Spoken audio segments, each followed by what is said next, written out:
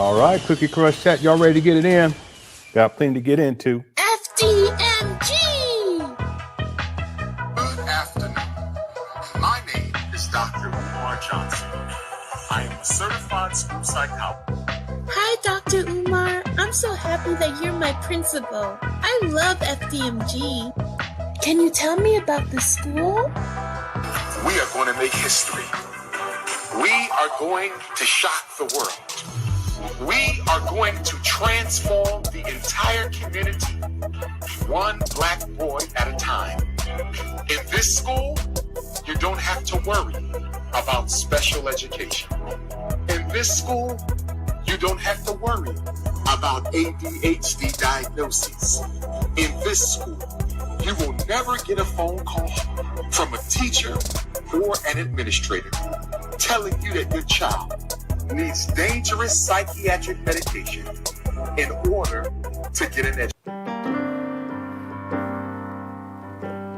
All right, everyone, thank you so much for tuning on in. Let me know if you guys can hear me as we get into this Cookie Crush Chat. It's undefeated. We got plenty to get into today. Happy New Year. Much love to you all. Let's go. FDMG is coming. FDMG is coming. FDMG is coming. It's coming. FDMG is coming. FDMG is coming. FDMG is coming. It's coming. It's coming. It's coming. It's coming. It's coming. It's coming. It's coming. It's coming. Oh, it's coming. FDMG is coming. FDMG is coming. Thought his personality be twerking. It's twerking.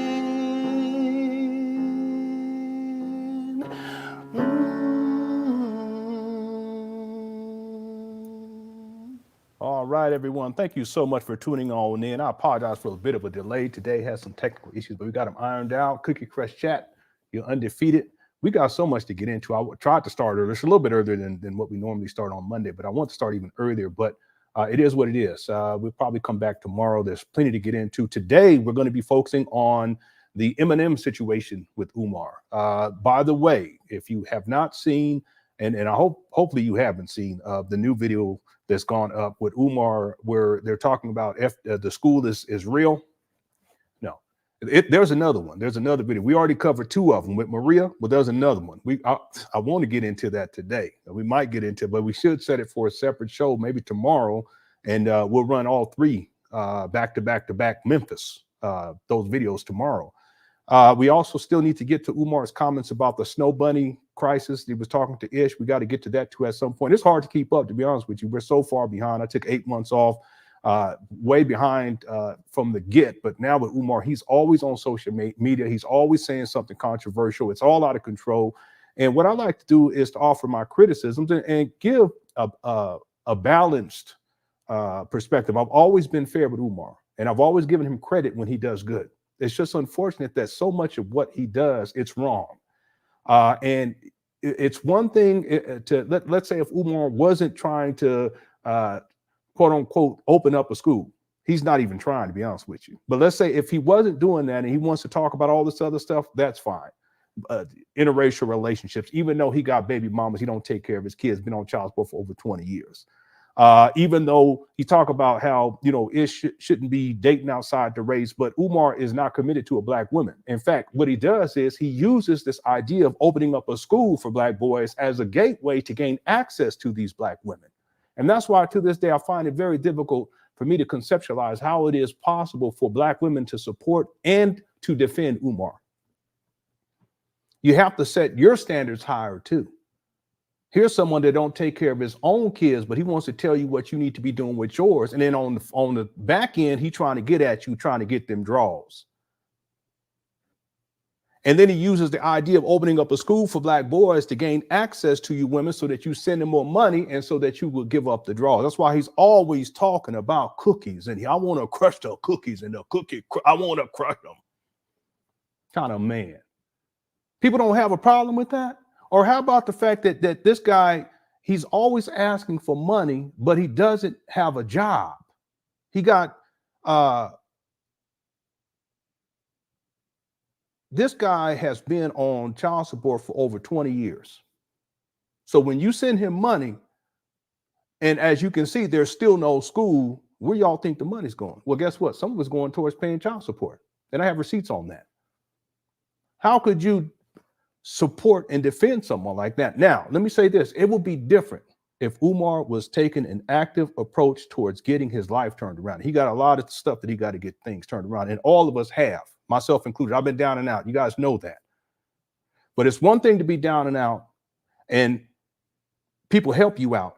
It's another thing to, and then you get on track. It's another thing to be down and out. And then you use the idea of opening up a school for black boys, not just to get money out of people, but then also to get at these women at the same time. And then you've been doing it now for 13 years. Let me show y'all something. For those y'all who new to this, this was back in 2010.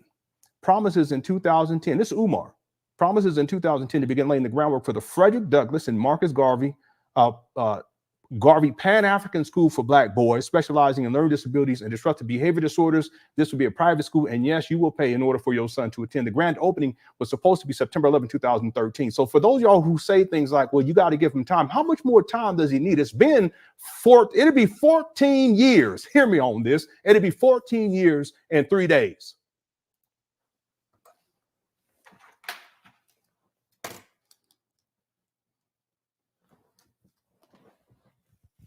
You mean to tell me, and he's still asking for money. You mean to tell me that it takes and he still don't got no school? People say there's a school. There's no school. A school is a place of learning. Go get a dictionary. Go pull it up. I ain't gonna do it because I'm lazy. A school is a place of learning wherein children, and in this case that would apply with Umar, or adults, or in some cases both. I guess it could be that way too. As a school, it's functional.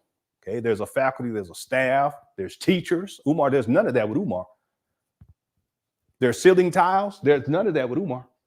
Well, there's some ceiling tile, but most of it is all got blowed off. The main thing is that there's education taking place. Is that what we see with Umar? So why is it that you Umar Johnson followers keep saying things like Umar has school? He don't have no school. This has been going on for 13 years now. It's about to be 14 years and 3 days, and he's still asking for money, and he still want to crush the cookie. We've set the standard so low. Like I said, if Umar was down and out and he was trying to get right, I would support him. But he ain't even trying. He's still doing it. He's running the same game after 14 years. By the way, all this talk about Snow Bunny this, and we need to commit to black women, and we shouldn't be dating outside. Where is Umar's wife? Is he married? Not only is he not married, he got baby mamas. He don't even take care of his kids. And it's the moot point, the idea of him being the person to open up a school. And there's plenty of people who've opened up schools that y'all can go and support. But you know what? You like Umar's mouth. You like him running his mouth. And if you listen to Umar carefully, 95% of what he says about black people is negative. 95%, if not more, 95% of what Umar says about black people is negative. He's always taking shots at black people who are more successful than him. And that's why I'm saying Umar, what he needs to do is get his own house in order. He needs to get his own life in order. See, it's easier to go and criticize other people instead of looking at yourself in the mirror and asking the questions, what do you need to do in order to get your life turned around? And that's what I had to do myself. Do you guys realize that in the time that I've covered Umar, I picked up a degree? I could pick up another one if I wanted to. I could pick up a third if I wanted to. I'm thinking about doing it, but I ain't gonna do it because it takes too much time. This is a long ways away from where I was at in my life 13 years ago. Thank the Lord. And since Umar started the St. Paul school scam in 2014, this is a long ways away from where I was 7 years ago. Excuse me, 10. Well, my good, oh, I just realized, you guys realize, I just realized. You realize that in April of this year, Happy New Year to everybody, too. I love y'all. Thank you so much. God bless all y'all. God bless me. God bless my family. Y'all done bless me. Thank you so much. I want the same for this man. I want him to get his life turned around. But it's not going to happen so long as he's running these different scams. And it's not just one. I'm going to pull up some receipts a little bit later. Get yourself together, Umar. I just realized that in January, February, March, April, and 4 months, 4 of them, it's going to mark the 10-year anniversary since Umar started the St. Paul school scam. A decade. It don't take no decade. And I showed you the receipt, in 3 days, it's going to be 14 years. It don't take no 14 years. Them boys that was 10 back then, they 24. Them boys that was 4 back then, they 18. The ones that was 6, they 20. That's more than enough time to open up a school. But that's not even the point at this point, as far as I'm concerned, when it comes to Umar. I'm going to tell y'all something. I care about this guy. I really do. And it's not that I cared about him before, but I care about him now because I followed him and I've watched him regress and turn into what he has become. I've been going back in my archive over the last 4 days. I ain't going to tell y'all why, but over the last 4 days and looking at old Umar videos to see where he was at. That's not how life is supposed to work. I've been down and out too. But see, it's not good enough to stay there, and it's not good enough to get worse. That's the whole point of all this. That's why I care about the guy, because I want him to get better. I want him to do better. And it would be a beautiful story for all Black people to see, but in particular, you Black men to see if Umar decided, listen, I'm going to stop with the scamming and the scheming and the skeezing, because he's out here crushing these cookies. That's why he always talking about sex. He always talking about sex. I got this one video that I want to play for y'all today from back in the day. I'm not going to do it, though, because I never saw that video, but I never watched it, but I got it. I want this guy to do better. And I didn't care so much not back in the day, but when I first started really looking to this guy, but I care now because I see the possibility and the potential of Umar doing better. Just like I saw back, and some of y'all saw the potential and the possibility of me doing better in my life. Now, I wasn't quite down and out like where Umar is at, but I have a wife and 5 children. So that says a lot, you see?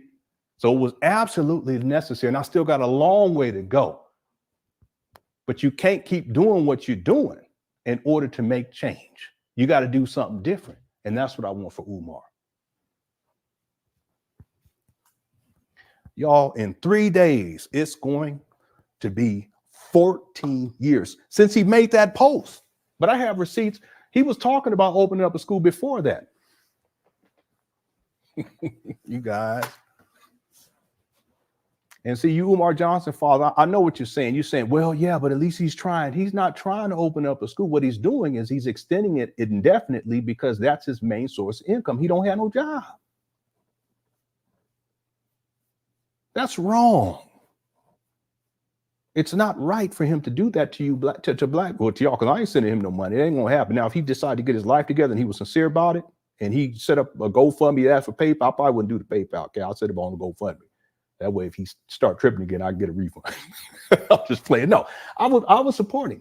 I'll be the first, and I'll be rah-rah him the whole time, just seeing him getting better, doing better, looking better, taking better care of himself, dressing better, stop with all the sniffing and blinking, if you catch my drift. And if he stopped living this sexually promiscuous lifestyle, it's predatory to be using the school for Black boys to get at these Black women. Talking about, I want a cookie. I should pull it up right now, y'all. I got it. I have so many things that I haven't actually looked at, but I've archived them. See, it'd be different if I saw a difference between where Umar was at back in those videos to where compared to where he's at today, and it's a positive difference. But I've seen him this is degradation. It's just he's just gotten worse and worse and worse. He don't even look like he used to look back then. And I get it. We mature and we get older, but I'm not talking about that. I'm talking about this guy looks like he just rolled out of a cardboard box talking about y'all, Kobe Bryant wife spending it. That's her business. And it's her money too. That's what you call marriage. Umar, you don't know nothing about that because you're just out here trying to get cookies and crushing cookies, black women's cookies. That's what you do. And the levels of disrespect, she's a widow. You have no respect for the living. You have no respect for the dead. You have no respect for Kobe Bryant. You don't have no respect for her or for her children for that matter. And see, I have receipts on Umar that goes all the way across the board, but I've told people, no, I can't talk about that. No. And it's not, well, maybe it is, it's out of respect for the people that know Umar and grew up around him and they were raised with him and they raised him. I try to stay off of that. Just out of respect for them, including all the receipts on the child support. That's why I never showed personal information, none of that stuff dealing with the different baby mamas. I'm not going to do that. But Umar has no respect for anyone, no respect for the living, no respect for the dead, no respect for his donors. That's why he always chastise y'all, make y'all feel like y'all wrong, make y'all feel like you less than, make y'all feel, and he tries to shame you into donating. It's not about opening up a school. And he said it himself on Lord Jamar's show before we get into it for today. He said, I don't care about the people, I care about the donors. That's what Umar said. So for those y'all, matter of fact, let me do this.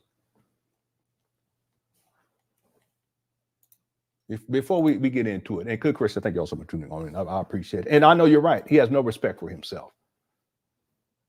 And that's why he hasn't gotten better. His life hasn't gotten better. And see, you Umar Johnson followers, you don't care about that. You don't care about him. You don't care about his life. I do. I'll tell you all right now, I do. I want him to do better. It wasn't always the case, but there's something in him that I can say, no, I understand. I've been down and out too, but you can't keep doing what you're doing. Y'all don't care about him. You like what he says. It makes you feel empowered, even though all he do is talk bad about black people most of the time. It's laziness. Now it sounds like Umar. It's laziness, in my opinion, to sit back and watch someone talk about how we're going to uplift black people when he's not even upwardly mobile himself. And then the idea of people who listen to him getting upward mobile, it's lessened because you're following someone and listening to someone who's not upward mobile himself. Y'all see this? And let me take this back, to at least part of that. I'm not calling you Umar Johnson's supporters lazy. I'm saying that intellectually, you need to look at this critically, because I don't want to demean you like Umar demeans you. So I apologize for that. But your life is not going to get better. And the situation with black people ain't going to get better by falling behind Umar Johnson because he doesn't even have his life in order. Let me read something to you. He has no respect for himself. See, if he had respect for himself, he would use the support that he gets in order to make his life better and those around him better. But that's not what he's doing. When I was down and out, the support that I received put me in a position to where, okay, now I can get up off my knees, and I've been working really, really hard, and I've made lots of progress in my life, and I still got a long way to go. But at least I can stand up and have some self-respect. You see, and be thankful and that I was blessed in such a way to where I can start getting things turned around. And now I'm in that process. Even to this day, every single day is an opportunity to move in a positive direction. That's not what I see with Umar. And that's the great struggle for me. People say, no, you're a hater. No, it's not that I hate the guy. I want the guy to do better. I actually care about him. I know people don't want to hear that, but I do. It's sad because he has received all of the support that he needs to get his life turned around, but that's not what he's focused on. And that's you, Umar Johnson followers, you don't care about the man's life. You don't, because if you did, you wouldn't enable him to self-destruct. Why do you think that he's collected millions of dollars up to this point? Millions of dollars up to this point, but he hasn't transformed his. I'm not talking about his talk. I'm talking about the man's life. How is it possible that he's collected literally millions of dollars to this point? And yet, if you go back and look at old Umar from 2010, 2013, 2000, even to getting into 2014, why is it that he had himself together back then much more so than where he's at today? You don't care about this guy. And I'm not here to shame you. I'm telling you all the facts. But see, he don't have no respect for himself either. See, and if you cared about him, you wouldn't enable him to self-destruct. How is it that he goes from where he was at then to where he's at now? If you saw him out on the street, you all know what y'all would say. And he out here ranting and yelling into a phone, hair all over the place, beard all unkept, spitting all over the place, talking crazy, yelling. What would you all say? See, but you don't care. You don't care about the man. All you want to hear is you want to hear him run his mouth.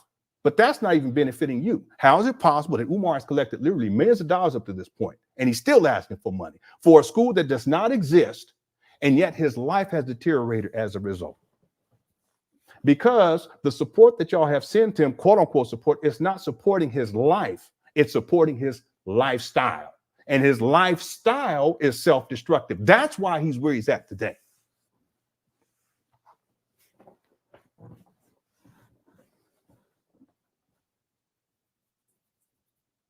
Am I preaching too much? Let me read something to y'all. Because you, Umar Johnson's father, y'all have the same, y'all say the same thing over and over and over again. I have a list. You guys use the same thing over and over again.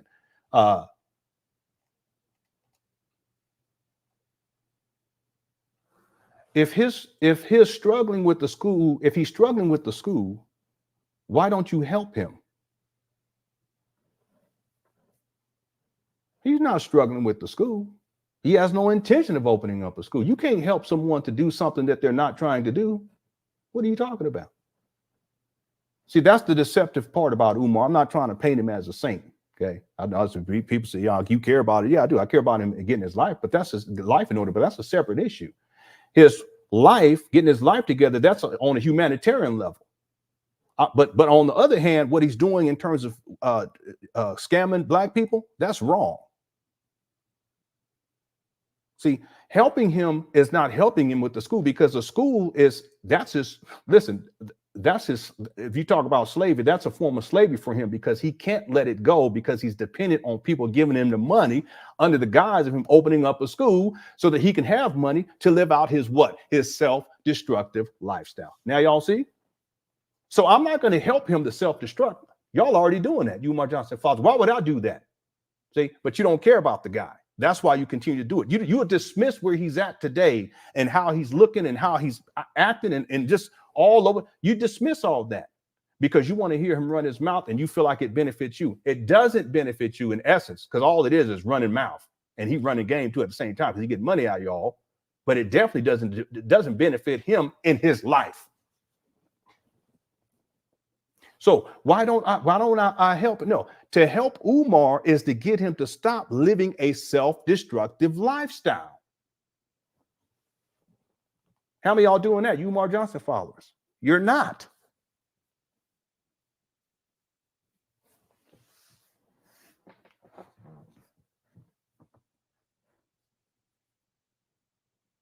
Y'all ain't even gonna read the rest of it because it don't make no sense. Okay. Y'all want to help Umar? You help him to get his life in order. In order for him to get his life in order, he has to stop doing those things that are causing him harm. I'm talking about his life.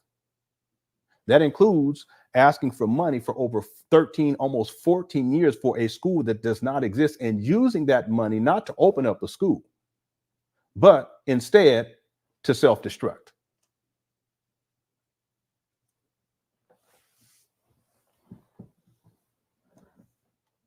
Yeah, Umar Johnson, father, can you tell us what the operating budget for these schools, is going to be? Shouldn't he have figured that out by now? You can't tell me. You, Umar Johnson, father, can you tell us how much money he has raised up to this point? You can't tell me. See, these are all things that are self-destructive for Umar. Maybe that's why y'all don't care. Nah, I shouldn't say that, but it could be part of it. We got 960 people to be all hit the like button. I appreciate it. Can you tell me when he first started to raise money for the St. Paul's school scam? Most of you, Umar Johnson followers, you can't tell me. Some of y'all don't even know what that is. Can you tell me when he first started, when he made this transition towards the buildings, these abandoned buildings that are still on the vacant property list, and the EPA put out a report that said that we should demolish these buildings? Do y'all know when that was, what year it was? Well, that was in February of 2019. The St. Paul's was in 2014. Do y'all know how much money he asked back in 2014 for the St. Paul's? And most of y'all don't know. Initially, he asked for $1 million, then he went to $2 million, then he went to $4 million. Some people said 5, but I only saw up to 4.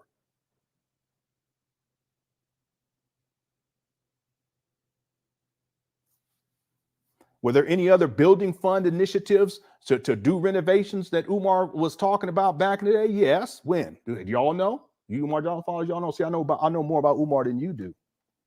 See, and I'm not enamored by all him running his mouth because he's just running game. And I'm not easily fooled by that type of thing. I'm just not. It doesn't serve me to listen to another man whine and complain, mainly talk bad about black people, and tell other black people what they need to be doing, especially if he's not doing what he says that black people need to be doing. I have a video where Umar says that the first institution is to have a school. That's not the first institution. The first institution is a family institution. You have to have that in order first. Is that what Umar? No, he's a baby mama creator. Don't take care of his kids. I got all the receipts on that too. The UNIA days, that goes back to 2005, where he was trying to get money from the UNIA for a building fund initiative to do renovations. Sound familiar? That was back in 2005.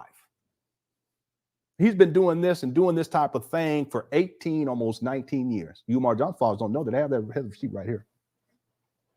I'm not going to read it, but let me go ahead and pull it up for y'all so y'all don't think that, oh, he's making something. I don't have to make up not one doggone thing. People lied on me. They made up things about me. They said all kind of stuff about me, take stuff out of context, put a clip here, put another clip here to make it sound like I'm saying something that I'm not. Have I ever done that with Umar? Never have, never will, not necessary. There you go. Umar Johnson followers, when you have some time, go and look this up. They have already done all of the research that needs to be done for you to go and do your own research, and you can go verify any of this stuff. This right here is from the Negro World, and Minister of Education resigns, says secret campaign against him and plotting of parent body members. This is from August 17, 2005. When y'all have some time, go on and read through this, and you'll see that what he's doing now is no different than what he was attempting to do back in 2005.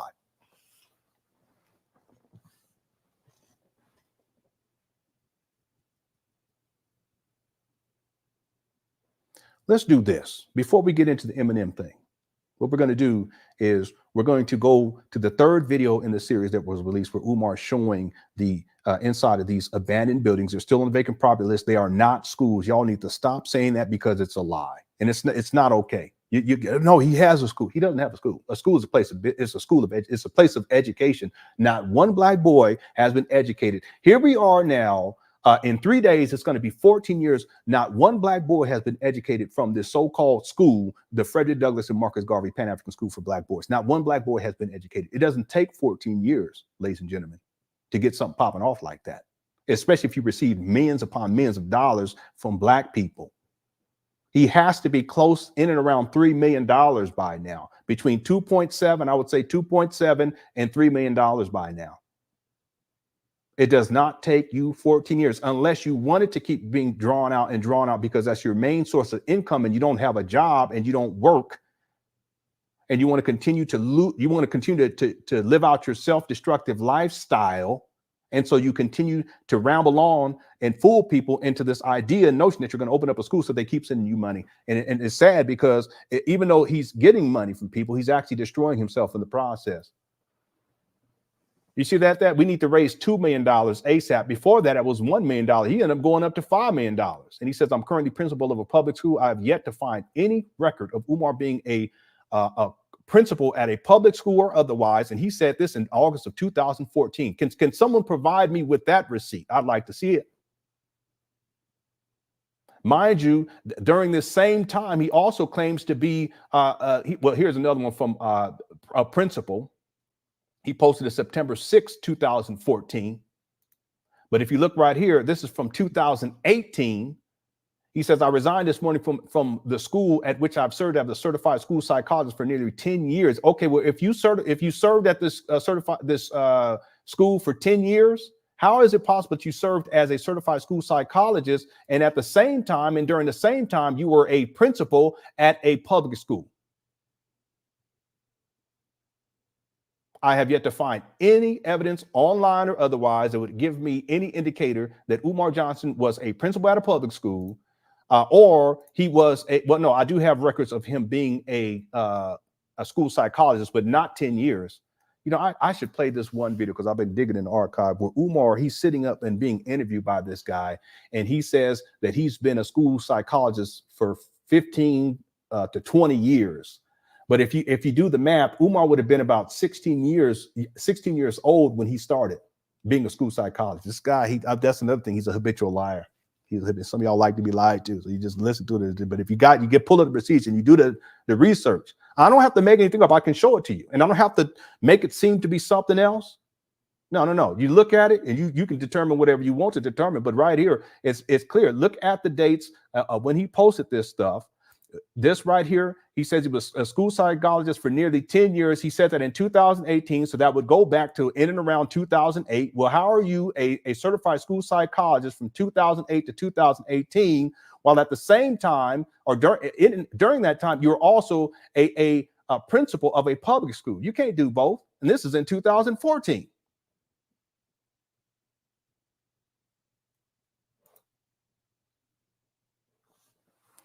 Let's do this. Since we're talking about the school scam, and it is a scam, understand that Umar has had different ways of getting money, but the main way of getting money out of people has been this quote unquote FDMG.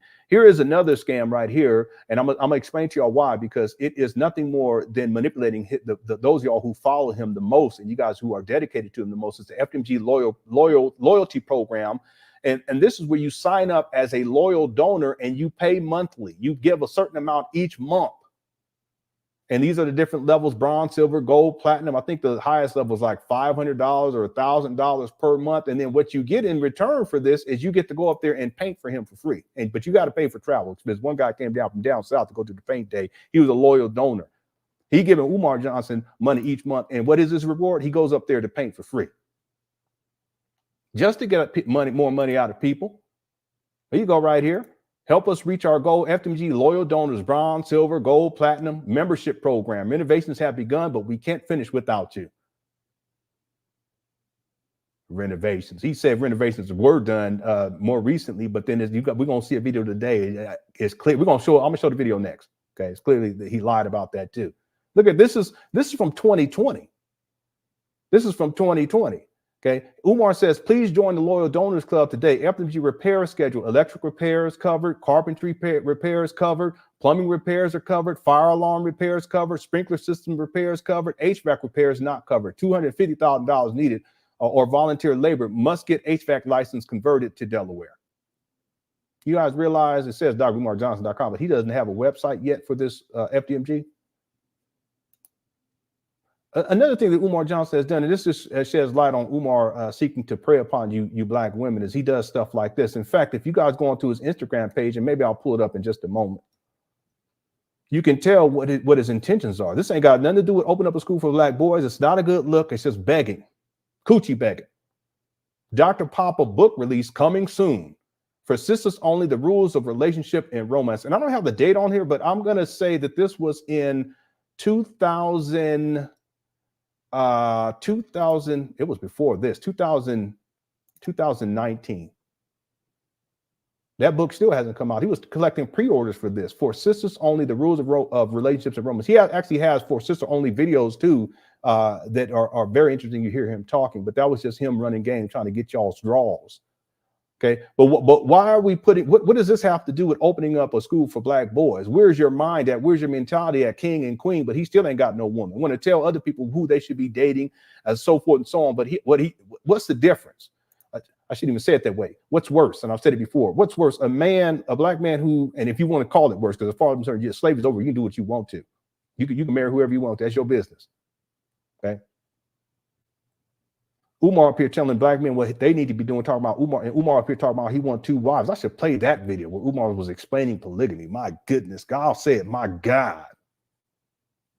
Ain't nothing but conscious pimpism, and that's his whole approach. But he trying to have 2 wives, tell you all y'all don't, and he ain't even committed to no black woman. He just wants to run through y'all black women. He wants to use and abuse you. Okay, well, let's say that dating outside your race is wrong or is bad. Okay, what's worse? A black man who dates outside his race. He ain't messing with y'all. He ain't running through you all. He ain't creating baby mamas. He ain't causing y'all no problems, you black women, compared to Umar, which is a black man who runs through black women, creates baby mamas, don't take care of his kids. Got bumpity bump on his lip. He don't care. I have a picture of him kissing the child. I said, Lord, if please, if you can take this will. Umar, you know you got a problem, but you don't even care about it, because if you cared about the kid, you wouldn't be putting your lips on him. Kissing the child on the cheek. This guy, like I said, he don't care about nobody, including himself. He ain't got no respect for nobody, including himself. So much I can pull up to. I still pull up the one on polygamy though. Y'all will hear how he explained that. I'm talking about from a long time ago. Look at this. What is this? Soft porn for sisters only relationships and dating breakfast seminar shrine of the Black Madonna. What does this got to do with opening up a school? No, this just shows you what Umar is about. And there's still no school, but we do know that Umar, he wants to crush the cookies. There's another one for sisters only. Let me pull this other one up just to show y'all, because y'all said, well, maybe that's what he was doing back then, but he ain't doing that now because he's Big Papa. Okay, well, hold on a second. Give me 1 second.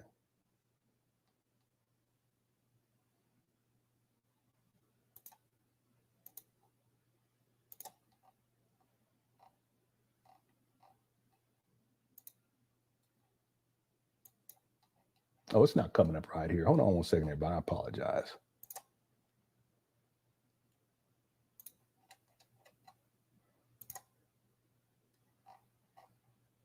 Yeah, for some reason it's not coming up. But give me a second. I'll come back to it.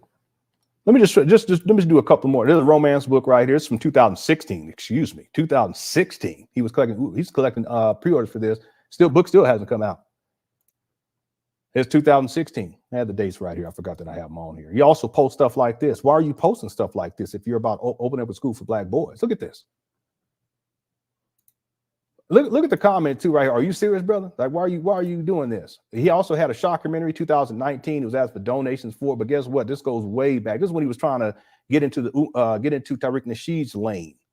Okay, this is back in 2019, but it keeps going back. Look at this. He was collecting money. Shockumentary film crew invaded Delaware and Philly this week. Breaking news: historic shockumentary book camp film crew continue up on East Coast seaboard, invading Delaware. Blah blah blah. Goes on and on and on. He was asked for donations for all this stuff. He did receive donations for this. The documentary that started a revolution, as if it was already done. That was June 16, 2019. Here we are. Look at how he covered something up right there. You see if it says February 2020, that's supposed to be the premiere date. February of 2020. But I did some more research into this and see he's covering something up right there. You see that there's something under February of 2020. What he did was he took an old meme and he just put February 2020. So what was the old meme? He was collecting donations for it. You see this? Now watch this. This is from 2018. Watch this. This is from 2016. Now watch this. Going closer. Look what it says right here. The shockumentary is coming. And look at it says coming to a theater near you the fall of 2014.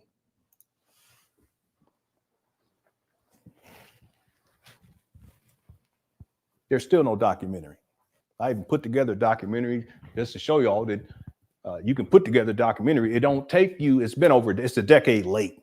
My goodness gracious. It's a decade late already. Just like this school. He said the school was going to open in 2013. This school was over a decade late itself. It's already a decade late. He said in 2010 that the school was going to open September 11, 2013. Okay, we're in January 1st, 2024. A happy new year to everyone. May 2024 be a blessed year for you and your loved ones. There's more. There's so much more too. There's so many more examples that I can give to you all. But see, this is no different than what he's doing with this so-called school.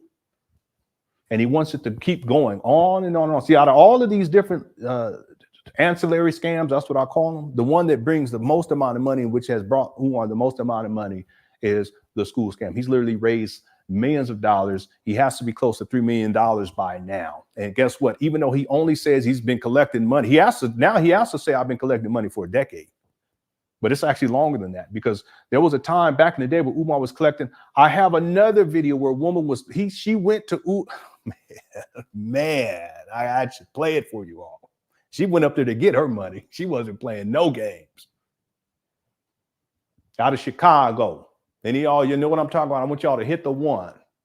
If you know what I'm talking about, she was trying to get her money back. Because see, Umar was not just schools, it was also after school programs he was talking about he was going to do, and summer camps, and because he said he was going to do. Because see, Umar talked about how he was a Boy Scout or something to that effect, whatever Boy Scouts, whatever. So a lot of what he talks about dealing with this school is that kind of thing. We're going to take the boys out into the wilderness and we're going to teach them how to be black Rambos and teach them how to be men. That's what he said. So a lot of that stuff goes way before he was even talking about opening up a school. He had lesser scams that kind of like, okay, well, it's about the boys and the black boys and doing this. And yeah, but meanwhile, he ain't even take care of his own kids and he's collecting money and he don't come through. And there was a woman in Chicago that pulled up on Umar. I got the video. I should play it for y'all right now, but I don't want to get too sidetracked because we got plenty to get into. Happy New Year. I'm taking my time today. Again, like I said, it'd be one thing if Umar, if he ever did anything with what he said. See, there's two things. If he did what he said he was going to do, fine. If he collected money and did what he said he was going to do, fine. That's perfectly fine. But he never comes through. There's so many things that he said he was going to do that he just does not do, and he still keeps collecting money. Okay, that's what you call a scam. The other thing, though, is that if he collected money and then improved the quality of his life in a way to where he wasn't self-destructing, I wouldn't have a problem with that. You can still get things done that you said you were going to do, but yeah, people send you money and you make sure that you have your own house. You make sure you have your own car. Umar doesn't have his own house. You never hear him say, I'm going home. He rents cars. And where does he get the money to rent these cars and stay in hotel, motel rooms? From you donors. That's not the right way to live. Especially when you got to come up in the right way, not just come up. If y'all catch my drift. I'm gonna tell y'all something else for Umar Johnson. Then we're gonna get into it. There's videos I want to pull up, but I'm gonna stay on task. I'm gonna try my best. You guys have to understand something. When I say that Umar doesn't have a home, he doesn't. Okay, he stays inside when he can. He stays inside his mama's side closet, literally. I'm not joking about this. I'm not making this up. I can pull up the video that we were watching where all this was real because he's self-exposed. And there's more I can say on this, but out of respect for the mama, I'm not going to do that. What I will say, because I've talked about this in the past, is that Umar has been evicted the last 2 times while he was staying with his mama. This is during the time where he's collecting money to open up a school. You can't tell me that this has benefited him in his life. How are you going to collect millions of dollars and you don't even have your own place? See, his priorities are not in line with someone who even cares about himself and his own well-being. If Umar took, let's say, I know I shouldn't do this, but I'm trying to give him at least a little bit of wiggle room here. If Umar said, listen, you know, I know I've been collecting money and I know I'm like around $3 million right now, going all the way back to at least 2009 on the different school scams, not just St. Paul's, starting in St. Paul's. But if he said, you know, I need to settle down, I need to get my own place, and I apologize, but I'm going to have to use a little bit of this money so that I can stabilize myself, so I can get my life back on track. You know what? Fine. Because more important than a school for black boys that doesn't exist is the life of a black man that does.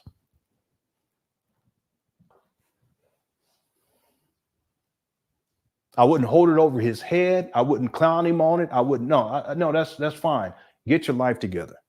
Get your own car. Stop renting cars because it costs more to rent for the last 8 years while you're collecting. It's been longer than that. While you're collecting money from your donors, it costs. You're using up money that's supposed to go towards school. Why not just buy your own? And I'm gonna tell you why Umar doesn't just buy. You don't have to get no lease or nothing. Just buy a car. Take 10 grand and just buy a car, regular old car. Just go and get it. Take 10 grand and go buy a car. I'm gonna tell you why. Because where is he gonna park it at? Where is he gonna park it? And if you're always traveling, where you gonna leave the car? Up there at FDMG? Boy, that car be gone so quick up there because that's hood.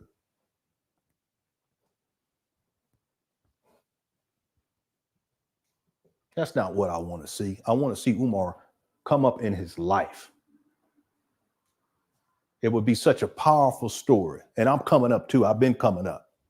I'm not saying as braggadocious. That's not what I'm doing here. I'm saying it as motivation and inspiration for any of you black men who were down and out, or may be down and out right now, that you can get things turned around. And there's no excuses. There's none. Let's get to the video for today. Everything that I said here is a statement of fact. I can show you the receipt and prove it to you, including documents that show Umar his last. Remember he flipped that phone and showed his living conditions? He got evicted from there.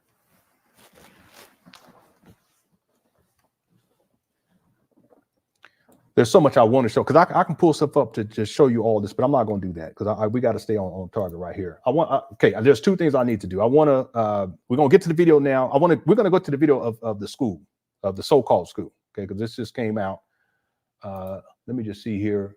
I want to show y'all something that Umar posted on his Instagram page probably a couple of days ago, just again, because I was showing y'all the book, the romance stuff and all this stuff. Well, here's something else for y'all to take a look at.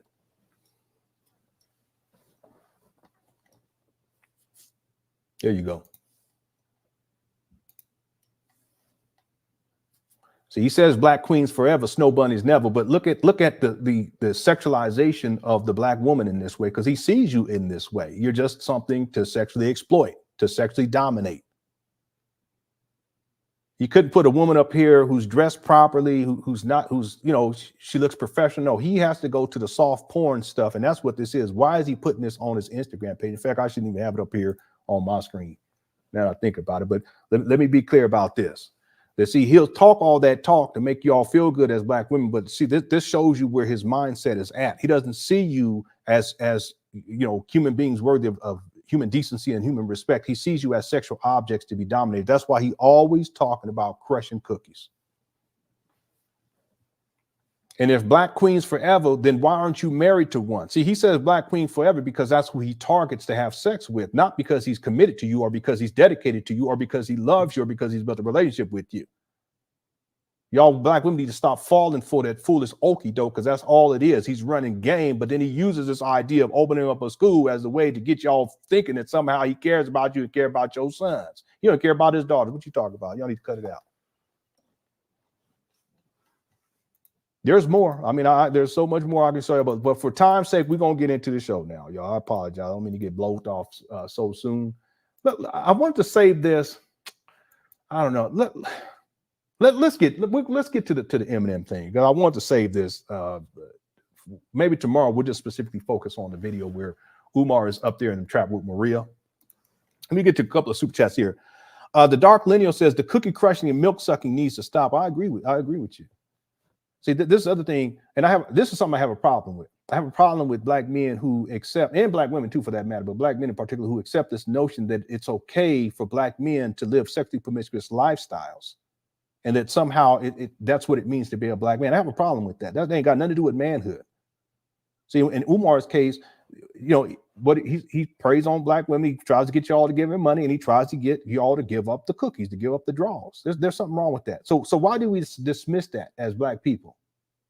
Well, I just think that the standards that we set for black male behavior, in particular black male sexual behavior, is so low that you can have someone like Umar running through these streets and running through these women like he does and posting all this sexually explicit. That's just it's inappropriate, talking crazy talk, all this sex talk all the time, and somehow he's a black leader. That's crazy and wild, but it was the standards that we set in the first place. See? Thank you for the super chat. Tata says, Lenon over here walking into the I'm sorry, I had to get up. I already knew today. I said it's the first of the month. It's the first of the month. I said, let me go ahead. And thank y'all too. I meant to live stream another day last week, but I wasn't feeling well. So I apologize for that. I'm still not 100%, but I'm well enough to live stream today. Thank the Lord. Thank you, Tata, for the super chat. I appreciate it. Lewis says he has some psychological issues too. Easy to anger, lack of self-control, narcissistic behavior. I can imagine he's a loner largely due to attitude. He absolutely is. And he's admitted that. He said he doesn't have any friends. And I can pull up the receipt right now. I got all the receipts. I can pull up the receipt right now. He says, I have my mama. But that's because he lives with his mama when he can. He's dependent on his mama. He's a dependent. It's a lot deeper. And Lewis, like, you know what I'm talking about. It's a lot deeper than that, exactly what he's doing, because he's running a scam with, let me stop. My goodness. He claims to be the primary caretaker, but how are you the primary caretaker? You up over here in Africa, you up over here in Chicago, you up over here, and in Europe, someplace, you up over here down south, and then back to back Memphis, and down in Texas, and over here, and all this down in California, doing all. They extended. That's what he said. They extended her hours of care. I have the receipts. Who extended the hours of care, and who's providing the care? Well, you said you're the primary caretaker. Well, if you're the primary caretaker and they've extended her hours, who's paying for that, and who's getting paid for that? That's a job. Who's getting paid for that? We ain't gonna get into that right now. But he's admitted himself. He said that he doesn't have any friends, and yes, he's a loner. That's why he doesn't have the capacity. He can develop it, I would think, if he got the right type of mental health from professionals. He doesn't have the capacity to create human connection with people. He doesn't care about other people. He just doesn't. It doesn't even register in his mind. That's another reason why he can do what he's done for all these years, and no remorse whatsoever. No shame either. No shame. That's another thing. He doesn't feel any shame. There's things I feel ashamed about. I'm just ashamed about that. You know, and you feel that, you know. But the thing is you connect with your wife. You connect with your children. You know, you connect with other people. You connect with your audience in a positive way. And you have genuine care and love for them. And they have genuine care for you and love for you. Umar doesn't have that. And I'm gonna tell y'all, some of y'all Umar Johnson followers said, no, we care about him, we love him. No, if you cared about and loved him, you wouldn't sit back and watch this man self-destruct like he has without criticizing him in hopes of getting him to get his life back on track. That's what I've been trying to do. Also, I'm trying to keep y'all safe from giving up the bag and giving up the cooch.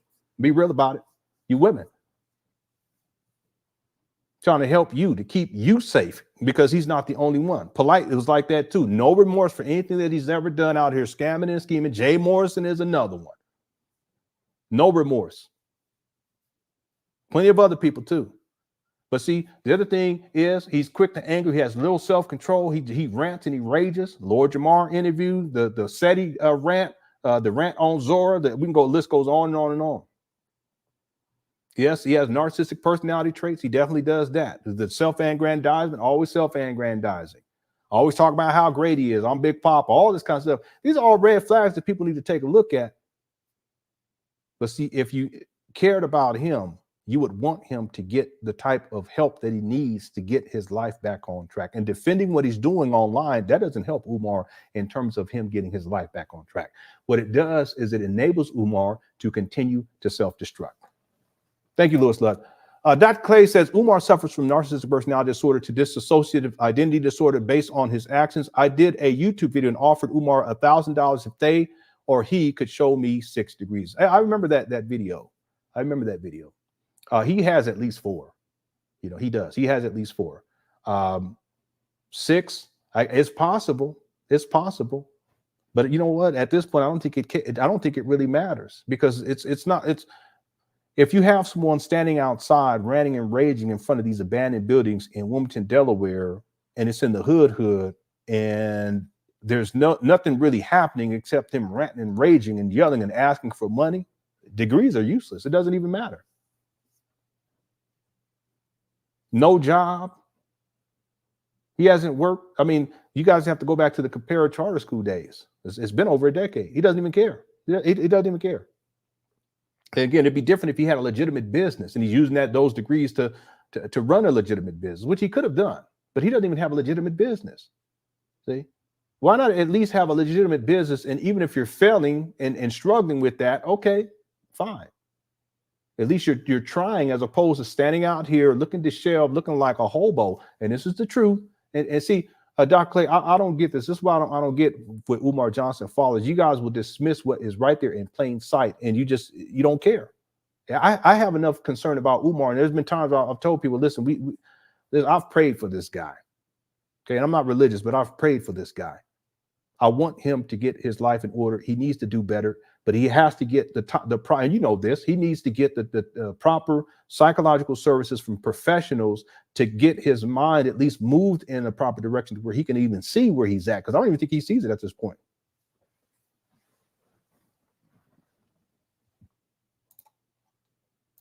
Give me 1 second.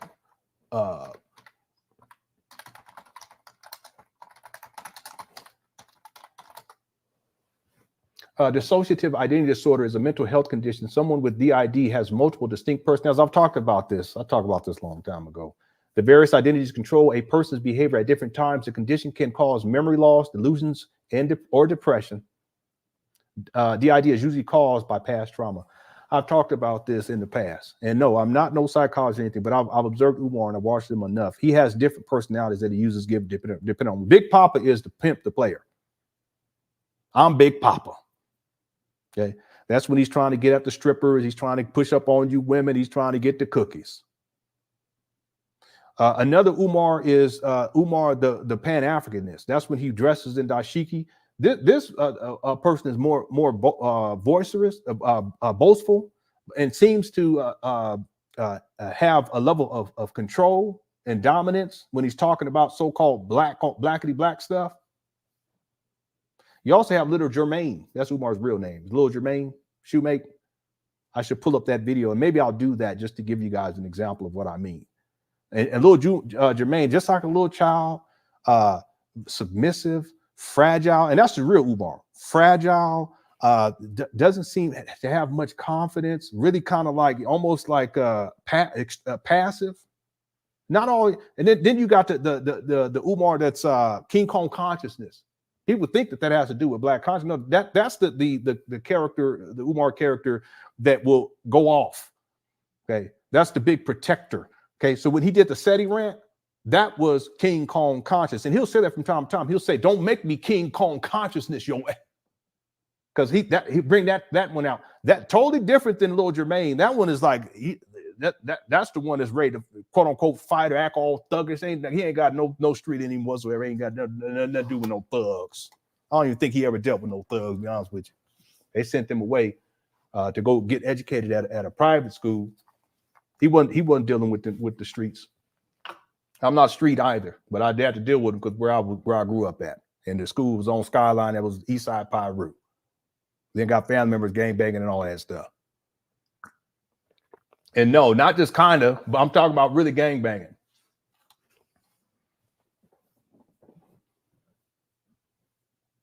Let's do this, Dr. Clay. I know we got 1,300 people to be. Y'all hit the like button. If that's the one thing, y'all just do that. I appreciate it. I really appreciate it.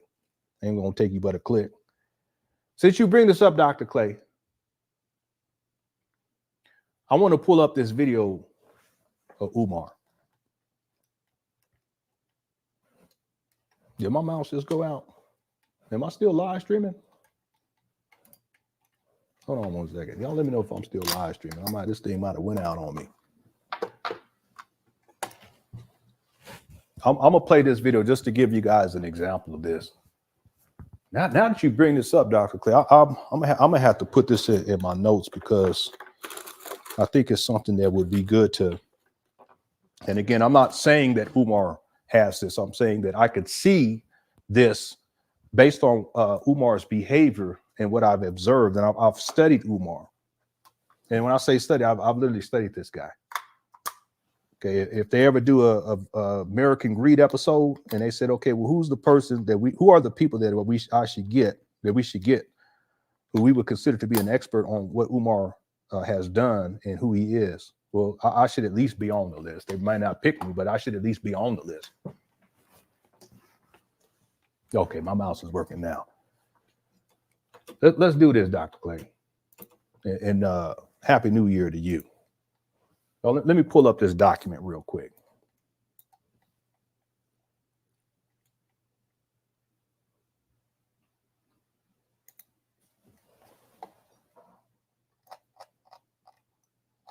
Oh, this is the old one, man. I got so much stuff right here. But let me just look up. Let me see if it's on here.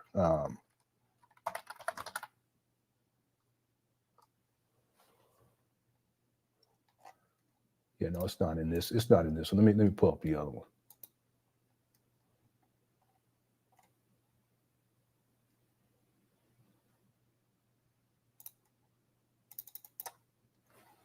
Okay. Give me 1 second, everybody.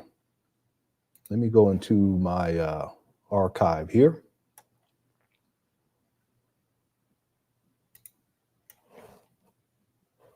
Oh, wait, you know what? I actually think I have this. Let me see. I might have this in my special folder. Let me look in here first, the special request folder.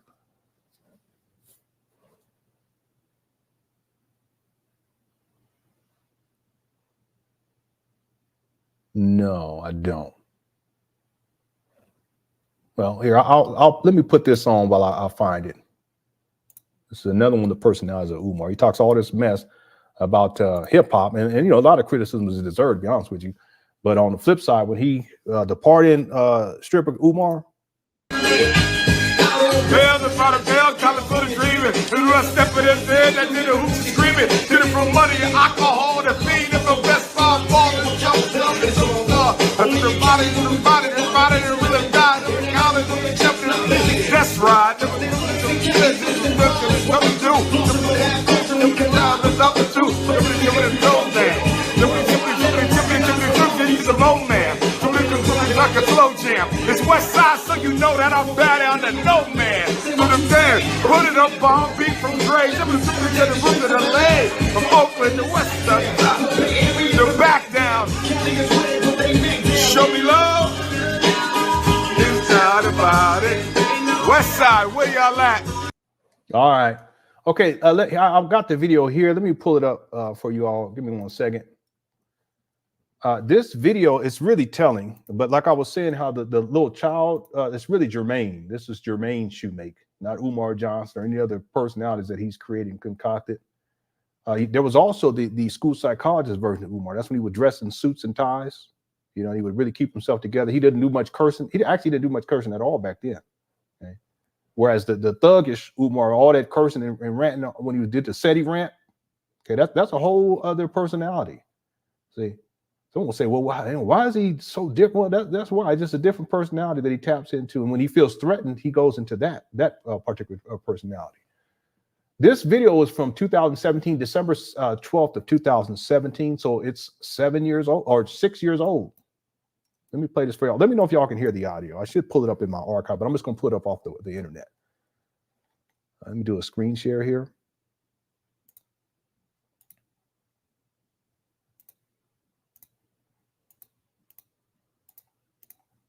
All right, here we go. Hopefully the audio plays. We've been having issues with that more recently. Here we go. Okay, let me know, Cook, if you don't hear the audio. Live and direct from Pan Africanism. Dr. Umar Johnson, I'm coming to you live and direct from my hood, North Philadelphia. We here. I'm standing on the exact spot where Jermaine Shoemake was brought into the world on August the 21st. This is where the house stood. We are at 8th and Susquehanna. Okay, cool. Thanks, Ragonito. You feel me? 8th and Susquehanna. This is where I grew up. These streets, this is where I played ball. This is where I ran at. This is where I was from. My grandma's house burnt down about 20 or so years ago, but this is where I was born. Umar Johnson, North Philly. See, even now he's standing and how he's moving, it's like a little boy. Waving the arms around. See this? This is the home.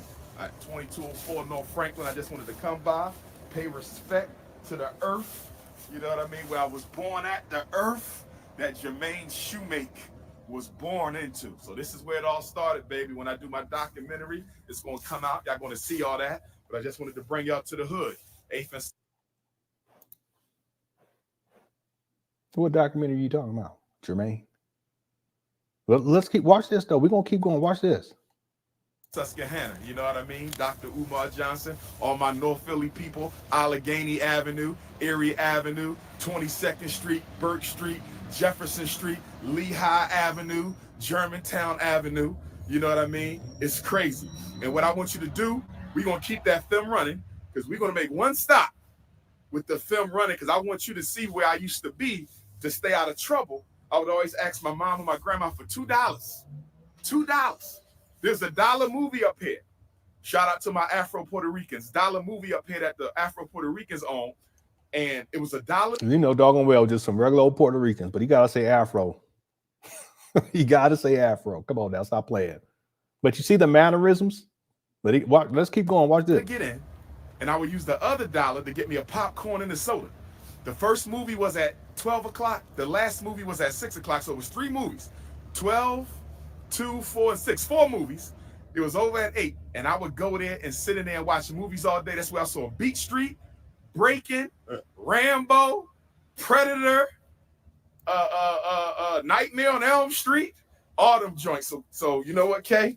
I'm gonna open the door for you. I'm gonna get in and start the whip. Keep it rolling. All and you're gonna keep it on me once I'm in the car. Yes, I'm gonna show them. Peace, y'all. Hawaii. Maui, Hawaii. One. I'm gonna show Hey, y'all. please, don't nobody give a dog on. You need to cut it out, sir. Used to spend his time at when I was here in North. Yeah, but I want you to understand that for a grown man to get that excited like that, but that's not a grown man. It's a little boy. That's why he gets excited. It's just reminiscing. He starts talking about and Rambo and Predator was one of my favorite movies, but you ain't gonna get me on here. And when I watch Predator, that's not gonna happen. Okay, it was a good movie. I was still watching to this day. The one brother, when he took that Arnold Schwarzenegger's, they grabbed each other's wrists, hands, and they showed that muscle like that. I was like, yeah, the brother. You know what I'm talking about? He's a great actor too. He's in Star Wars Mandalorian. I can't remember his name right now, but that guy. Anyway, you're not gonna see me get that's not gonna happen. It's just not. But with Umar, it does, and people need to be clear. That's just one of the personalities of Umar. He has many different personalities. And this is little Jermaine, okay?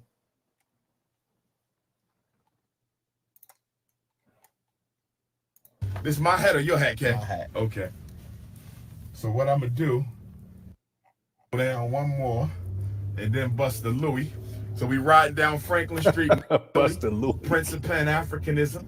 We just got finished What's checking up, out Sean? a school in Wilmington, the Wilmington, Delaware school, and then we about see that he was checking out a school in Wilmington. Okay, I know the timeline too. It makes perfect sense. I have the video where he initially went up there. This was years before he actually purchased the buildings in February of 2019. We're coming up on the 5-year anniversary in about 4 weeks and 3 days. Okay, we're going to do a live. It'll probably be a marathon. We're going to do a marathon. I'll give it to y'all now. We're going to do a marathon on the 5-year anniversary of Umar acquiring these trap banners, and they're still sitting up there in a dilapidated state. And they're still on the vacant property list to this day. They're gonna collect millions of dollars and still. And you, Umar Johnson, y'all defend that. No, he's making progress. No, that's not progress. That's called a long con. I'll say it again. That's not progress. That's a long con. It doesn't take you 5 years. I always try to be. I have to be fair and accurate. It doesn't take you 4 years and 11 months to go from where these trap bundles were in February of 2019 to where they're at today. It doesn't take it doesn't take you that long. See, a real man would have been up there every single day, and that would have been his primary focus. Because if you're going to take millions of dollars from black people, you got to do what you say you're going to do. And a real man would have been up there every single day. I'm not talking about little boy Jermaine Shoemake. I'm not talking about Big Papa. I'm not talking about the pimp, the Prince of Pan Africanism. That's another one Dashiki wants. I'm not talking about any of that. I'm talking about a real man would have been up there every single day, and that's what he would be live streaming. He would be live streaming himself, getting things in order, doing repair work all day throughout the day, dressed for the he got on proper attire for that. He's doing what he needs to do. I ain't seen it with Umar. Almost 5 years. I'm gonna tell y'all something else about Umar. Umar is not only is he lazy, but he's just soft. He's not a man of the earth, as it were. Because the different types of men. But there are men who will get down and dirty when he got to get down. And I'm talking about if stuff needs to get done that's dirty work, he gonna get the dirty work done. If he got to go crawl up under a crawl space, he gonna do the crawl space. He got to get up under the car to get something done, he gonna get up under the car to get something done. If he got to get dirty with the trash and whatever, he gonna get it done. Umar's not that kind of person. He'll just leave it all as it is. And I can pull up the receipt right now to show you when he was living as a hoarder, living in his mama, got his mama living in filth. It doesn't even register in his mind. I'm not like that. It's like everything, I got to get stuff clean. I'll get dirty when I got to. I got the attire for it. And whatever needs to get done, it's going to get done. You best believe that if I said I'm going to open up a school for black boys and I collected millions of dollars, again, if he did what he said he was going to do with the money, fine. And that goes for anybody. But Umar he's still not opened up the school. That was the goal, not to clean up a gym a little bit or have a mural painted on the wall. Don't care about no Captain Crunch looking mural up there on the side. That's not progress. That's the illusion of progress. A real man would have been up there every single day live streaming for the world to see. And then it gives an example for other black men to say, hey, listen, okay, this is how it's supposed to be done. And there's plenty of people that have actually created schools with far less money and definitely far less time.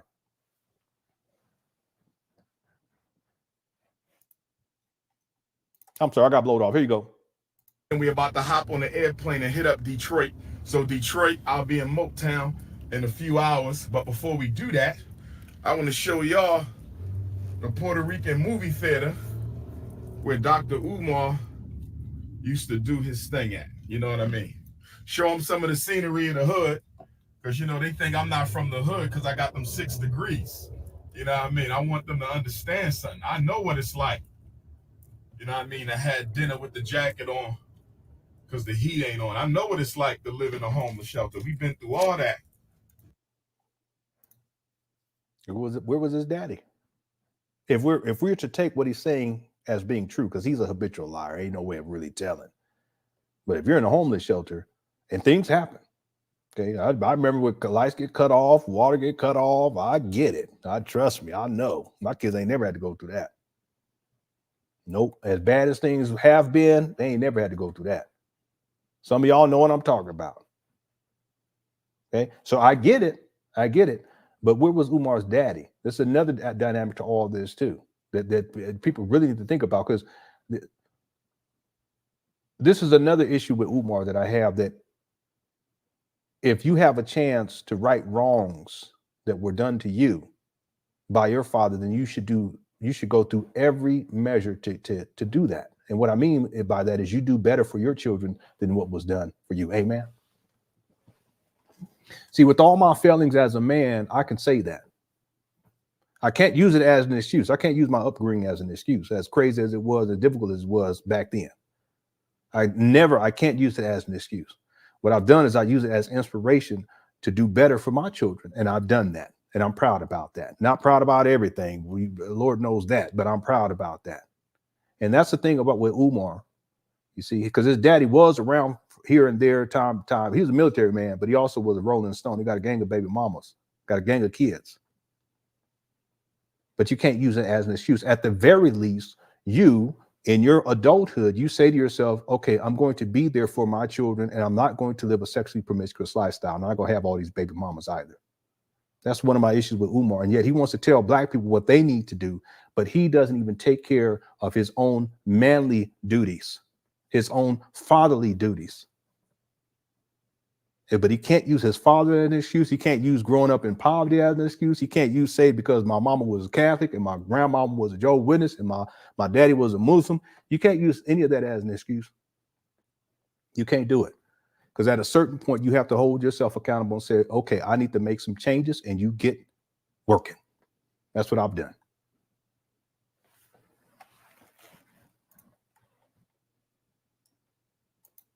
But my mom always looked out for us. I love he says mom to death. He don't say nothing about his daddy, but see, he's still dependent on his mama to this day. All right. He's a mama boy. We're going to pull over right here, Kay, because we at the movie theater.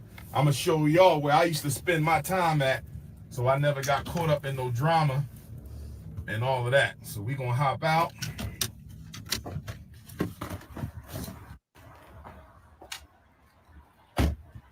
So we live. King Kong Consciousness International EFI Tuesday, Chicago, December 26th, Harold Washington Community Center, Chicago. Get your tickets. Atlanta, Thursday, December 28th, Shrine of the Black Madonna in Atlanta, the 28th.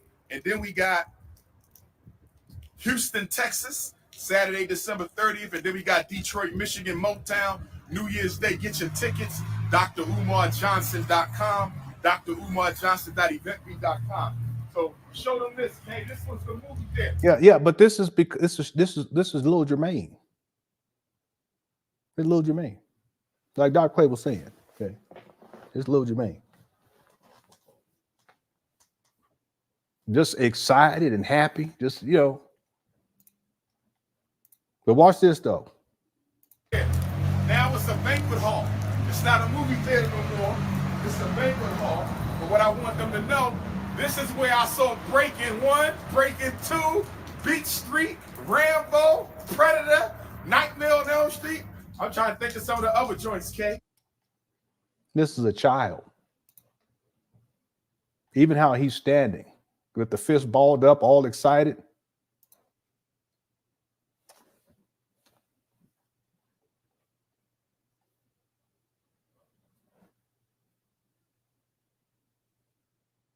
He's in his 40s in this video. He's in his 40s. I mean, why is he behaving like this? Again, this video is from 2017.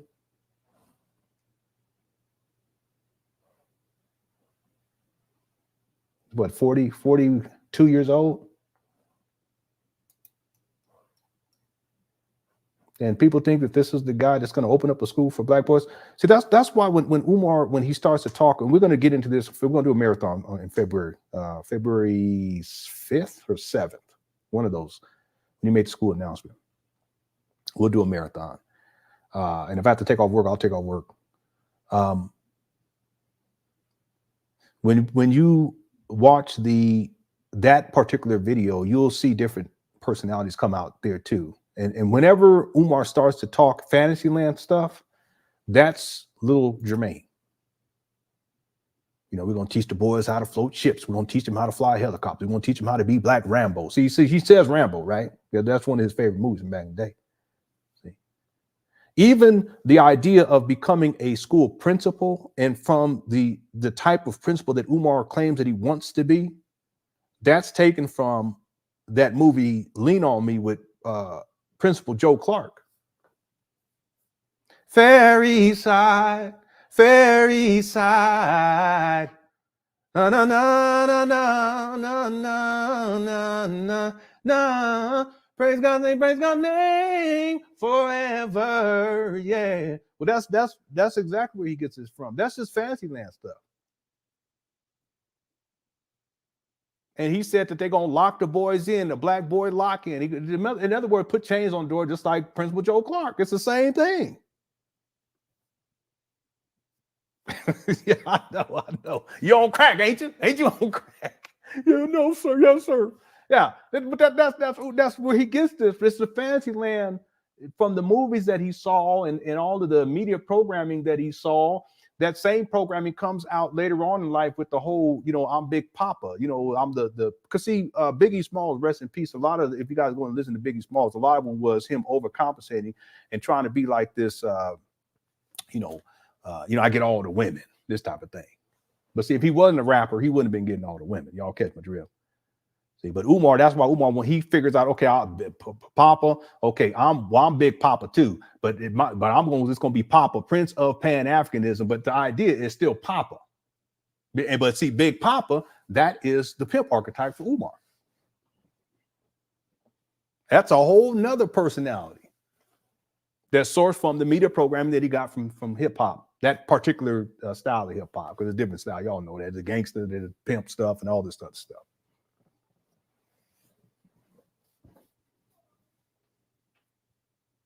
So when Umar talks about the Black Rambo stuff, that's just childhood programming that he got when he used to go to these movies. But see, he's 40 years old, still standing up here looking like a child, behaving like a child, talking about like a child with the excitement of a child. This is one of the personalities of Umar. This is the real Umar, though, because he's in a state of arrested development. See, this is his core personality. He's in a state of arrested development. And whenever that core personality is threatened, then he'll pull out these other ones. And in particular, he'll pull out King Kong conscious. That's the SETI rant, where he's ranting and raging like that, literally beating on his chest.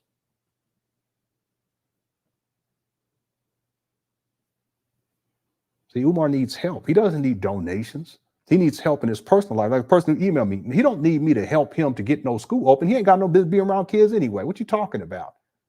He don't even have, he can't even see his child by himself by court order. It's supervised visitation. What are you talking about? He don't need help opening up a school. He ain't got no business being around. What court say he ain't got no business being around his own seed by himself. What y'all think? What business he have being around somebody else's kids that ain't his kids up there at the school where he said, and I can play it. He said, I can't wait till we have the sleepover with the boys and play capture the flag. We're gonna lock them in, turn the lights off, and play capture the flag. I can play it for you right now. And where he said that what we're going to do is we're going to have the boys come dressed in suits. What are you talking about? And we're going to feed them and have a nice meal. I said, what? And then we're going to cuddle by the fire. That's his words.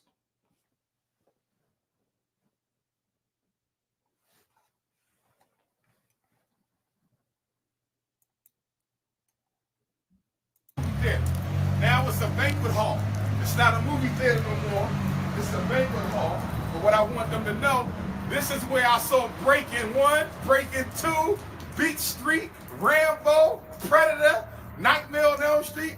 I'm trying to think of some of the other joints, K. I can't even remember all the movies I saw, but this is where I was. I wasn't Umar yet. I was Jermaine Shoemake, little Jermaine Shoemake. And this is where I would hang out. Shout out to the Shoemake family. If I get to school in Atlanta, my Shoemake family, which is my mommy family, my mom's side, maternal ancestry, they from Georgia. So if we get to school in Atlanta, I'll be in the state of my maternal ancestors. You feel me? But this is where I used to be at, baby. I'm showing y'all, show them a little bit of the hood. Hey, they let them know. This is where I'm from. Free. They ask them when you come to DC and when you come to Chicago. Chicago is the first day of Kwanzaa, baby. Chicago, Harold Washington Cultural Center, Chicago. 6 o'clock, Tuesday, December 26th, Chicago. Get your tickets. Okay, Atlanta, Thursday the 28th, Shrine of the Black Madonna. Get your tickets. Houston, Texas, Saturday, December 30th. Get your tickets. Detroit, New Year's Day. Get your tickets. It's going down. Frederick Douglass Marcus Garvey Academy. Prince of Pan Africanism. Free Meek Mill. Free Meek Mill. North Philly in the building. Free Meek Mill. Black Power. And then that's it. It just goes. He's a big old kid. That's just another personality, Umar. You got several, multiple personalities. He said what? What exactly? Because I can pull it up for you. I don't have to make up anything. Okay, I can pull it up and show y'all exactly what he said.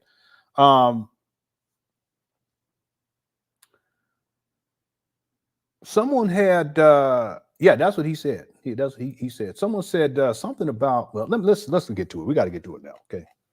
But I can pull it up and show it to you all. Okay. I don't have to make not one receipt up, and I don't have to spin things either. It's not necessary. He's in a state of arrested development. That's the real Umar.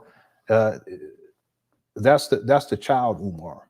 All this other stuff is just personalities that have been built upon on top of that particular personality that is weak and just a childlike. And these other personalities, they allow him to survive. All right. Okay. So let's get to the videos for today. So we want to get into the Eminem stuff. This has gone viral, and I'm sure that it'll keep picking up as the weeks and months go by. That's why I kind of feel bad, because I'm unable to keep up with everything. If I had more time, I would be on here more consistently and more often. So I try to get on here at least twice a week so that we can at least try to stay on task with what's going on with Umar. But I want to focus on the Eminem stuff because that's what's trending right now. Of course, the ish thing on Joe Budden podcast, that was trending for a while, but what's kind of taken over is the Eminem thing. Hopefully we'll get to the other stuff at some point, including him talking about Kobe Bryant's wife, Vanessa, no respect whatsoever, and calling her out and talking a mess about her. He has no respect whatsoever. But that ain't no different than when he was talking crazy about Kobe when Kobe passed away. All right. Let's see here. It's little Jermaine's personality that begs for birthday and Christmas gifts. You're absolutely right about that. And sees himself as some sort of comic book superhero. You're absolutely right about that. You're absolutely right about that. There, you don't see this that much this year were because normally, well, I don't even know about last year. Last year, I don't remember. Well, I wasn't live streaming during that time last year, so I can't speak to that. But that's something that I mentioned the other day with Umar is he doesn't receive the type of support that he received back in the day, including women sending him gifts, in particular for his birthday and for Christmas. He'll say Kwanzaa, but he just wants that Christmas money. He's actually said that before. Well, that's a little child that needs things. He needs someone to buy him shoes, so they would send him shoes. He needs someone to buy him a new phone, so they sent him a new cell phone. It was an iPhone too back in the day. Anybody remember that? That's a little boy. It's crazy because he's collected millions of dollars. You would think that you would be able to take care of yourself in those regards. Black Anonymous. Remember the video where Umar's shopping? That's little Jermaine. He didn't know what he was doing.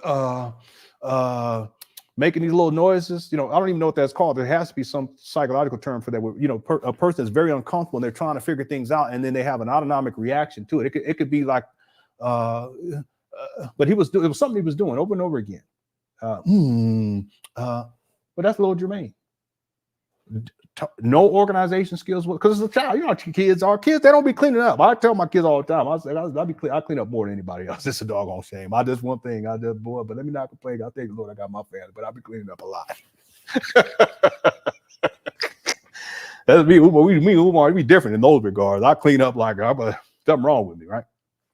But with Umar, you don't see that like before, where people would send him gifts like crazy, and then he would post it. He would brag about it and all that kind of stuff. But you would think that after all this time, he would be able to take care of himself and take care of his own basic needs, but he doesn't. He's unable to do it. So how's he going to open up a school? He don't know how to shop for himself.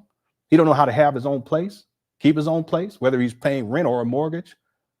He don't even know how to keep his own car, his own vehicle. He just goes and rents cars. Okay. Let me play this too. Now that we bring this up. Yeah, the same thing with a superhero. This is just a child. All the imagination stuff. Like I said, Umar has his imagination is way out there. Okay, it is. He be coming with all kind of crazy stuff. Nothing ever comes into fruition because it takes a man to actually produce. Okay, you can have a childlike mentality where you have a great imagination, but what have you produced? With Umar, we can't say what does he produce outside of running his mouth. But with the birthday gifts and send me this and I need your grit money, that's little Jermaine. But let me show you something else. Now that you bring this up, Black Anonymous, and Happy New Year. We're going to get to these other super chats. We're going to get into the video for sure, dealing with Eminem. I was going to say Vanilla Ice. Eminem. Ain't no comparison between the two, to be honest with you.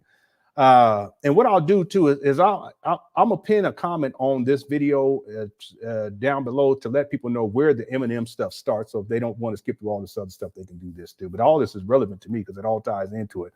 See, Umar, in order to say relevant, because the school scam, it's not working. A lot of people have already left that idea of supporting him on that, but he has to stay relevant. So he always talks crazy when he gets on large platforms. He'll criticize people. Okay, mainly black people. He mainly criticizes black people. He'll go off. Breakfast Club, he gets up there, he talks poorly about everybody. You know, that's what mainly 95% of what he says is negative about black people. But what it does is it gets more attention. And see, here's the thing, Black Anonymous. In the past, that attention would bring him, it would be conversion over to getting more money from people. Because people, oh yeah, let me go donate to the school. But see, more and more people are finding out about this school scam and realizing how long he's been collecting money, how there's really no progress, that there's no significant progress that is taking place. So he's not getting the type of money that he used to get. And that's why you guys notice these days when he's doing these videos, he just looks so upset and angry. A lot of it has to do because the support's not there like it was, but it's not even true support anyway, because it's just enabling. You guys sending him money just enables him. It doesn't help him in his personal life per se. Let me, now that you mentioned that, Black Anonymous, let me go ahead and pull up another video. And then after this, I promise we're going to get moving on this. But I think it's relevant because it just comes to mind about Umar not keeping himself clean, not keeping himself organized, not taking care of the basic necessities in life as a man. So let me pull this up right here.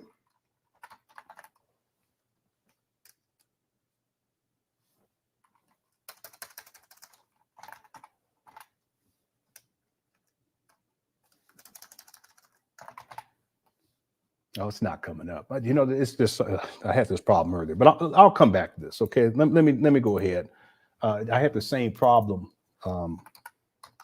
yesterday. I was trying to find these files.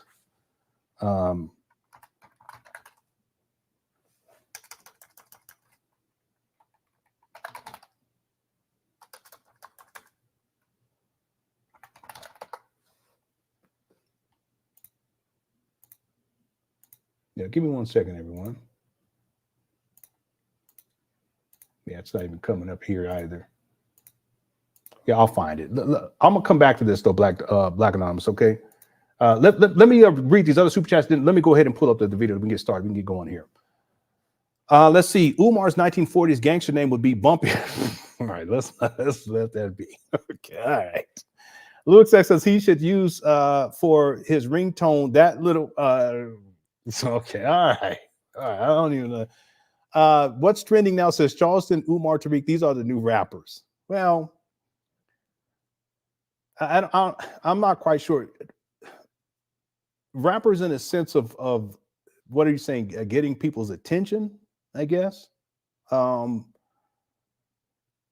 of them are very popular. There's differences though between them. That's the other thing. I always have. I don't put everyone all inside the same bucket. And I can say that with Umar in particular, really it's with everything he promised that he was going to do. He did say he was going to acquire a building, but he did do that almost 5 years ago. But that's just taking money that should have been spent on that long time ago anyway, just finally doing what he said. Because it's not like he has any skin in the game. It's none of his money. Charleston Wright, he hasn't said anything about opening up a school, nor have I seen him trying to collect money about opening up a school. So there's a difference there too. And Tariq, he's done a lot of different crowdfunding, but he's always produced, from what I've seen, he's always produced something. Okay. Again, I don't follow Charleston Wright. I always tell people this. I don't follow Tariq. I'm not a defender of Charleston Wright or Tariq. I don't watch their content, never have. It's not my cup of tea. But Umar is very unique in that he says that he's going to do all these things. But if you ask the question, what have you done? There's nothing there, nothing tangible, nothing real, nothing substantive.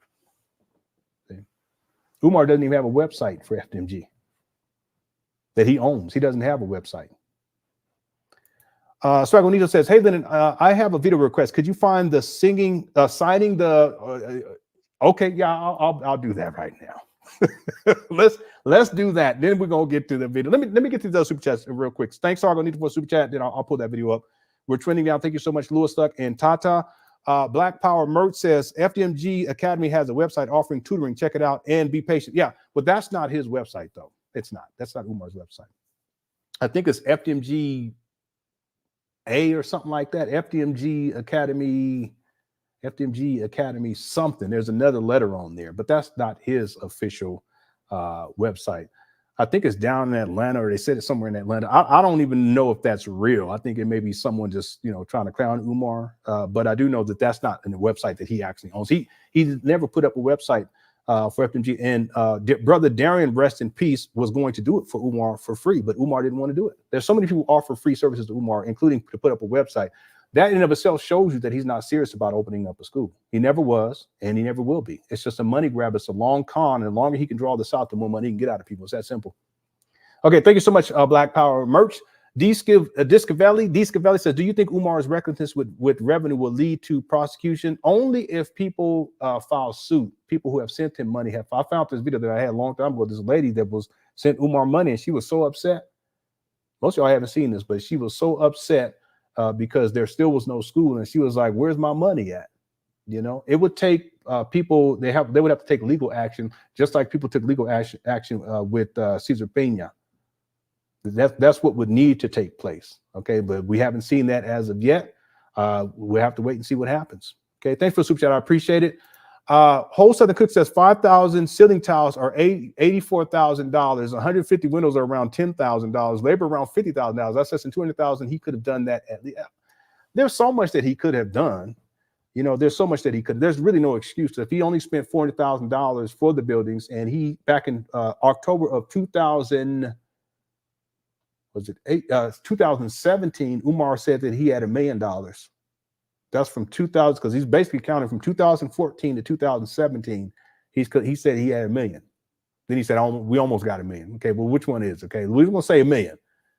Okay, that's just what, a little bit over, that's about 3 years of collecting donations. Well, here we are now since the St. Paul school scam in 2014.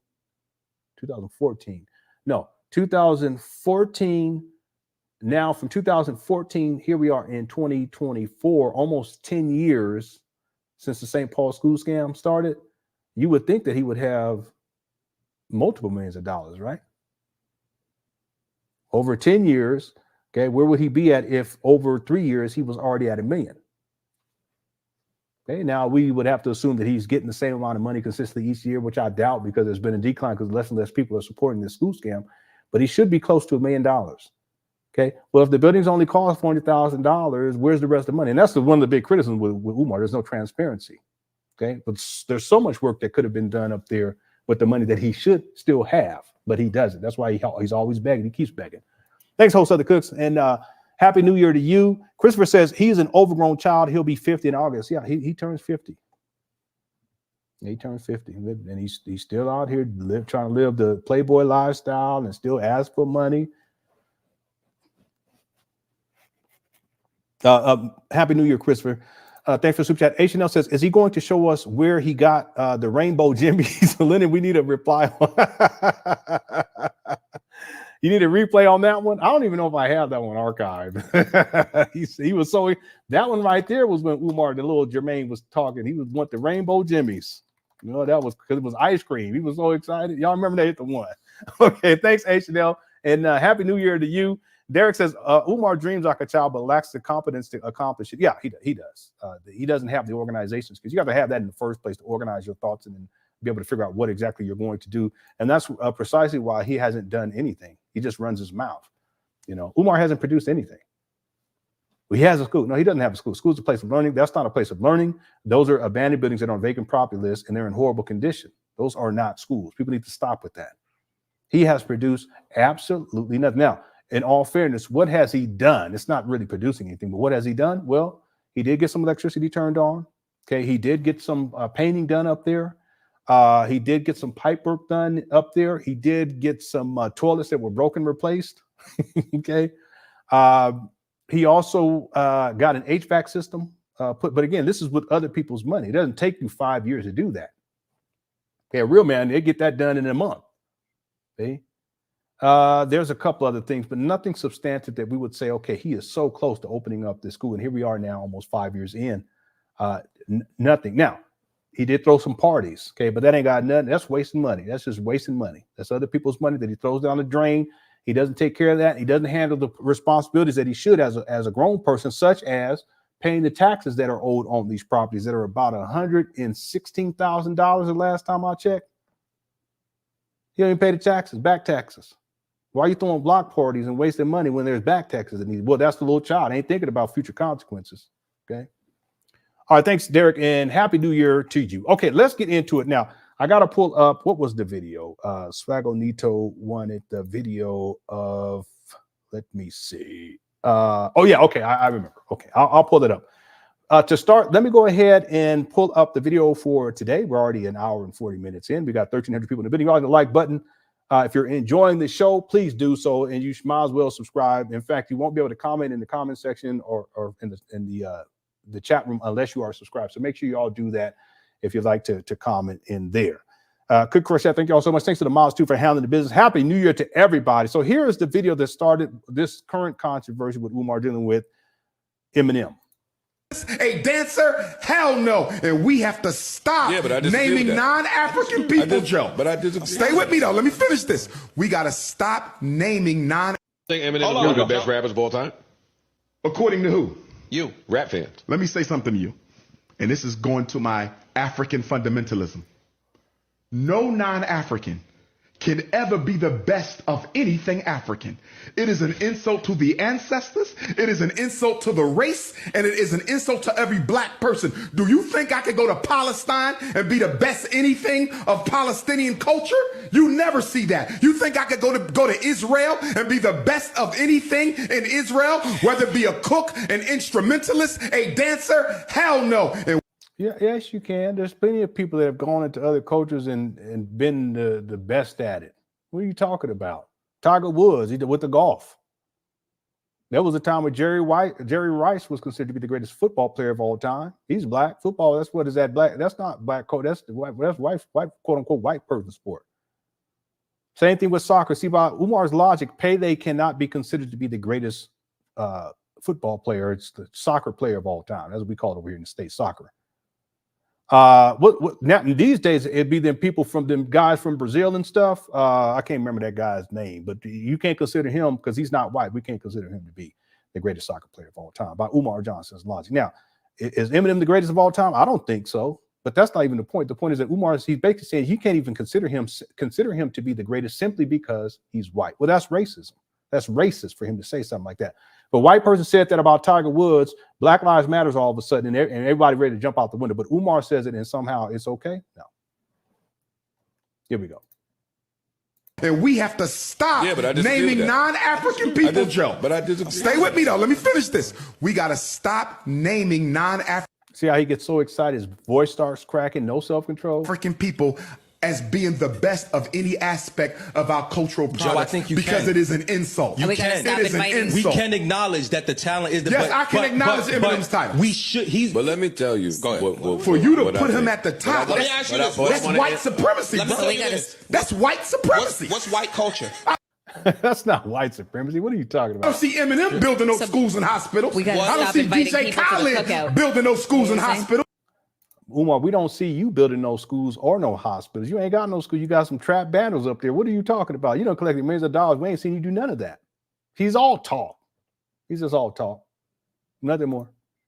I don't see DJ Vlad building no damn bets in supermarkets. Yo, I'm asking. Hell no. Let me ask you a question. Ain't no. They just laughing at him because he's goofy. Let me play it one more time and we're going to get into it. I think Eminem is one of the best rappers of all time. According to who? He says one of the best rappers. He's not saying the best, and he is one of the best rappers. I mean, we could put together, y'all put, I'm not even all into rapping. Y'all all know that. But anyway, I could put together a list. They'd be my favorites. Like, I wouldn't even put him as one of my favorites, but if we said one of the best of all time, you have to be in the top 5 easy. Put Jay-Z up in there. I'll probably put, I like Rakim back in the day since he doesn't have a big discography, but I like Rakim. You have to put Jay-Z in there too. That's 3 right there. Put Eminem in there. 5, Tupac. You can put Biggie in there, take Rakim out. So I like Snoop too back in the day. 1, 2, 3, and through the 4. You know you a bad dude, but you got 1, 2, 3, and to the 4. That's it. It'll say, what? You know what I'm saying? You got to be a bad dude. Say, what you got? What you going? 1, 2, 3, and to the 4. What, really? I was like, yeah. 1, 2, 3 into the 4. That's what I tell my wife. We make love. I say 1, 2, 3 into the 4. Man, I'm gonna tell you, you make love to your wife. You do that one time. 1, 2, 3 into the 4. It worked real good. All right. Anyway, that's not even the point. The point isn't who's the greatest. The point is to not consider Eminem to be one of the greatest simply because he's white. Let me play this one more time, then we're going to get into it. Here we go. Rap fans. Let me say something to you, and this is going to my African fundamentalism. No non-African can ever be the best of anything African. It is an insult to the ancestors, it is an insult to the race, and it is an insult to every black person. Do you think I could go to Palestine and be the best anything of Palestinian culture?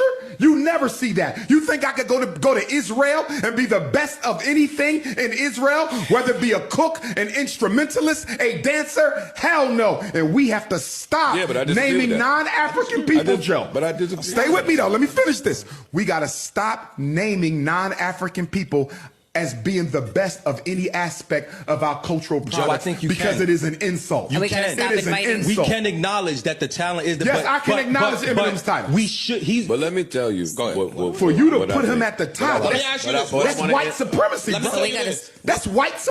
Okay, did he put him at the top? Did I? Maybe I messed it up. I don't think he said that he was at the top. Maybe he did. Okay, so let me. If I misinterpreted that, I apologize. I don't think he said that. Put him at the top. I thought he says he's one. Let me go back. I think Eminem is one of the best rappers of all time.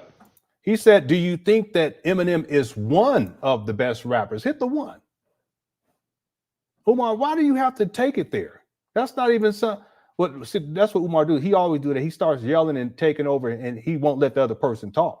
He's a big old bully. He's a verbal bully.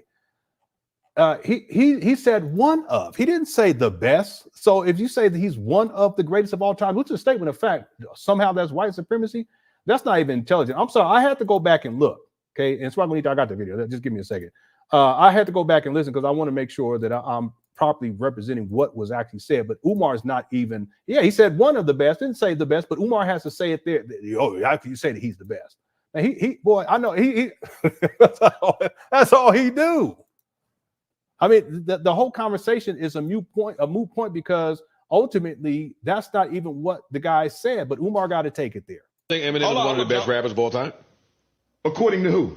You, rap fans. Let me say something to you. And this is going to my African fundamentalism. No non-African can ever be the best of anything African. It is an insult to the ancestors. It is an insult to the race. And it is an insult. See what I'm saying? By the way, basketball, and I talked about this the other day, when that came onto the scene, it was mainly Jewish people that played basketball. Go back and look, even the teams had Jewish names, that kind of stuff. So you mean to tell me that if it's mainly Jewish people, I'm talking about the NBA, because there's different, there's ABA and all this other stuff, but you got to go back and do the research. You mean to tell me that means that the black man cannot be considered to be the greatest of all time? So we cannot consider Kobe to be the greatest of all time. We can't Kareem to be the greatest. LeBron, we can't consider Michael Jordan, who is the greatest of all time. We can't consider him to be the greatest of all time simply because it's race. See, that's actually racist. And see, if someone else said that, they're racist. But Umar says what he's saying, even though that's not even what the conversation was supposed to be about, he gets a pass. Insult to every black person. Do you think I could go to Palestine and be the best anything of Palestinian culture? You never see that. You think I could go to Israel and be the best of anything in Israel, whether it be a cook, an instrumentalist, a dancer? Hell no. And we have to stop naming non-African people, Joe. But I disagree. Stay with me though. Let me finish this. We got to stop naming non-African people. One of the greatest opera singers was a black woman. Anybody know what I'm talking about? As being the best of any aspect of our cultural product. Joe, I think you because can. it is an insult. You can. can. It is an insult. We can acknowledge that the talent is the Yes, I can acknowledge Eminem's title. We should. But let me tell you. For you to put him at the top, Let me ask you this. that's white supremacy, Let me bro. tell you this. He didn't put him at the top. See, Umar, he got to blow everything out of person. He's yelling and screaming, his voice cracking. That's white supremacy. What's white culture? I don't see Eminem building no schools and hospitals. That's white supremacy. Umar, if you don't stop, Umar, you're not building those schools or hospitals either. I should pull up this video right now when y'all hear him talking about, oh man, it's crazy. This is from a long time ago. Y'all ain't seen it. We got to I don't stop see inviting DJ people to the Khaled cookout. building no schools and hospitals. I don't see DJ Vlad building no damn banks and supermarkets. Yo, I'm asking. Hell no. Let me ask you a question. Ain't no. This show is a mess. Hopefully they'll release it for everybody because I ain't gonna be paying to watch it. I ain't gonna do that. Lenon, did you see the parody of Dr. Umar Johnson, the Tariq that she did on his? Yeah, I saw it. I saw it. Yeah, Umar responded to it in a passive aggressive way. He didn't do the King Kong Conscious style, but he did do the passive aggressive Lil Jermaine style. He made reference to it. Them traps, they look so bad. I want to make it for a separate video for us to. I should just show it just to show you all because we've been talking about the school throughout this live stream. I won't play it. Let me just. What I'll do is I'll pull it up and then without playing it, I'll just skip through so you guys can see some screenshots, basically screenshots, and that'll give you guys another example of where the school, the so-called school. It's not a school; these are abandoned buildings, but it'll give you an idea of what I mean. This video was released, I think, yesterday. We covered the other two. There's 3 of them. And this is, actually, I don't even have it right here. Did I have it right here? What is this? This is from 2020. Okay, no, that's not it. Okay. Yeah, y'all give me a second. Let me do this, though. Let me play the request video because I always want to get to the request. But thanks so much, Rod. The request video. It's so bad that even Fox News, did they really? Was it Fox News or was it, what was the other thing where the black people owned it, the Fox? What was it called? Fox Soul? Was it Fox News or Fox Soul? Let me know, Rod. Thanks for the super chat. It's gone viral. These comments have gone viral.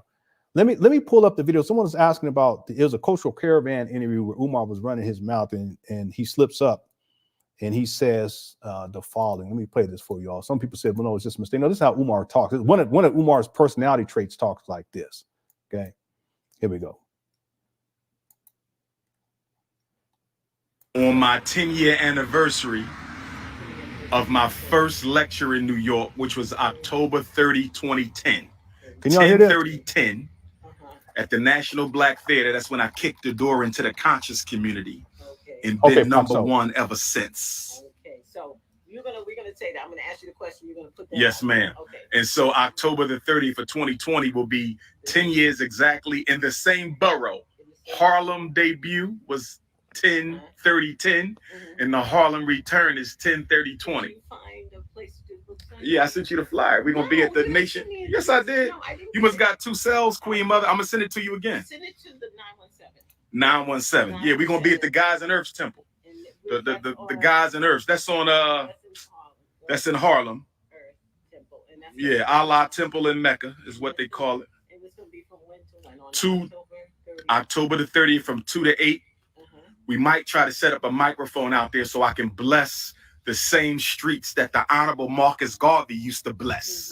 So we're going to bless the people. Thank New York City for holding me down for 10 years. Brooklyn, Harlem, Staten Island, Bronx, Boogie Down, Queens, all of New York. And then I'm going to start signing the pictures, excuse me, and taking the pictures. All right. That sounds powerful. Slip of the tongue, excuse that.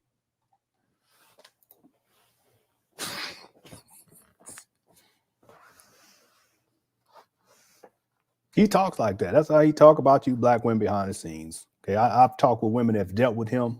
Okay, if you catch my drift, and if y'all heard the stories,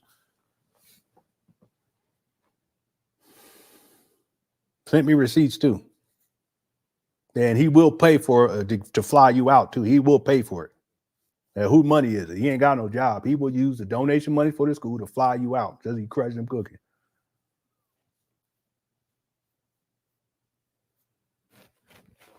There you go. I played the video. Did I play the video for y'all the other day where Umar was talking about the big booty women? He can't stop himself from looking. I ain't gonna play it because we got to stay on target. But I played it from the other day. Sick Little Lenon representing those West Side.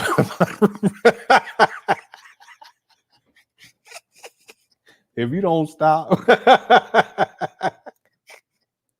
No, I ain't never gangbang. I'll tell you all right now. I ain't never gangbang. I just was around it a lot. It was probably too much. We couldn't say cat. We couldn't say no words that start with a C back there because my cousins, they'll beat you up because they was bloods. You know, you can't say no C's because that's the Crips. It's a cuz. What's up? Can't say what's up, cousin. You gotta say what's up, buzzing. Everything got to be with a B because you were blood. Did your cat come? You couldn't say, did your cat come home? You got to say, did your bat come home?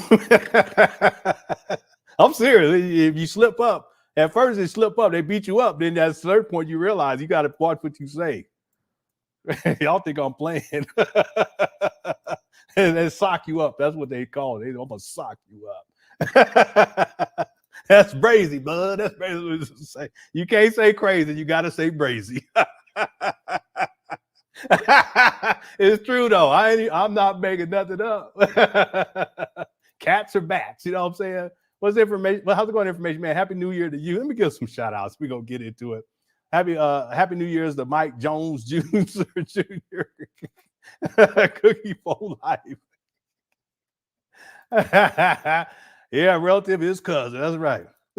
What's up, Jonathan Kidd? Happy New Year, Ruben Rivera, Jonathan Kidd. Umar reminds me of you. Wow, Carl, I hate to hear that. I know that must be difficult. Happy New Year to you, DD. Happy New Year. Let's everyone say Happy New Year to everybody, okay? Black Anonymous, Happy New Year, Sacred Grove. You remember them days? It's so silly now you think about it, but that's how it was back in the day.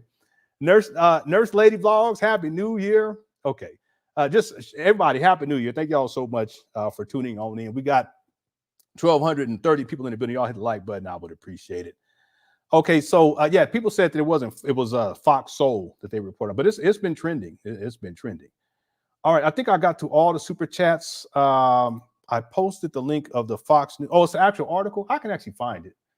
Let me do one other thing, okay? Because I want people to understand it. Umar, people say, well, it's a slip of the tongue. No, Umar actually talks like that. He does. I mean, it's one of his personalities that comes out, and he can't help himself. I got a video, and I showed it before, where Umar Where did I have that? That was, you know what? I don't think I don't remember what the video title was. But Umar, he was live streaming. He didn't know that he was live streaming. And you can hear him having this conversation. You know, I don't even have it archived right, so I can't even pull it up right now. But I played it the other day. Anyway, okay, so let's get to the video for today. So we watched Umar Johnson's where he was on Joe Budden and he made those comments about Eminem.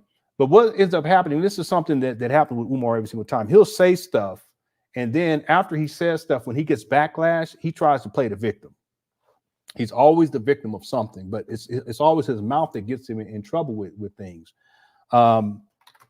And this is another example of this. So what we're going to do is and I haven't watched the video yet, but I already know he's going to be up here and he's going to try to act like, you know, he's a victim, and he tries to kind of play it off with his statements, which were racist and disrespectful.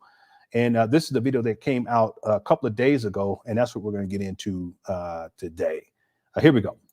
Black men running around playing defense attorney for white folks, advocating for Marshall Mathers. Nothing against Eminem personally, but for a black person to go out of their way to fight for any white person to be considered the greatest of all time in an art form that should be sacred to our. Okay, it's sacred to our, but you said that he said recently that hip hop has done more harm than good, didn't he? So why is it sacred all of a sudden? Hit the one. The other thing is, no one said that Eminem was the greatest of all time. That's not what Joe Budden said, but Umar has to take it there. This is what I'm saying. This guy, he's just all over the place, and he'll make up. This is what you call creating a narrative.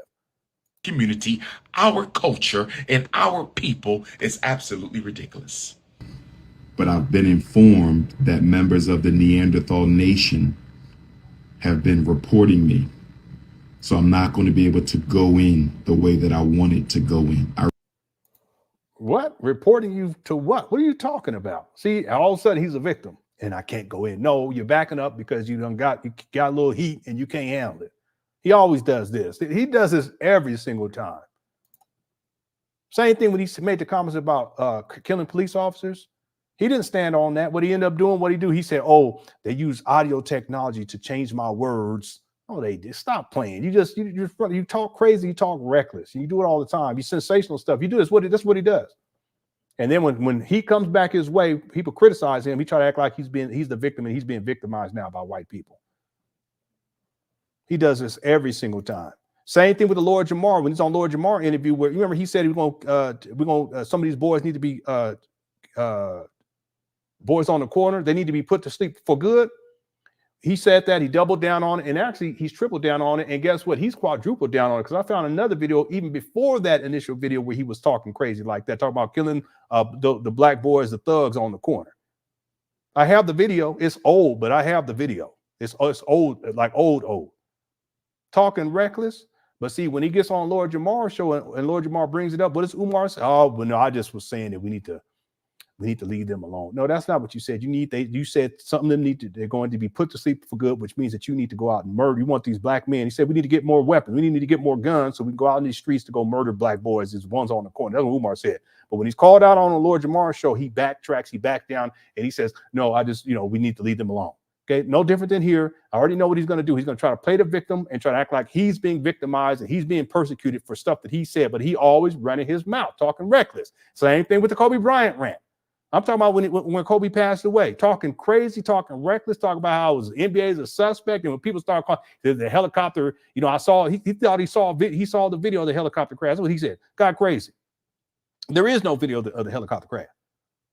But then when people start calling him out, then he does another video sitting in front of that stank rock, starts backtracking on stuff, looking like a doggone fool. Same thing with the SETI rant. I have the video where the video after the SETI rant, and what does he do? He's supposed to be an apology. What does he do? He starts talking about how he's being victimized because everyone's sharing the video and talking about it. Well, you shouldn't have ran your mouth in the first place, Cleo. Here we go.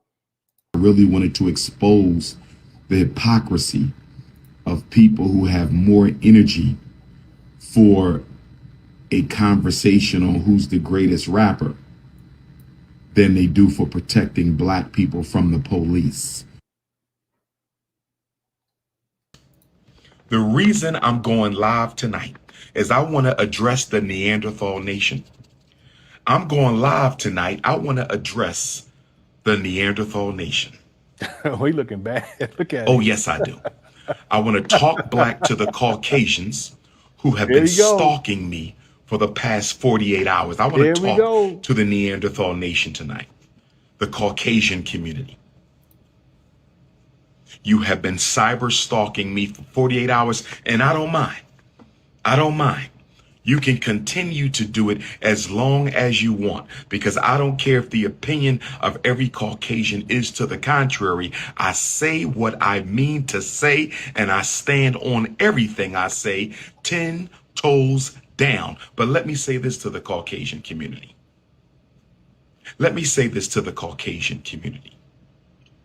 When I look at your anger, when I look at your rage, Okay, he's projecting because he was the one. What's up? How's it going, Hasa? Happy New Year. He was the one that was raging on Joe Budden show. Y'all seen the clips? He was on there raging and throwing a tantrum like a little Jermaine, little boy. Hit the one. He was the one that was raging. And that's why he starts talking crazy. He starts raging. And then he says some stuff that's crazy. And then when it comes back to him, he wants to say that everyone else is angry. Everyone else is raging. No, that's what he was doing. That's white supremacy, brother. That's white. No, just stop. Calm down. Calm down. Just like a little boy, little Jermaine up here. How's it going? My Happy New Year. Up here whining and complaining about it. But that's your fault. How's it going, Erica? Happy New Year. Lady, Happy New Year. Umar looked like a bag of shoestring cut fries. Happy New Year, Hasa. Thank you so much for the super chat. Everyone else, thank you for the super chat. I appreciate it. Yeah, he's mad, but that's him. What's up, Dominique? Salute to Dominique. Okay, that's the homie right here. Happy New Year, brother. Thank you so much for tuning on in. I appreciate it. Let's get back to it. Here we go. Look at it. He mad. when I look at the responses from America's Caucasian community, Caucasian over this issue of Eminem being the GOAT of hip hop. And let me say this. I have nothing personal against Eminem. My comments on the Joe Budden podcast had nothing to do with Mr. Marshall Mathers personally. And I want Mr. Marshall Mathers to understand that Dr. Umar Tunde harbors no personal ill will towards you. This is not personal. This is business. This is not personal. This is business. Eminem, I want you to hear me, young man.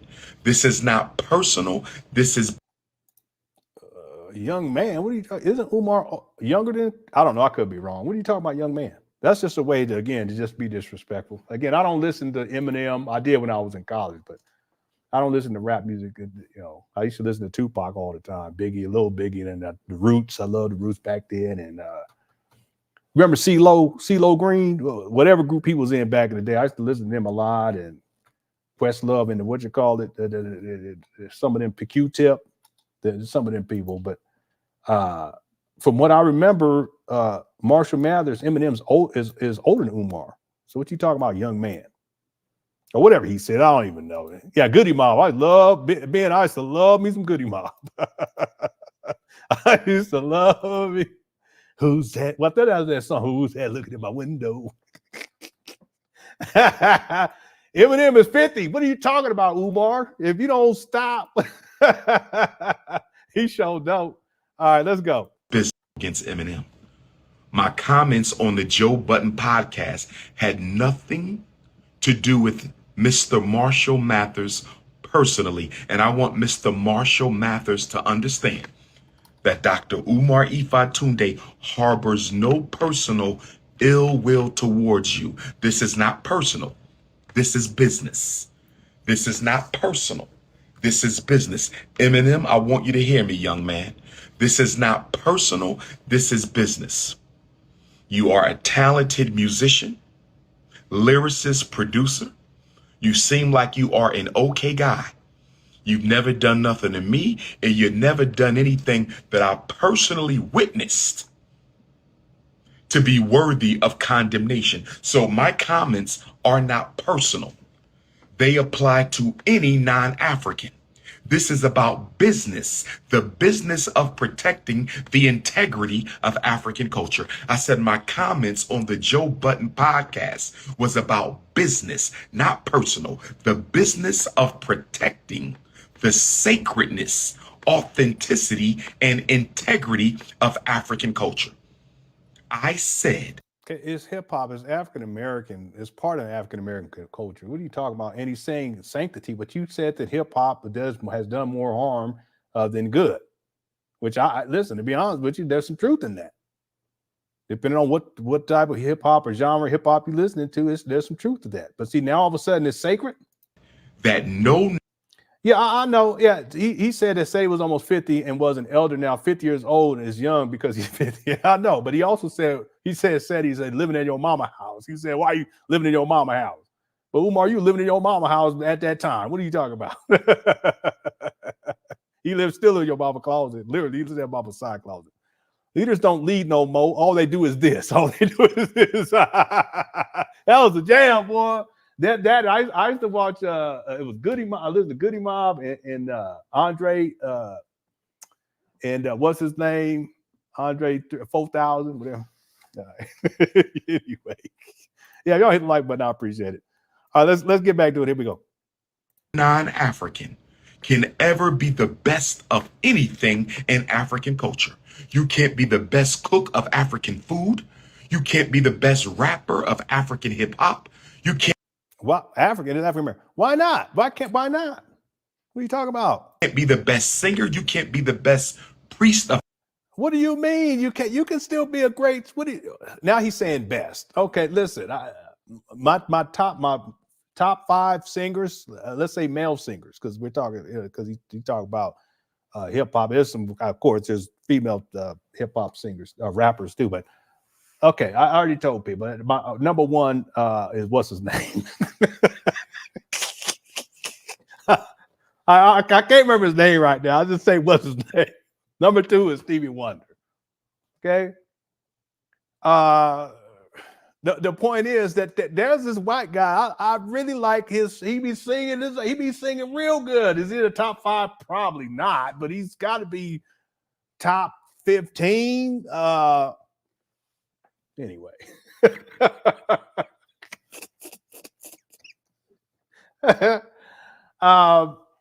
Yeah, I know. Donnie Hathaway. I'm sorry, I'm tripping. Yeah, Luther Vandross would be in my top 5. Donnie Hathaway will be number 1. Steve Wonder number 2. Probably. I mean, we could just put what's his name.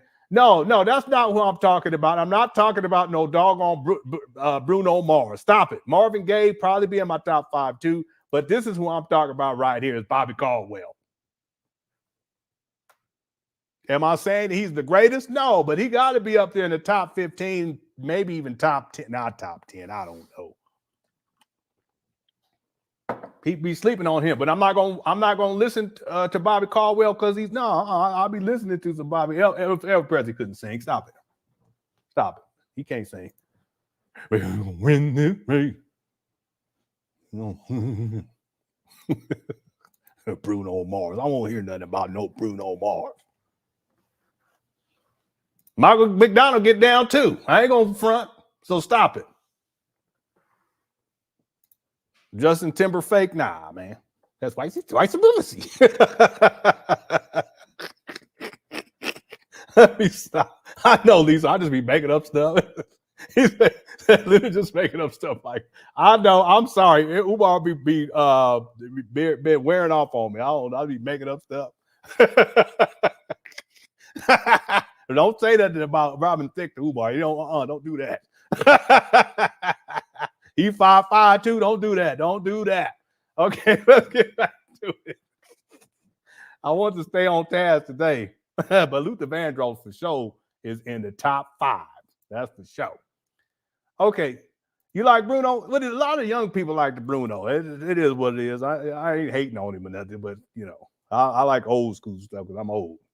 All right, we're worried. Okay, I'm sorry. Let's get back to it. Umar, he up here talking crazy. Here we go. African culture, nothing we create can a non-African be the best at. Yeah, First Teddy of all, was good too.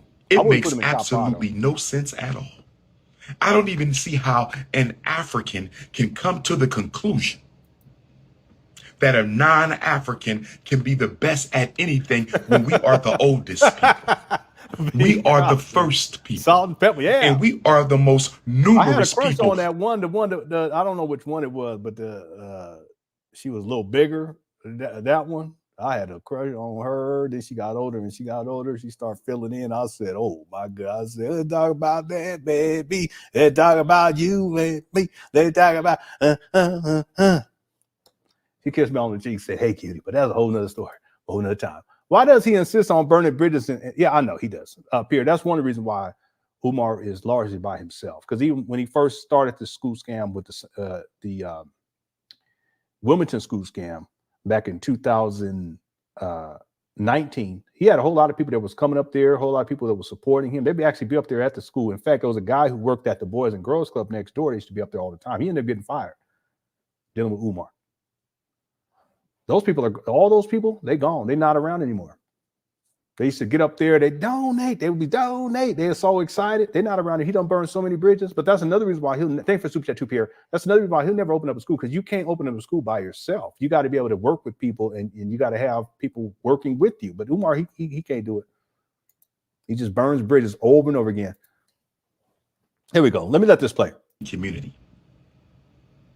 Over this issue of Eminem being the GOAT of hip hop. And let me say this.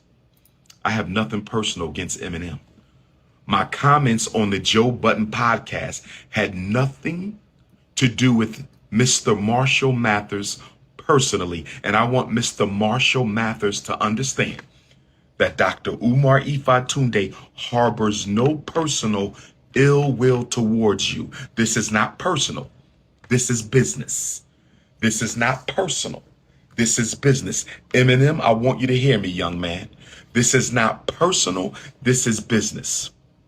You are a talented musician, lyricist, producer. You seem like you are an okay guy.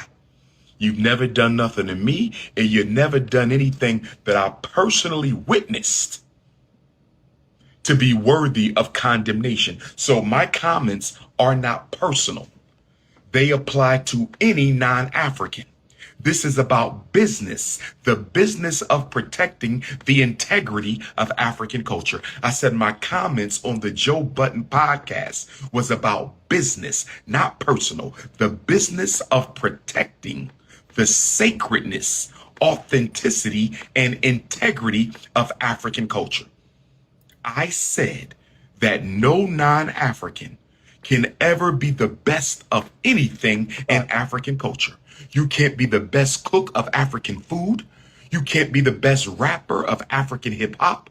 You can't be the best singer. You can't be the best priest of African culture. Nothing we create can a non-African be the best at. First of all, it makes absolutely no sense at all. I don't even see how an African can come to the conclusion that a non-African can be the best at anything when we are the oldest people. We are the first people, and we are the most numerous people. So when you say a non-African is better at X, Y, and Z than a member of the race, you're saying that this person can do this better than 2 billion Africans. Or well, maybe they can. So what? I mean, most of us ain't rappers anyway. Anyway, what are you talking about, Umar? I can't rap. I mean, if I wrote some stuff out, I can do it, but I just can't rap off the top of my head. I mean, we the oldest. You ain't, what are you talking about, we? Yeah, because we African and the original was African. Okay, whatever, man. It don't mean nothing. It really don't. In the bigger scheme of life, it don't mean nothing because this is 2024. Okay? It's not 40,000, 50, 60,000, 100,000 years ago. Okay. Umar, yeah, we was with the dinosaurs, family. We was with the dinosaurs. That's right. We trained the dinosaurs to make batala shakes. You know, Umar, we trained the dinosaurs. We used to fly. We used to fly on the pterodactyl. We trained them how to fly us to the motherland, family. Umar, stop. Okay. Just stop. Okay. The bottom line is, whether or not black people were the first or African people were the first, they didn't even know Africa. They didn't call Africa back then. So anyway, they didn't have black, all this other talk anyway, but whatever. I understand what you're saying. The point is that really it doesn't matter, because here you are at the age of almost 50. You're 49. You're at the age of 49 and you're living in your mama closet. I guarantee you, them ancestors from back in the day, they wasn't 49 living in their mama closet. So that's why I don't like all this we talk. We did this and we built the pyramids and we did. I don't want to hear all that. What are you doing? Living in your mama closet. I don't want to hear all that. And we invented this and no. You living in your mama closet. You didn't invent anything. Okay. All the thing you invented was living in your mama closet.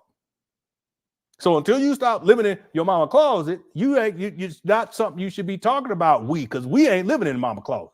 You living in your mama closet. Does it make sense? Now, if you got to live in your mama closet, live in your mama closet. Just don't say nothing about everybody else, and don't say we, because we not living in a mama closet. Does it make sense? Why are you living in your mama closet? That's not right. We the first people living in our mama closet. Okay, fine.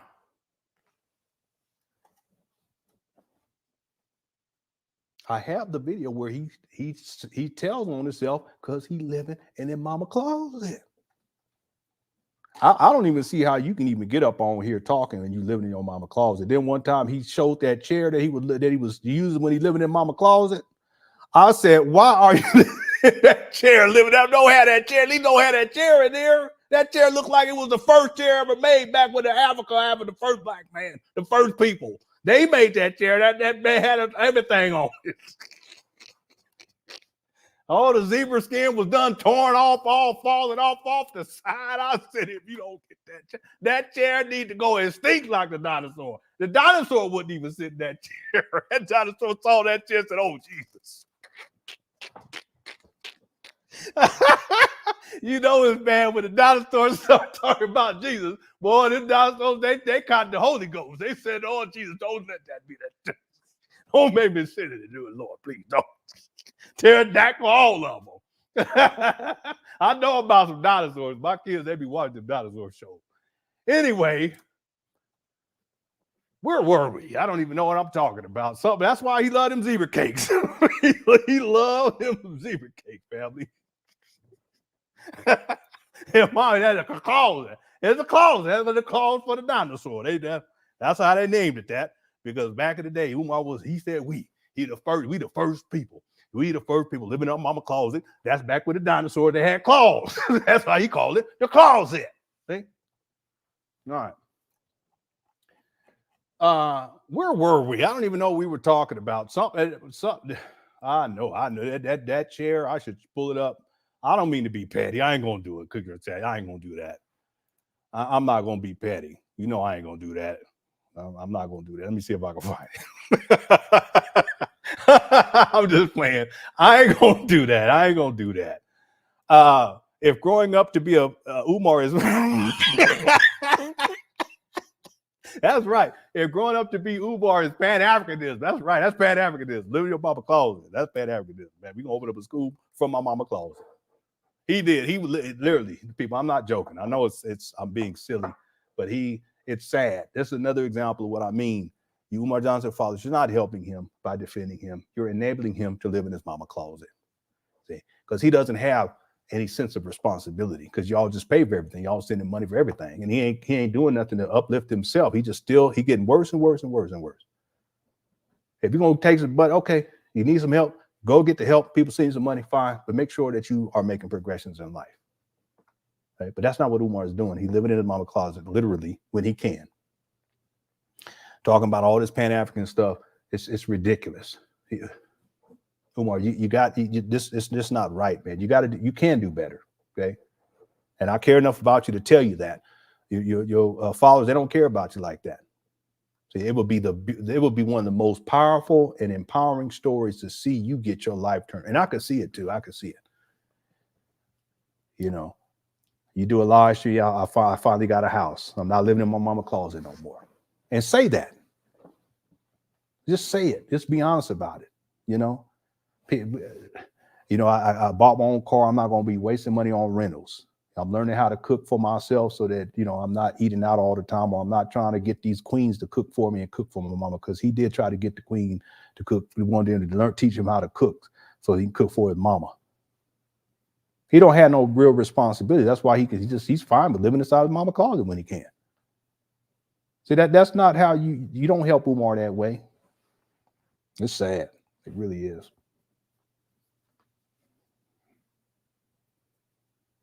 Umar Johnson, y'all don't care, and you don't care about him, and you're sitting back defending him, but all you're doing is enabling him to continue to destroy himself. I don't want to hear nothing about white people or white supremacy or none of that stuff. Y'all doing it. Now, let me take that back. Y'all are contributing to it. He's doing it. I want to be fair here. But if you want to help Umar, truly help him, you hold him accountable, and you tell him, Umar, let all this other stuff go and get your life together, because living in your mama closet. Umar does lectures at Listen, I kid you not. He one time he said he was doing a lecture inside of the parking lot of a Walmart or Lowe's or something like that. It was either Walmart or Lowe's or something like that. I can't remember what. Kroger. Y'all Cooker said, remember what it was? But he was proud about it too. That's the Skinny Boy 20 boy. This is another example of what I mean. If you guys go back, and because I've been watching these older videos of Umar recently, if you go back and look at Umar back in the day, he was selling out venues, and it'd be nice venues too. He'd be on college campuses, everything. Now he up there at Chicken Shacks, at Popeyes, over there at the Piggly Wiggly. He over there on the backside of Kroger doing live, going live, trying to do lectures and stuff over there with Hobo Earl over there about the trash dumpsters. He done fallen off so far. But see, people don't care. People don't see that as a problem. Why he living in his mama closet? People don't see that as a problem. Thanks for the super chat. I can't remember. I thought it was Walmart. I think that's what he said. What's up, TY Boogie? Oh, and Happy New Year too, Skinny Boy 20 boy, and a lady. Happy New Year to you. Happy New Year to TY Boogie X. Says, does he know European stole African culture over 600 years ago? The thing is that when we use these terms like African culture, there is no African culture. There's African cultures. See what I'm saying? There is no European culture. There's European cultures, meaning cultures that are in Europe and cultures that are in Africa. See? Same thing as American culture. It's not just one thing. See, Umar tries to frame all of this with it because it's easier this way, especially when to manipulate people. You simplify things. You say we're all African. I'm not African. Okay, do I have African ancestors? Yeah, I got a lot of it in point of view. My great grandfather was from Africa, literally, not like 10 generations ago. No, great grandfather. He actually came here from Africa. Okay. But the point is that I recognize that it's simply saying Africa, that I'm African, that's not an accurate representation of my reality. It's a simplification of things. But if you want to manipulate people, you got to simplify it to a point to where they can't think outside a simplified box. You can control them much more easy that way. You give them a concept that this big, you're going to have to control that big concept. But if you can break it down and make it simplify like this, all you got to do is control that simplified concept or construct. Same thing when Umar says things like black women, you need to stop wearing weave. Okay, that's just a simplification of things to make it so he can just focus on that. See? But he can't tell black women anything of consequence in terms of, okay, well, maybe you should look at what you can do to improve the quality of your life. You never hear him talking like that. What can you do in order to be happier in life? Okay, well, how can he do that when he's not happy, when he's not even improving the quality of his own life? So what does he do? He just brings it down to some base level stuff. Crushing up the cookie, loosey goosey. Your hair is you need to have the natural hair, so because if it's not natural, if it's not nappy, I'm not gonna grab it. Meaning that if he wants, when he gets them skins, he wants to be able to grab your nappy hair. That's what he break it all down to that. It's easier to control people on these base level simplified concepts as opposed to something much more expansive. Same thing with this concept of race. Same thing with the idea of African culture or European culture. See? But Umar, he knows this. He knows this. Thanks for a super chat, TY Boogie. And then Cheryl Secondborn says Umar doesn't know hip hop culture. Scene is widely regarded as the godfather of graffiti, and he's not. I didn't know that. I did not know that. Yeah, but Umar, he thinks hip hop is just rap music. Okay, that's how. But again, that's a simplification of things. Okay, and then he thinks that only, I don't even know how he thinks that. I think it's just he was running his mouth. He just got crazy. That's what I think. But he doesn't address other elements of. There are videos where he talks about other elements of hip hop, but he really simplifies things down to just that. He doesn't talk about DJing. He don't talk about b-boying. He didn't talk about the graffiti. Anyway, but this is a good point though, Cheryl Secondborn. And Happy New Year to you and yours too, Cheryl Secondborn. Tata says, can you show the Brother Wit? I don't even know if I have that video, to be honest with you, Tata. Y'all remember the Brother Wit? I'll look for it, but I don't think I have that one. I don't think I have it. I'll look though. Thanks for super chat and Happy New Year. I'll go and look while I'm playing this. Okay, let's get back to it. Thanks for all super chats, everybody. Did I miss anybody? I think I missed another one. Judith says, got everybody knows Jill Valentine is the greatest rapper of all time. Umar, Jill Valentine. Let me go see. Let me go see. Hope nothing crazy pop up. Please don't do that to me, Julia. Okay, don't do it because people have done that to me in the past. I said I'm gonna look it up and be something crazy, something awful.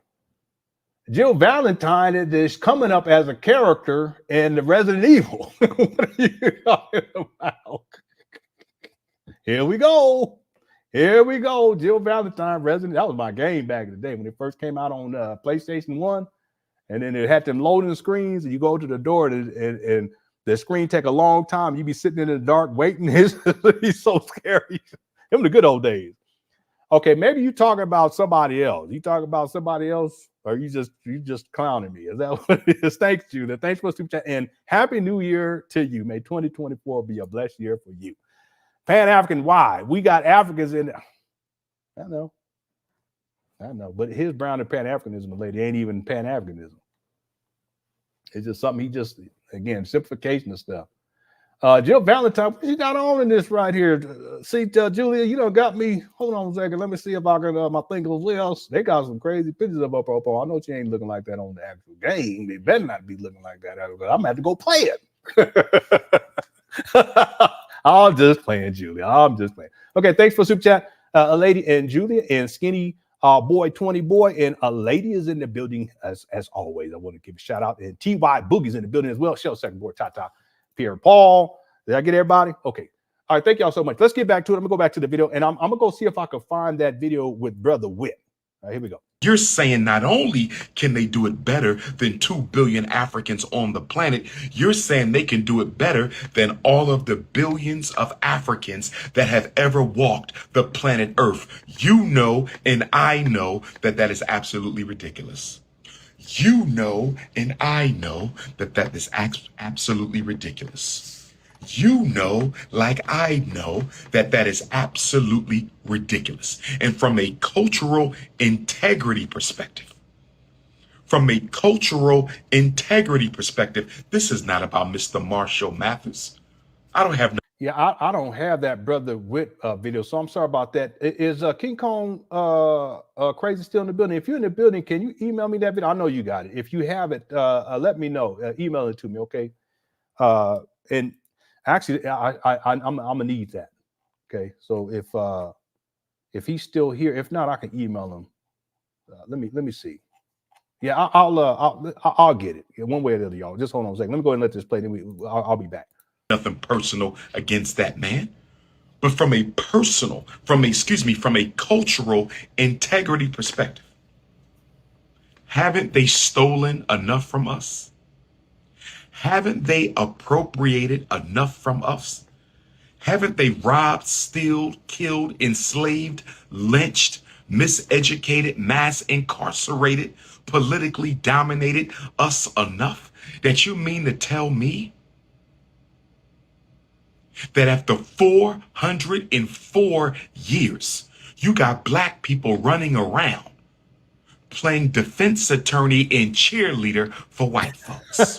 You got black people running around after 404 years playing defense attorney and cheerleader. The fact that you got black people arguing for a white man to be considered the greatest of all time in an African art form speaks to how psychologically ill we are as a race of people. After all we have been through in this country, you got black men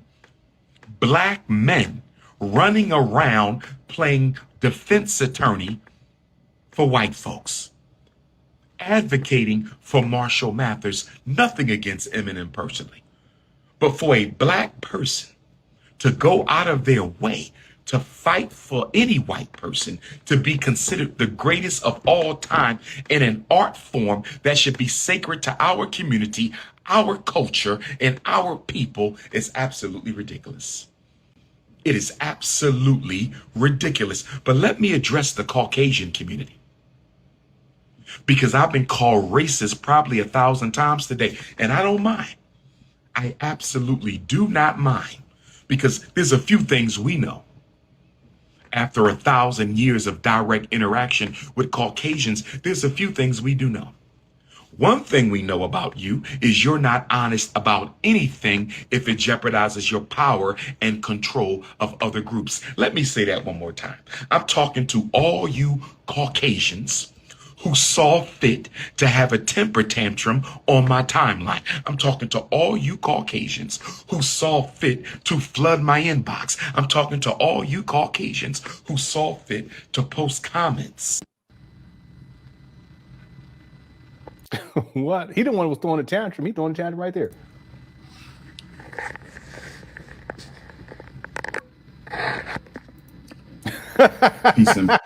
He's still 6 degrees to psychologize. Did he say stilled? I didn't even catch it because I was texting somebody. I'm sorry, I'm tripping. Did he say stilled?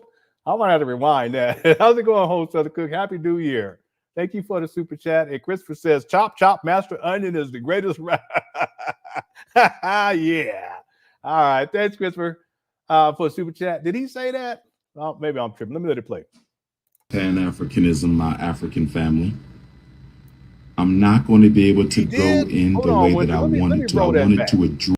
After 404 years, you got black people running around playing defense attorney and cheerleader for white folks. You got black people running around after 404 years playing defense attorney and cheerleader. The fact that you got black people arguing for a white man to be considered the greatest of all time in an African art form speaks to how psychologically ill we are as a race of people. After see what you started? Y'all see what you started, Julia? Here we go.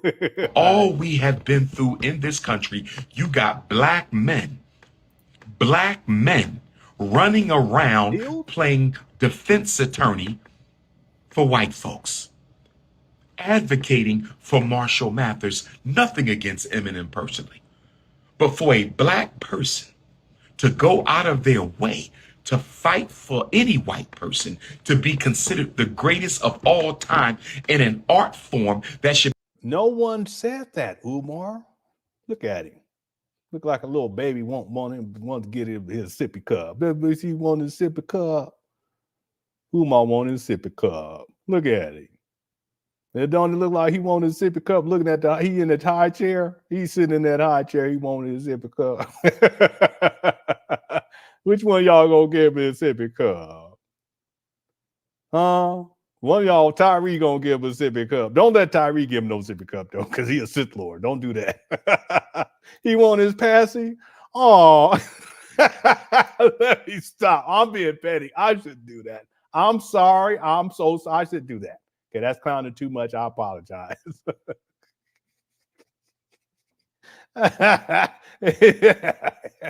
Remind me of that game, Angry Bird. Just looking at this angry. Umar Simp, Umar Johnson, he ain't no doctor. All right, don't show him that Shaka Zulu, because you know Umar said he's a descendant of Shaka Zulu's half cousin, Earl.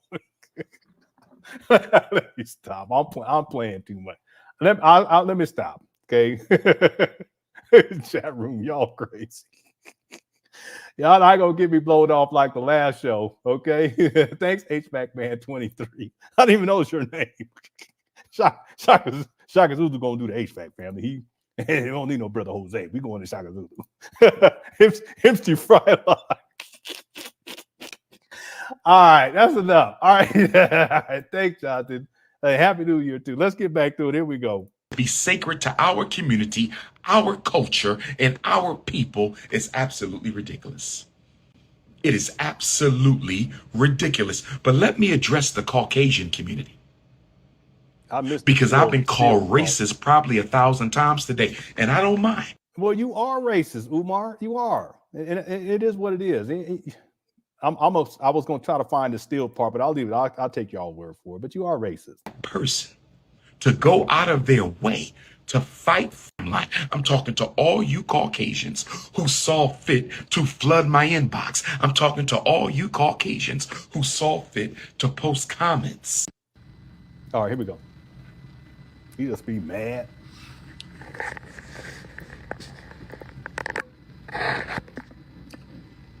Peace and Pan Africanism, my African family. I'm not going to be able to go in the way that I wanted to. I wanted to address the hypocrisy of perpetrators of racism who call the victims racist. I wanted to address that. Here we but go. I've been informed that I told y'all that he was going to try to act like he's the victim, and now here he goes. Members of the Neanderthal nation have been reporting me, so I'm not going to be able to go in the way that I wanted to go in. I really wanted to expose the hypocrisy of people who have more energy for a conversation on who's the greatest rapper than they do for protecting Black people from the police. I really wanted to deal with the hypocrisy of these Caucasians who have so much negative energy for being told they have no business exploiting Black culture. But we don't see that same energy for giving Black people reparations. We don't see that same energy for justice for Black people. We don't see that same energy with making sure African people get their fair share of a country that our ancestors built with their bare hands. See, if they cared as much about police brutality as they care about Eminem being called the GOAT, if they cared as much about no one said that police brutality against Black people as they care about Eminem being called the GOAT, if they cared as much about mass incarceration reform as they cared about Eminem being called the GOAT, if they cared as much for Black women being sexually trafficked as they care about Eminem being called the GOAT, we would have solved a lot of our problems by now. Calling somebody racist when your people are the greatest purveyors of racism and genocide in the history of humanity. Calling someone racist when your people are... Listen, it was a racist statement. Will we all agree with that? Hit the one. I mean, I guess someone may disagree with that, but if you say something like someone cannot be the greatest at something because of their race, that's racist, right?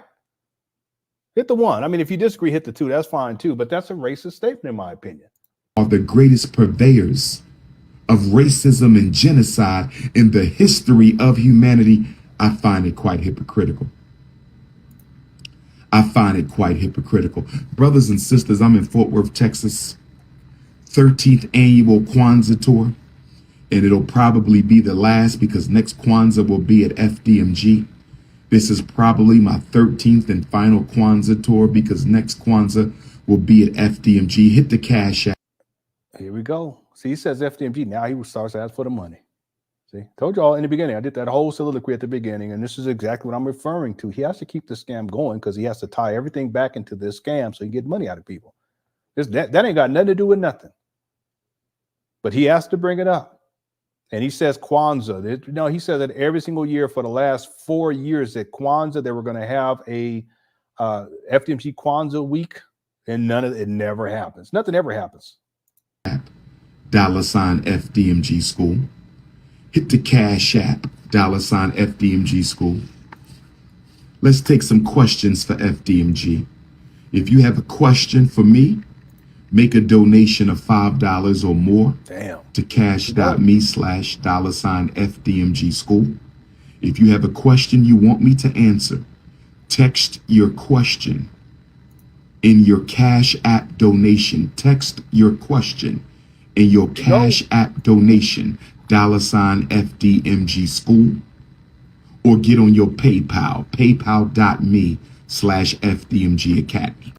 The other thing is, and then we're going to take a little bit of a break. We're going to get back to it. We're almost halfway through that video. It's not long. But the other thing that I notice about Umar is if you listen to how he talks when it comes to getting money out of people, it's a demand. Because that's how he sees you. That's why he said, run them donations like you guys out there on the strip. I'm talking about Umar Johnson's fathers. Run me my donations. Okay, that's pimp talk. But if you listen to how he talks when he get on your Cash App, not okay, if you would like to donate, please do so.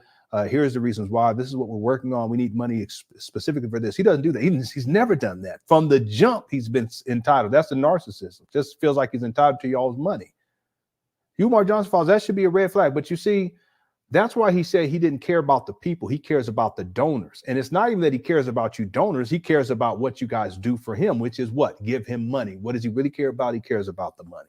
But even still, the level of, there's no gratitude, no appreciation whatsoever. It's just a take.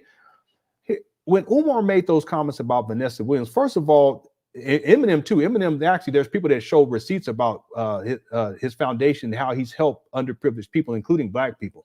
By the way, y'all know that there's people that actually showed receipts on. That's why Umar, he realized he done ran his mouth too much.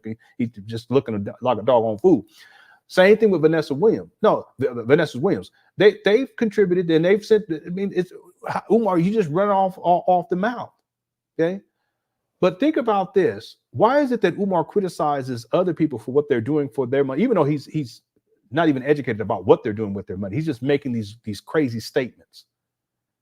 Why would he even do that in the first place? And we can't say that Umar has given anything to anybody except running his mouth. He's collected. See, he wants other people to give to the Black community, but all he's done is taken from the Black community without giving anything in return except running his mouth. Umar is the ultimate taker of things. He'll take your money. He'll take your cookie. He don't give nothing back in return except running his mouth. And that's useless too. He's a taker. He's not a giver. Umar is a taker. He's not a giver. He's I'm going to do. He's not a doer. He's a talker, not a doer. Okay, these are the worst types of people to be online because ultimately all it comes down is to whatever their needs happen to be, that's all they care about. They don't care about giving you anything. They don't care about inspiring you by providing you with an example, their own life example of making changes and improving the quality of their life and trying to come up in the right positive way. He doesn't do any of that. What does he do? He takes and he tells you what he's going to do. He makes promises that he does not keep. He talks and talks and talks. He don't do nothing except living in mama closet. That's it. And that's Umar in a nutshell. It's mind-boggling to me how someone who all he does is take and ask, and he tells y'all to get. He don't even ask. He tells y'all get on your Cash App like you're below him. What you talking about? That's like someone saying go into your bank account and send me this money. Go to your bank and give me this money. Just think about it. It's just Cash App is virtual, right? But it's the same principle. But he tells you that as if he dictates to you what you need to give to him. He's a taker. And then he does it no gratitude whatsoever. None.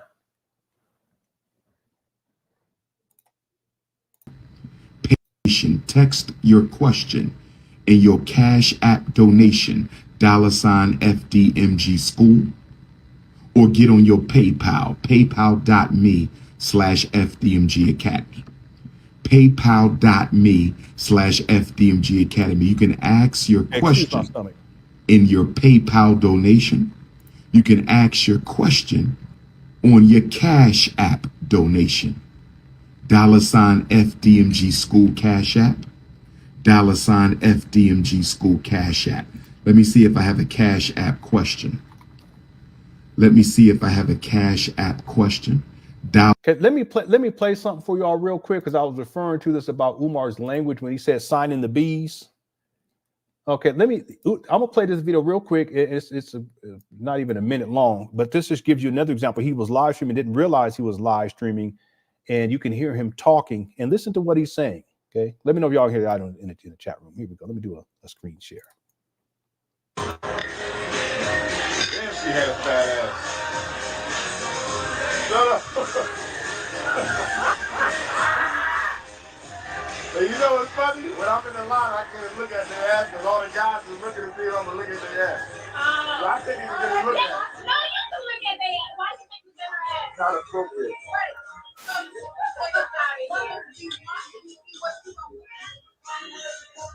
All the dudes watching, when the girls come in the line, they look at you. So what? And I wanted to see her ass, so I couldn't look. Okay. And he didn't realize he was live streaming. Most people hadn't seen that, but I haven't. Yeah, Bobby, you ever hear that? See, he didn't know that he was live streaming up at the club. And he did with the strippers. This is a statement of fact. Everybody know it. He did. That's what he do. No, that's not T. Don't you start. I don't think so. I hope. Yeah, I told y'all. Boy, I tell you, this guy, he's something else. All right, let's get back. Can we take a quick break? Because I have it in the thumbnail. I want to play this video because I said we won't play the video. I just want to skim through it, and we'll come back tomorrow. We're going to cover this tomorrow. And this is what's going on with FDMG. High school you see over there is 4 times the size of this here. They both one level. But that is 4 times the size. We got 4 bathrooms. You go more real. I got 16 over there. Wow. Go ahead and step on in, y'all. Umar didn't know. Okay, I could tell by how he looking. Watch this. So this is the office here, and we got 3 small spots in there. Go ahead and click that light on. Now, one of them would have been. Look up there. Look up there. This is not how you do it, people. Anyone see what's up there above the door? Chat room, quick chat, please. Y'all undefeated. Hit the like button. I thank you so much. Y'all, please, if y'all can do it. I could not find that brother Wick, but I'm gonna have it. I'll probably have it for tomorrow. Okay. Yeah, look at that sign, Quincy. That's what it says. What does it say there? He got a Sharpie and he wrote it up there. It don't even look, it says main off. You can't even see the eye. I don't mean to be all like that, but come on now. This is almost 5 years into this, 4 years and 11 months into this. It's a Sharpie. It looks like a Sharpie. I wouldn't be surprised if he didn't use some crowns. I would not be surprised at all. That's the main office. Hey, Jonathan, that's the main office, my brother. I won't say nothing about no other part of it, but that's the main office. Boy, I'm going to tell y'all right now, he said renovations are done. Look at the door. Look at the door hinge, the middle door hinge. Anyone in the chat room, do you see this? Because I know the stuff like this. It is. It is. I don't mean to be like that, but it is. I know. It's not. It is. It's sad. I shouldn't be laughing, but my goodness gracious. He said renovations are done, right? Does anyone see the door hinge on the door, the middle door hinge? What do we see there? Quick question, help me out. And this is the first time watching this. I did a screenshot to put for the thing. We're going to get to this tomorrow. If you guys look carefully there, they done steal the door hinge, family. The hinge ain't hinging. He ain't got no chain, T. You got to be kidding me. It's just a door. Why don't you? 5 years? It's been 4 years and 11 months. You mean to tell me he couldn't handle that himself? This is the main office. Listen, Nikki, it's not that it's not connected. There is no door hinge. I don't see, there's no door hinge on the door or on the side railing part, whatever you call that. I don't even know what it's called. Let me hush. Ralph, you need to get this door hinge, my brother. I need you to draw a door hinge on that door, family. Can we? What else do we see? We see the ceiling tiles missing as always. Okay. You know it's bad when the main office got one of them little warning pylons. You know what I'm saying? They have it on the road for construction. You know it's bad when that's used to prop the door open. Anyway, I don't mean to. I just want to get this one part. Hold on one second. The studio too, but that's the. You can see into the other room's roof. It looked like lights coming through. I don't know what's going on here. This is the main office. Main office. It's nice. He said this is nice. If you don't stop, why is the desk over there in front of the door? You have to have egress, Umar. OSHA regulated. Come on, stop it. He got some more pylons. What are these construction pylons called too, by the way? I don't know what they called. I don't even know what they called. The ladders in the main office, you got wiring coming up off the ceiling. We're gonna get into this. Unless I make one of those classrooms to make on. But I think you could see through the through. Look at this. He said renovations are completed. You got traffic cones. He got traffic cones in the main office, and you can see through the ceiling onto the other side of the building. He said renovations are done. I keep it here. Yeah, it's nice, man. But you said any one of them. What you mean it's nice? What you talking about? He got all some old moldy bread over there on the desk, just sitting there. You see that piece of bread? That poor piece of bread been there for 6 months, just sitting there. Ceiling tile still missing. That's the main office. My goodness gracious! Y'all know that there are no facilities in that building for preparing food either. So you know how kids go to school and they'll have a cafeteria? There is no cafeteria here in these buildings. None. Could do it though, right? Yeah. Yeah. Okay. She like, yeah. I keep that in mind. But More with the aesthetic over there too. You got that. Maria, if you don't stop, look at the big old trash. Look at trash. Oh my goodness. I don't mean to be going off, but why do you have trash cans and then trash over there on the side? I don't get that. I really don't get that. It makes no sense. Why not put that trash over there? You see the trash back there? Put it in the trash can. The basketball court. okay. This is more main office. And there you go. That's Eminem's cousin right there. This is tied to the show. We're going to get into this tomorrow, but that's Eminem's cousin right there. It says that's the, what room is that? I can't really read that. What room that is? It's they got the marker up there too. Can anyone read that? More main office. I can't make that one out. Something major homes room. I don't know. Winter storage room maybe. Oh, water. It says water. I can see water. Water heat. That's the water heater room.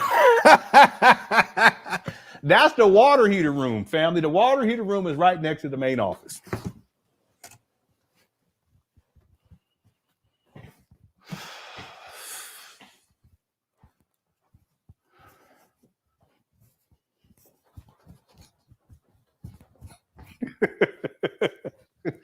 God. We're going to get in this to tomorrow. We done got blowed off. Trying to see what I'm going to eat because I'm hungry right now. But after the show's over with, I'm going to have me something. I'm going to have me some grits. I ate so much ice cream because we celebrate. I was so tired, though. I was so tired, but I stayed up with the kids and my wife to celebrate Happy New Year. And I had so much ice cream. I said I shouldn't have done that. But I was being bad. What is this? Anyway, these kids, boy, I tell you, I can thank the Lord, though. I shouldn't be complaining because they got so much stuff in there. When we was kids, boy, we Well, we be thankful just to get, you know. See, that's what I'm saying. Thank the Lord. Thank the Lord. It says the water. I think it says the water heater room right next to the main office, and just a gang of junk up in there. But then again, there we go. It's Black Power and all this Black Power talk. But who they got over there? They got Eminem's cousin. This guy, boy, this is not it. No, I wasn't crip walking. Stop playing. I was double dutching. Don't do that. Don't do that. I crip walk though if I have to. No, I was not double dutching. What was that game called? It was a joke from another live stream. Hopscotch. It was a hopscotch. Sometimes, family, you ever be sitting there, you just start hopscotch, and just and you go. Sometimes you got a hopscotch, man. I'm trying to tell y'all, that make all your problems go away. Get some hopscotch on. It's a hoppo. Oh, I'm just entertaining. That's what I like to do. I like to have you make sure y'all have a good. Y'all having a good time. All right, set aside this strap band though for a moment. Y'all have a good time. I'm trying to make this New Year. I want y'all to have a good time. All right, here we go. Okay. This is more main office. Yeah, it's the water heater room. I got you. Okay. There go Eminem. All done?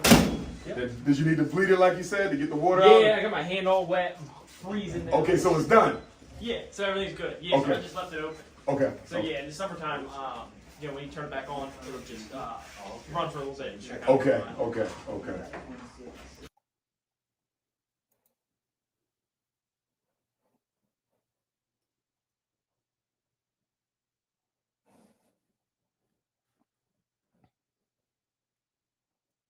I already need the ice out there. I'm trying to tell you right now. This is some mess. We're gonna get to this video tomorrow, but I want to at least show it because I have for the thumbnail. We'll get to this tomorrow, and I think what we'll do is we'll play all three. Okay, we'll go from 1, 2 to 3, and that'll be what our show is. We're so behind though, but that'll be it. And I won't do a big soliloquy on the beginning of it. We'll get right on into it from the jump.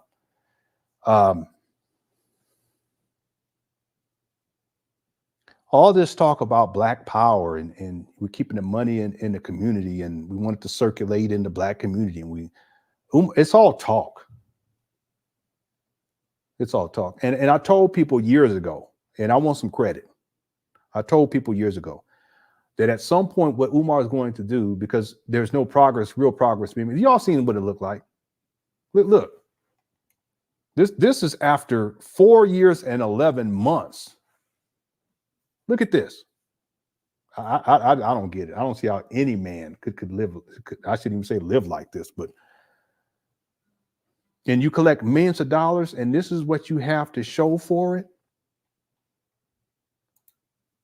You've collected millions of dollars of Black people's money, and you don't even put the trash out. What kind of man? Traffic cones inside of the right here next to the main office, and I can skip through. I guarantee you. Just look at this. We're gonna get to this tomorrow. Oh my goodness, tomorrow gonna be crazy.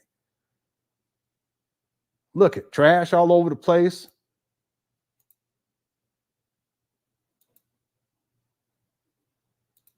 Millions of dollars, and this is what he has after 4 years and 11 months. This is what he has to show for it.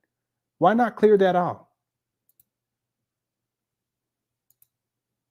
Oh my goodness. Look at this.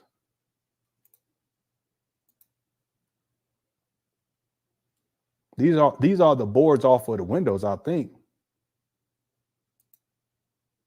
Here's that desk again. Stuff hanging all off the ceiling. There's that desk been sitting in that hallway for upside down on his side for years now. He ain't got no shame. He said renovations are complete. Poor Maria. There go another one. We got another one, family. I don't know what it is about Umar and putting these desks on the side. He said renovations are complete. Still need to paint in there. Look at the walls.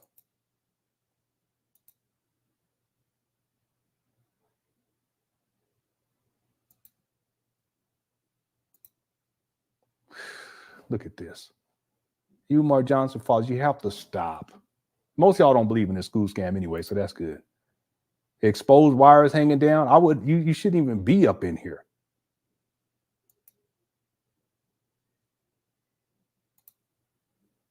This looked like a movie Freddy Krueger right here. I don't know what that is back there. Slip and slide on the wall coming out the ceiling or something. I don't know what's going on there. I don't see why that installation is all the way out, all the way hanging down the wall. Umar Saw's like, you know what? I don't care. That's fine. Let me bring the queen in here. Yeah, he has multiple desks, and I don't even know what that thing looked like. Something to go on the spaceship module over here on the side. We're gonna get into this tomorrow. There you go. This guy looked like he wants somebody to save him. Looking all scared. He's like, if somebody can help me, get me out this room, I'm stuck. The hinge ain't hinging. It got all kind of crazy. I don't know what this is over here. That back here got all these wires back here on the intercom system. If someone can help me, my cell phone ain't getting no reception.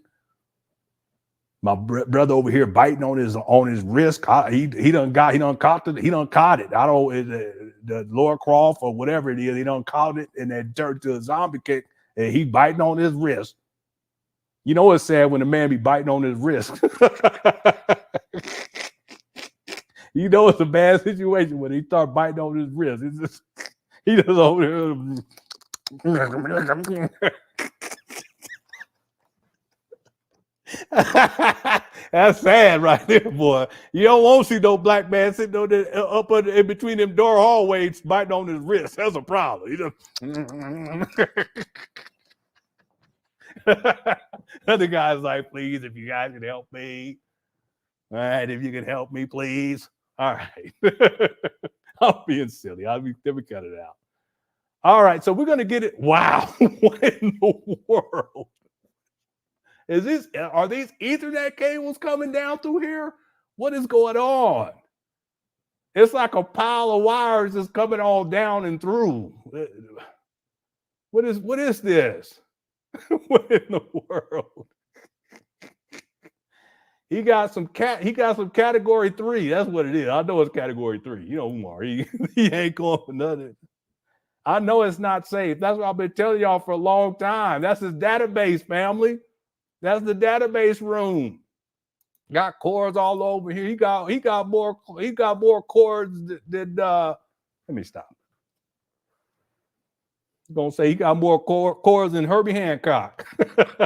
That's what it looked like. It looked like either some cat cords. That's either that coming out the wall, just stacked all over in the corner. All right, we're gonna get to this video tomorrow. I want to at least show it because I have it in the thumb. I don't even know what that is. What, you got some skis or something? he got skis. Look at Maria, poor Maria, looking all lost. I want Maria, get out of there. Get out of there. Just get out of there. Well, I tell you, this trash. Okay, we're gonna get back to this tomorrow. So the question I want to raise is, why doesn't this register to Umar? Well, it doesn't register to Umar because he lives like that with filth. And I'm not gonna play the video, but I've played it in the past. If you guys want me to play it tomorrow, just remind me in the chat room. Okay, just remind me tomorrow, and I'll play the video where Umar flips his phone, and then it makes everything clear as to why he's comfortable in that type of thing, and he's comfortable with even having people over. It's like having people over to your house. Okay, even if you have to keep stuff clean, you still clean up even more, right? That don't register with Umar. It don't register. But that's what I'm getting at, though, is the idea of someone like that opening up a school. He doesn't even have the self-discipline to keep himself clean, to keep the school clean after 4 years and 11 months. Why would you send your child to this person? That's just, it's beyond, it's not even reasonable. Okay, let's get back to this video, and then we'll start wrapping things up. We still got about 1,130 people in the video. Y'all hit the like button. I really appreciate it if you're enjoying the show. Thank you all so much, and thanks to all everyone inside the Cookie Crush chat. Thanks to everyone who sent in super chats. Also, thanks to the mods for handling the business as well. I appreciate all y'all. All y'all. Happy New Year to everybody. Did I miss any super chats real quick? Not even one room complete to show donors. Not even one. It's a good point too, because people understand and remember that Umar's only dealing with half of the total price, and it's actually less than half of the square footage that he purchased with y'all's money. Umar Johnson, you sent him money. He's completely abandoned the other side of the street. No renovation work has been done. No, nothing over there. And you see what the condition looks like on this side of the street, just what we've seen there in the screenshots. And that's after 4 years and 11 months. Nothing has been done on the other side of the street. He doesn't even have an office at this point to show people so that donors can see it, so that when people come up to like Maria, who comes up here to clout chase and get views, he can't even show anything, not one thing complete. And he said that renovations were done. That's the kicker, lady. He said it. Umar said a few months ago that renovations were complete. Why does he do that? He does that to give the illusion of progress so people can get excited and send him more money. It's a long con. Does this look like renovations are, and this is just one inside of one building. Does this look like renovations are complete to you? Look at this.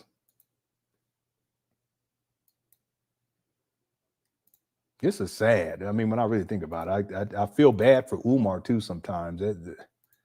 But he keeps going with it. But why does he do it? He does it because he wants people to keep sending him money.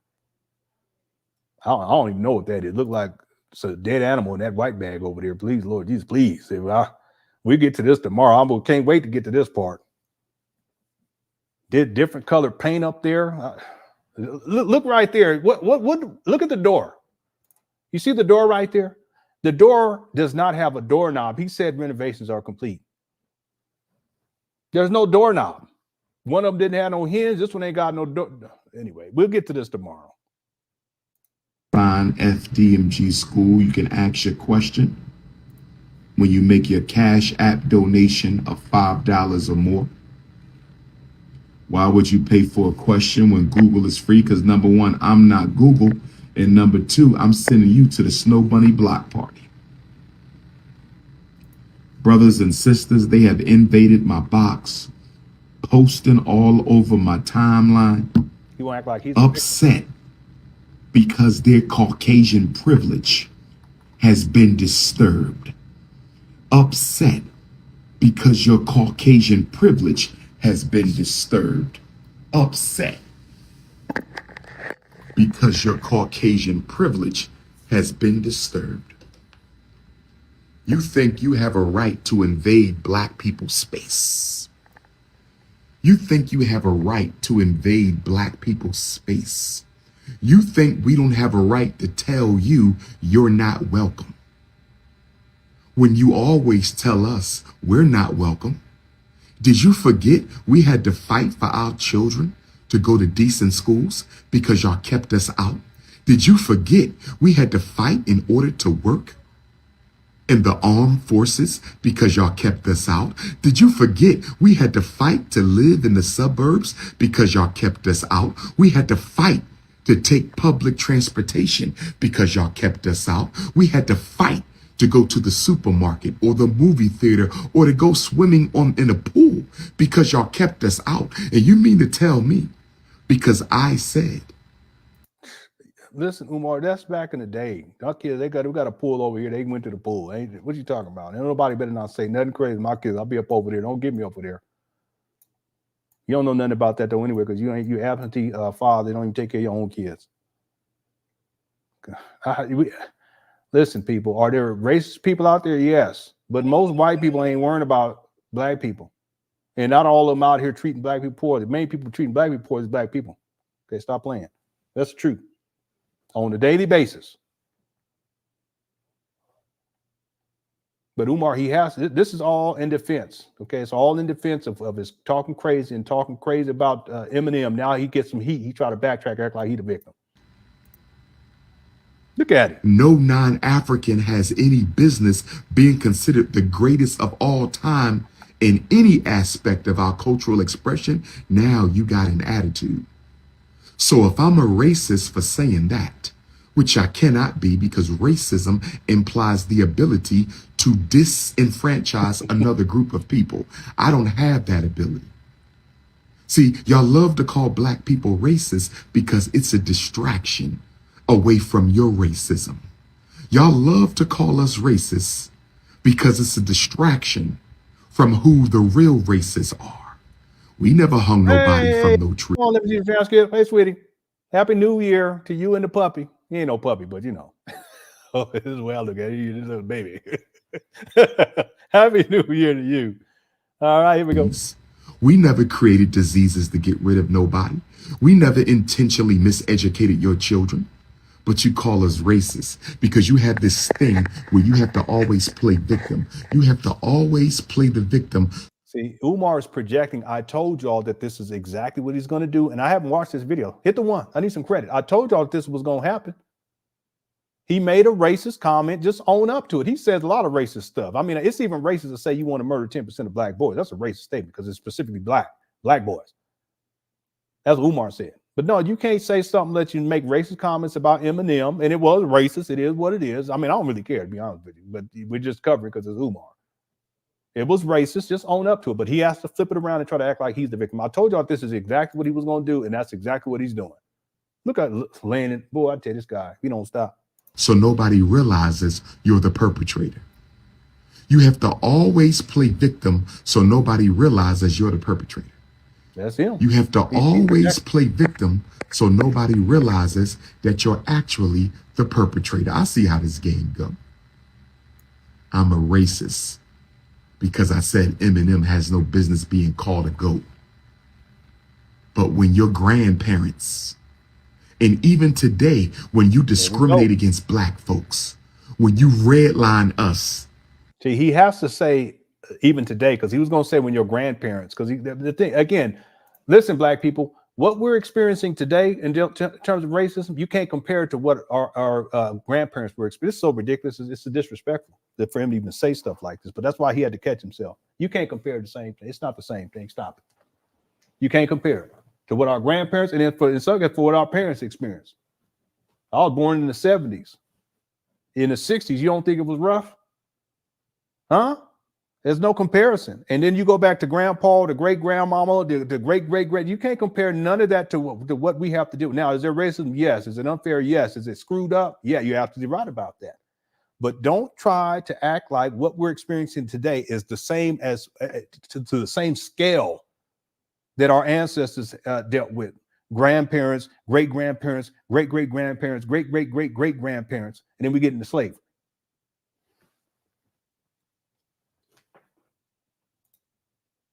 Into ghettos, and when you redline us from bank loans. Thanks for the super chat. Excuse me, what is it? No, Cash App. I'm sorry. From MI, you know who you are. Thank you so much. He says, it says for good.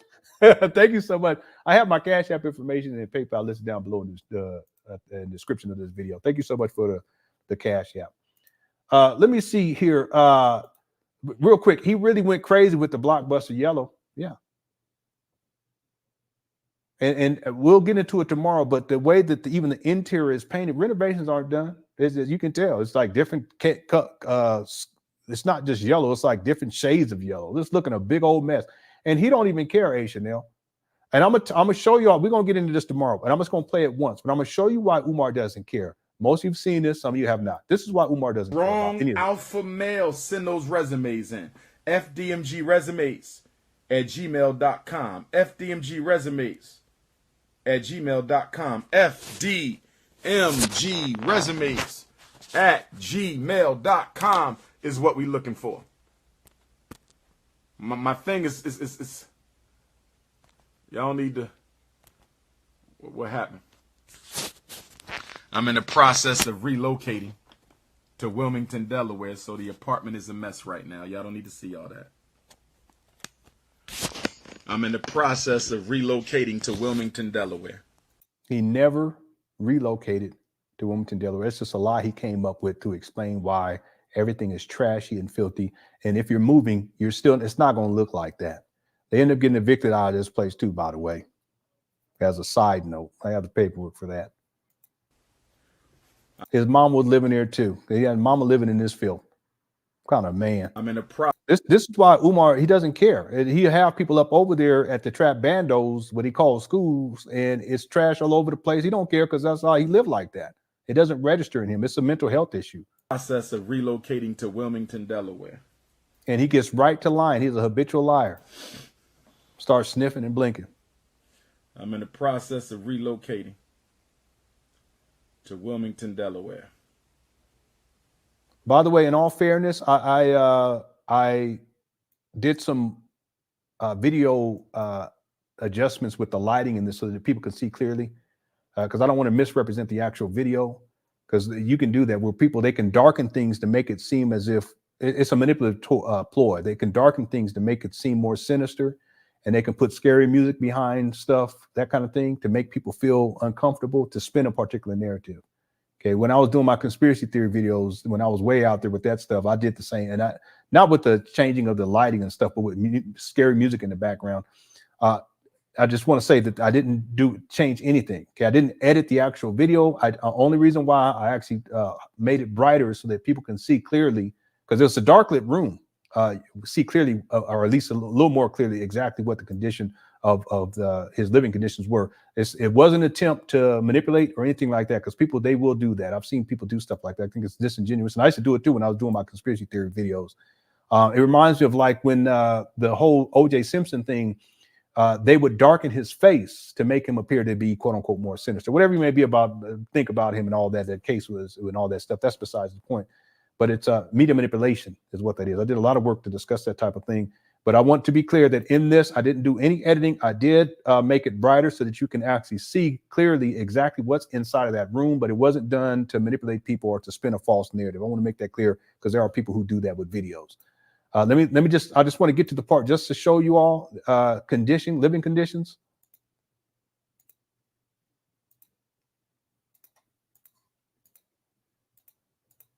Look at this. So that's why when he's actually walking around in them trap bandos and got people up over there, it don't register. It doesn't. It's a mental health issue, clearly. All right, let's get back to the video. Here we go. One more thing, because people had asked, mentioned it earlier. Here's the video. Listen. And this is one of the most telling videos dealing with Umar and his arrangement that he has as a so-called primary caretaker with his mom. We ain't gonna get into all that right now, but this is the video where he self-exposes. But I want to show y'all something. But let me give you the background. This is a book on the greatest speeches given. Excuse-moi. See this chair?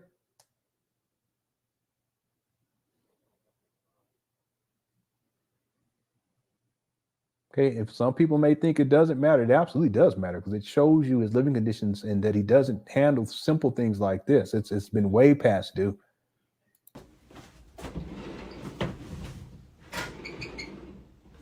Here I'm open up that side door. It's not an actual door. It's like these wooden, I showed people exactly what it was, but it's not a door. So you slide it over. This is his mama's side closet. It's a small space too. There's a window right there on his left side if he sat down. This is the video where he has a conversation. There's a person that shows up and they're trying to find the mama. And Umar says that she's not there. And they're doing a wellness check on the mama. And Umar says, yeah, they've extended her hours of care because he's a so-called primary caretaker. It's probable that he's getting paid for it. And some people will say, well, how is he getting paid for it if he owes child support? Well, he has many aliases. And I mean a gang of them, at least 7 of them. This video right here is the most telling. You can't really hear the conversation, but I was able to take the conversation. And as a musician, I've recorded and I have the software where you can go in and you can boost the audio. You can take out any static or any,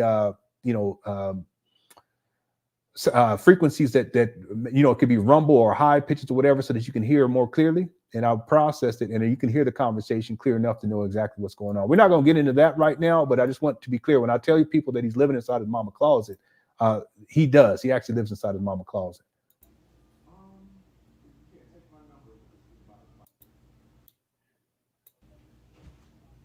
He's coming back right here. Hold on a second. For almost 20 years.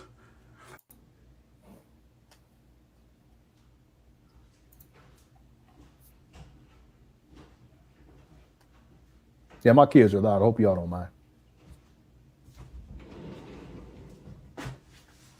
Hear him slide it back open, slide it back closed. I thought it was a window at first. Y'all, anybody was any of y'all here when we actually watched this video and it was a live reaction and all this took place and we were figuring out? Hit the one. I mean, this is one of the most damaging videos dealing with Umar. Brothers and sisters, the work never ends. I'm not getting rid of my chair. I love this chair. This chair has been with me for almost 20 years. I've been sitting in this chair before y'all knew me. I was sitting in this chair when I became a school psychologist. I was sitting in this chair when I got my doctorate. I was sitting in this chair when I took over the conscious community. I was sitting in this chair when I became King Kong Consciousness. I'm not giving up this chair until the chair gives up on me. What? I'm not giving up on this chair until this chair gives up on me. I'm not giving up this chair until this chair gives up. Yeah, here you go. Here you go. It is sacred. See, there's certain things we have to understand. It's not about money all the time. And it's not about the look. You got to get out of that. How are you going to be an activist for African liberation and you worrying about how things look? You're not sitting in the chair. I'm sitting in the chair. This is my throne. This chair is for the Prince of Pan Africanism. Stop worrying about my chair. Now, okay, well, what about the filth you was living in when you flipped the phone? That too? Is that sacred? And the school trap band was trash all over the place. Is that sacred too? See, I'm trying to tell y'all. the chair at the school will be nice. Yeah. Because it's a school. It's a place of business. Listen, last Sam, he ain't got no shame. He ain't got none. The chairs at the school is going to be, no, we just saw the things in the school looking all trashy, dust all over the place, trash all over the place, desks turned up on their side for years now. What you talking about? I want to be professional. But when I'm getting my think tank on, when I'm strategizing, when I'm organizing, when I'm inside your mama closet. See how ridiculous this is? Hit the one. This is ridiculous. Philosophizing, let me sit in my chair. Let us continue. And if you don't think this chair is okay, if you don't think this chair is okay, if you don't think this chair is okay, you trying to think of something? Ask your queen to come take a sit on my lap and see if she liked the chair. Umar, don't do that, man. Why you always he do that all the time too?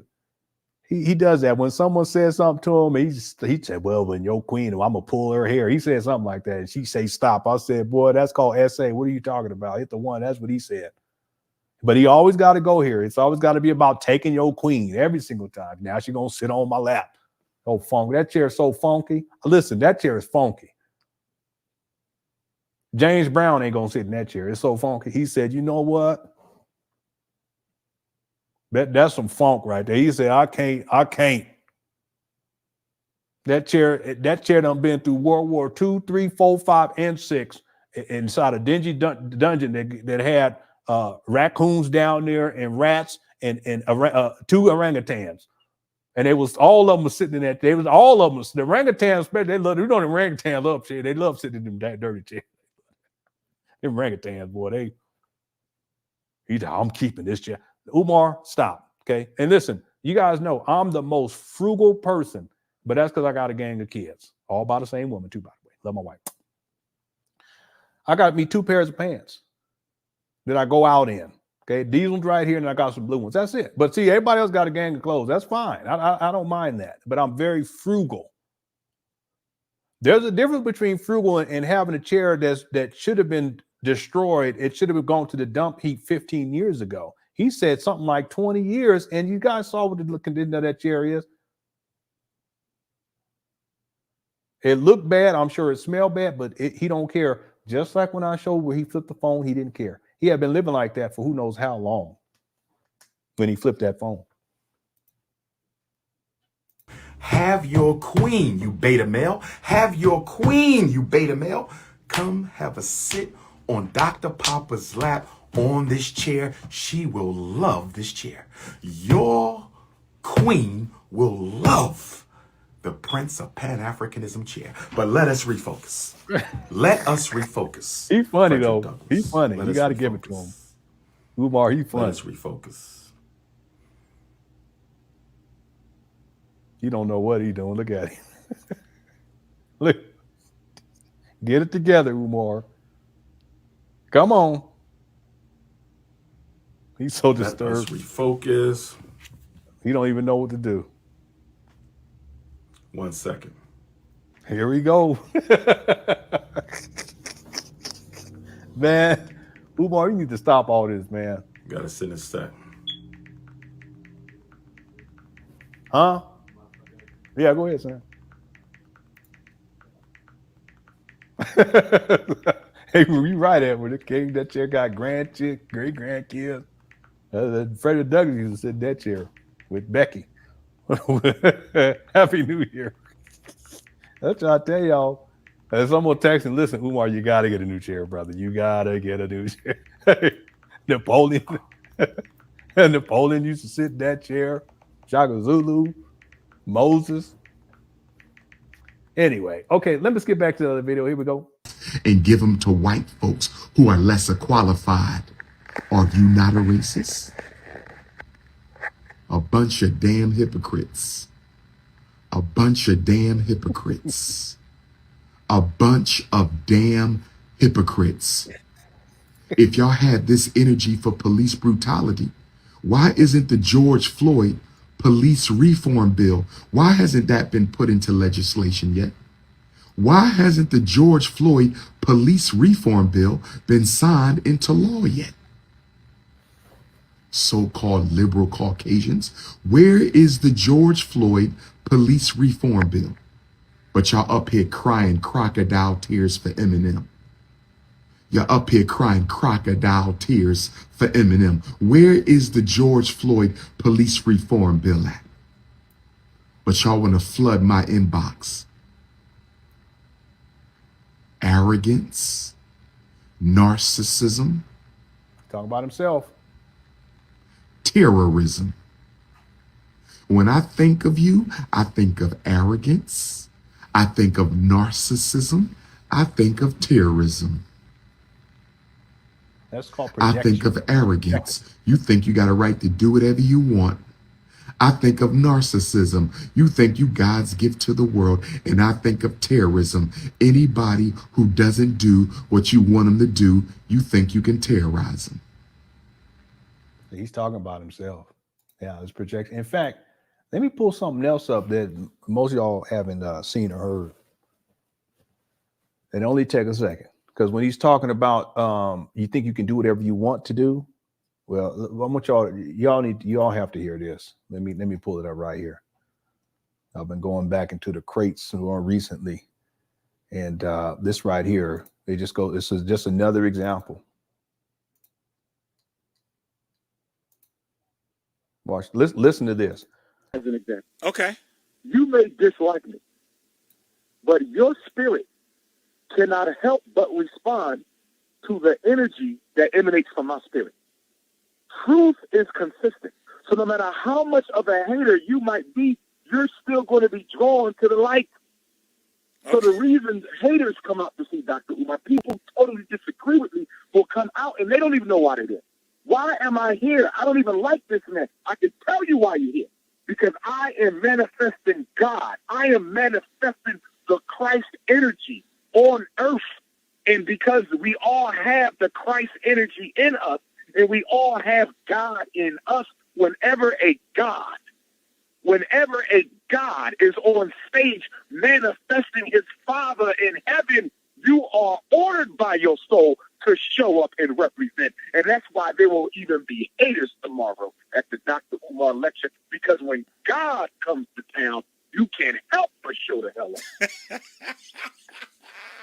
Nah, I definitely don't hate you, bro. I think you're a great dude. Now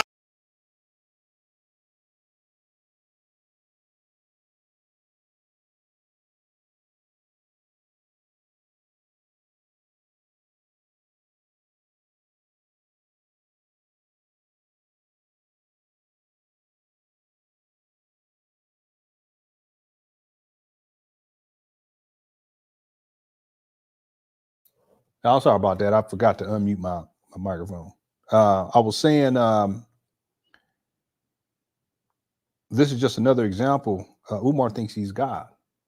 That's dangerous too when you talk about cults being, the cult personality, the cults. But he talks like that. I have other videos where he's talking like that, but he thinks he's God. But you see the projection in the other video, he's talking like you think you can do whatever you want to, and no, he's talking about himself. He's just projecting. It's dangerous, So for you black people that still support Umar, if you're Christian, you should have a problem with that. But if you don't have a problem with that, well, then you got a problem. You know what I'm saying? Shout out to ENJ Nation too, my peoples. All right, let's get back to this video. Terrorism. By the way. Yeah, we're almost done. If y'all can hit the like button, I appreciate it. When I think of you, I think of arrogance. I think of narcissism. I think of terrorism.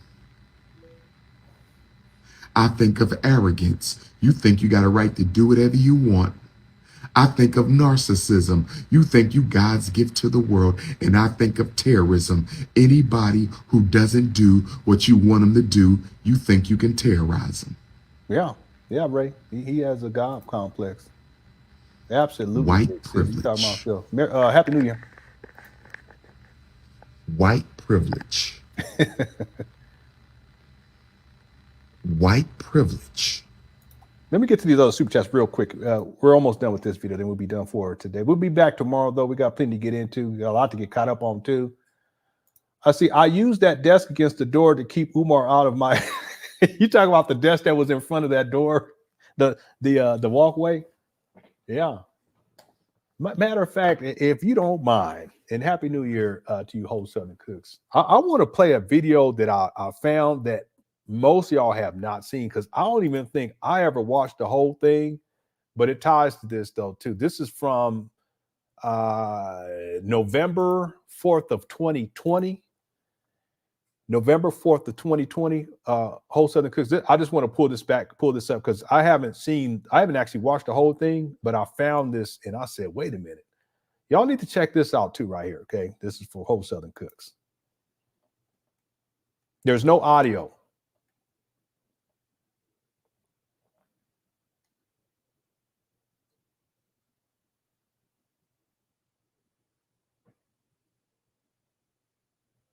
Yeah, you guys remember I said that I've only seen Umar doing work painting, like I said, 3 times. Well, this was one of those times. Let me skip through though. There's actual audio. Actually, no, you guys have probably seen this one. I think I played it, but there's this one part I want y'all to see. You guys, anybody remember this? Hit the 1. This is from 2020. Look at that. It looks the same. Look at what we just watched with that desk, organized at the door. It's the same thing. Nothing changed.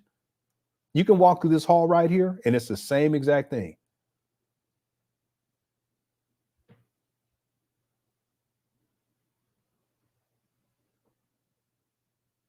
Remember, he showed that recently? Same exact thing. That same thing. Back then, there were signs in different places telling people not to drink the water because it was contaminated. That's what that sign was. It was above that drinking fountain. I wish he had gone in there. Look at this. Ain't nothing changed. Yeah, y'all seen this one, but there's this one part. He was eating pizza. Someone back there asleep. This was I think this was the paint day. I don't think this is the video I want to show y'all though. That's what it is. I'm sure some of you've seen this video. I think we covered it. There's another video that I meant to show, but that's okay. Let's get back to it. We're gonna finish up right here. Thanks our whole Southern cooks for the super chat. I appreciate it. Let's see. This is where Nino Brown was trapping. Okay. Thank you for the super chat. Jay the Light Seeker says he's on podcast to stir up controversy. Yeah, I know. But like I was explaining earlier, the Light Seeker, it doesn't work to the same effect as it did in the past. because when it comes to the school, a lot of people have already taken a step back away from it. They're not willing to support him on it. So when he's going to the Breakfast Club, he get a lot of people that would check him out. He would talk about the school, and then he get a cash infusion. Okay, he's going to get some money that comes in from the Joe Button, but see what's happened is it's backfired. He's not going to get the same amount of money that he used to get, but he's also receiving a lot of criticism because of the outlandish statements that he was making. Okay. S. Side Diamond says, or South Carolina Diamond says, I love being adequately melanated, but at this point, just give everyone an equal playing field, legally, economic, etc. The best will rise. Yeah, that would be nice if everything was equal, but it's simply not. The world has never been that way. I'm not even sure that it ever will be that way, to be quite honest with you. I'm into sci-fi, so they have shows that are into the future, and there's always going to be issues. If it wasn't race, it would have been something else that some fool created, and people buy into it and follow it. It is what it is. It's unfortunate, but I do believe that the humanity can grow beyond the concept of race. Some of us already have, at least to a certain degree. Inevitably, it's going to need to take place. Okay, because who knows what's on the horizon for the species, but inevitably we're going to have to go reach beyond it. It's not going to happen anytime soon because it's so embedded in society. But ultimately, there should be a day where we can transcend it. Okay, I'll be long gone by that point. Okay, thanks for the super chat. MC Frylock today. Okay, I think I got that one earlier. Thanks for the super chat, Jonathan Kidd. Also, Diamond, South Carolina Diamond, the Light Seeker, Skinny Boy 20. Whole Southern Cooks. H&L says he really went crazy with the blockbuster. Oh yeah, I covered that one earlier. Thank you so much. Not even one room complete. Yeah, we covered that one. Not one room. What's up with the dirty pocket hanging down on that stank sweatshirt? Yeah, I don't know. He doesn't care about that kind of stuff. There was a time, I could pull up a video right now, where Umar, he really took the time to keep himself clean. He would dress in 3-piece suits, and tie. I mean, it's all a show anyway. But at least he cared enough. He keep his hair cut nice and short. He cared enough. These days, he doesn't care. This goes back to what I was saying in the beginning. Your kids will see this, that Umar Johnson follows. You have to look at the trajectory of his life. And you look at where he was at 8 years ago, 9 years ago, 10 years ago, even 12 years ago. Just in terms of how he's keeping himself, he's in a totally different space. He hasn't progressed. He's actually regressed. And at this point, it's sad. And if you really care about the guy, these are the things that, listen, Umar, tell him, listen, man, you got, see, the only way things are going to change is he has to stop doing what he's doing. The thing that consumes most of his time is trying to get money out of people. And he uses a school scam in order to get the most amount of money. That's why he's stuck with it. I mean, it's like a chain, a ball and chain. But see, that's the price that he has to pay is, I'm going to continue to run this school scam and get money, but the price he pays is that my life will continue to deteriorate because he uses the money not to open up a school, but to self-destruct. Ladies and gentlemen, in just a couple of days, this school, he said it in January of 2010 that the school was going to open in 2013. It's almost 14. It's about to be 14 years since he posted that. And we haven't seen him progress in life as a man. What we've seen is the opposite, him regress in life. And it's sad. It's a sad story. I still think he can turn things around. Thanks for the super chat. Because there's always a chance. Sitting is wholly in preparation for the observatory. He did say they're going to put an observatory on the roof. Another fanciful little Jermaine fantasy land stuff that he creates to sell this school scam as being real.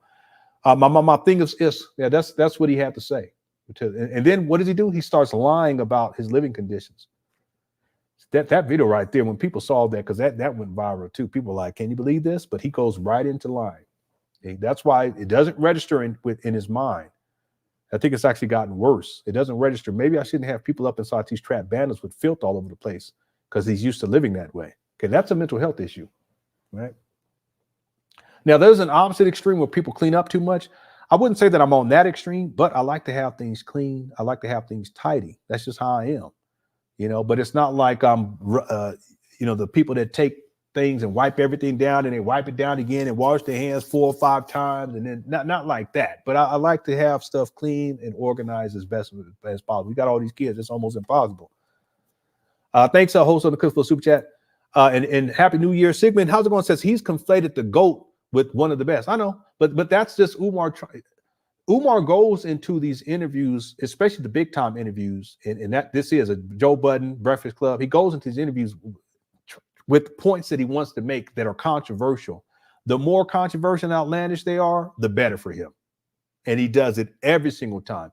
So he conflates one of the best with, you're saying that he's the greatest of all time. Well, that's white supremacy. No one said that but Umar. Umar is the only person that said that. See? It's disingenuous, but it's also, it just goes to show you his capacity to lie. But what does it do? It fuels this whole idea about racism, and that's what he's trying to explain inside this other video that we're watching, but then it goes viral. Okay, that's exactly what he wants. See, unfortunately, though, Umar, he runs his mouth too much, and there's always backlash, and he can't handle the backlash. And I guarantee you the amount of money that he thought that he was going to get is not what he's going to get. It's not, because those days is over with, especially dealing with this school scam. Thanks for super chat, and Happy New Year to you. Asian, so do you think he wrote main office over the over the pantry closet and mama closet? No, I don't think he did that. He don't live there always. He go there when he don't have no other place to stay. He'll stay up at them trap bandos. He'll get a hotel motel when he has a speaking engagement. I wouldn't be surprised. And again, I don't know this, so I'm just saying this just as a possibility. I'm speculating here, but there's probably times where he sleeps in his car, in the rental car. What I do know is that he does sleep inside his mama closet, that he does live stream from his mama closet, that he also live streams from the trap bandos, that he stays up there when he can. It's just gotten too cold. And that most of the time when he can't stay inside the trap bando at his mama house, what does he do? He tries to get a hotel motel. And he's actually admitted that. Whether it is the venue or the people who bring him out to speak, he pays for it, or he pays out of pocket. See, that's what I can say with absolute certainty. But I don't think he got that written on top of the pan, on his pan, mama pantry closet. Thanks for super chat, and Happy New Year, A. Chanel. SOB, Happy New Year says the basic formula for Umar's rhetoric consists of emotion plus a sprinkle of historical truth plus victimization equals scammer and manipulator. Absolutely right. Perfectly stated. I'll read it again. The basic formula for Umar's rhetoric consists of emotion plus a sprinkle of historical truth plus victimization. Absolutely. Equals scammer and manipulator. And this is one of the reasons why he's been able to get away with this school scam now for 13, going on 14 years. It'd be 14 years in 3 days. That's one of the reasons why he's been able to keep this going. Thanks, SOB, and Happy New Year to you as well. All right, let's finish this up now. Quick curse chat. I hope y'all enjoying the show. We got 1,100 people still here in the building. It's a lot longer than what I thought, but hopefully we get done by the 4-hour mark. Let's go ahead and finish this up right here. Here we go. Brothers and sisters, I'm feeling marvelous tonight in Fort Worth, Texas. I'm feeling marvelous tonight. I'm looking forward to seeing all my Fort Worth Africans tomorrow. I'm looking forward to seeing my Phoenix family. I ain't seen my Phoenix family in damn near 10 years. Can't wait to see my Detroit Africans on Saturday. Can't wait to see my Jamaican Africans at the Maroons Festival on January the 6th. I can't wait to see my Sacramento Africans on Thursday, January the 18th. I can't wait to see my Antioch, California Africans on Friday, January the 19th. I can't wait to see my Oakland, California Africans on Saturday, January the 20th. Trying to use white privilege and bully tactics to force your narrative. Y'all been doing that for 500 years. You're not tired yet. Y'all been using y'all white privilege to bully people into adopting your narrative for 500 years. Y'all not tired yet? It ain't opening, Rona. Y'all been using bully tactics to force your narrative on black people for 500 years. Y'all not done yet? I'm a racist because I said black. Rona, Umar said that it was going to open in 2013. Then he said that's the opening date. He said that in 2010. I'll pull up the receipt because I know most of y'all don't see it. I've played it and shown it 1,000 times. But then he said after years, he said it was going to open in 2016. Then he said 2017, 18, 19, 20, 21, 22, 23. And then he said it was going to open in 2024. Okay, and that's it. It just keeps going and going and going. No opening date realistically in sight. He just throws these out there every single year. He just resets and he keeps going and keeps going. Here's the receipt right here. He said this on January 6th, which is 5 days away. And 5 days from today, it will mark 14 years since he actually posted this. Yeah, listen, 2013, and that's when he said it's going to open. But look at this post is from 2010. 2010, and here we are in 2024. In 5 days, it's going to mark 14 years. He said promises in 2010 to begin laying the groundwork for the Frederick Douglass and Marcus Garvey Pan African School for Black boys specializing in learning disabilities and disruptive behavior disorders. This will be a private school, and yes, you will pay in order for your son to attend. The grand opening was set for September 11, 2013.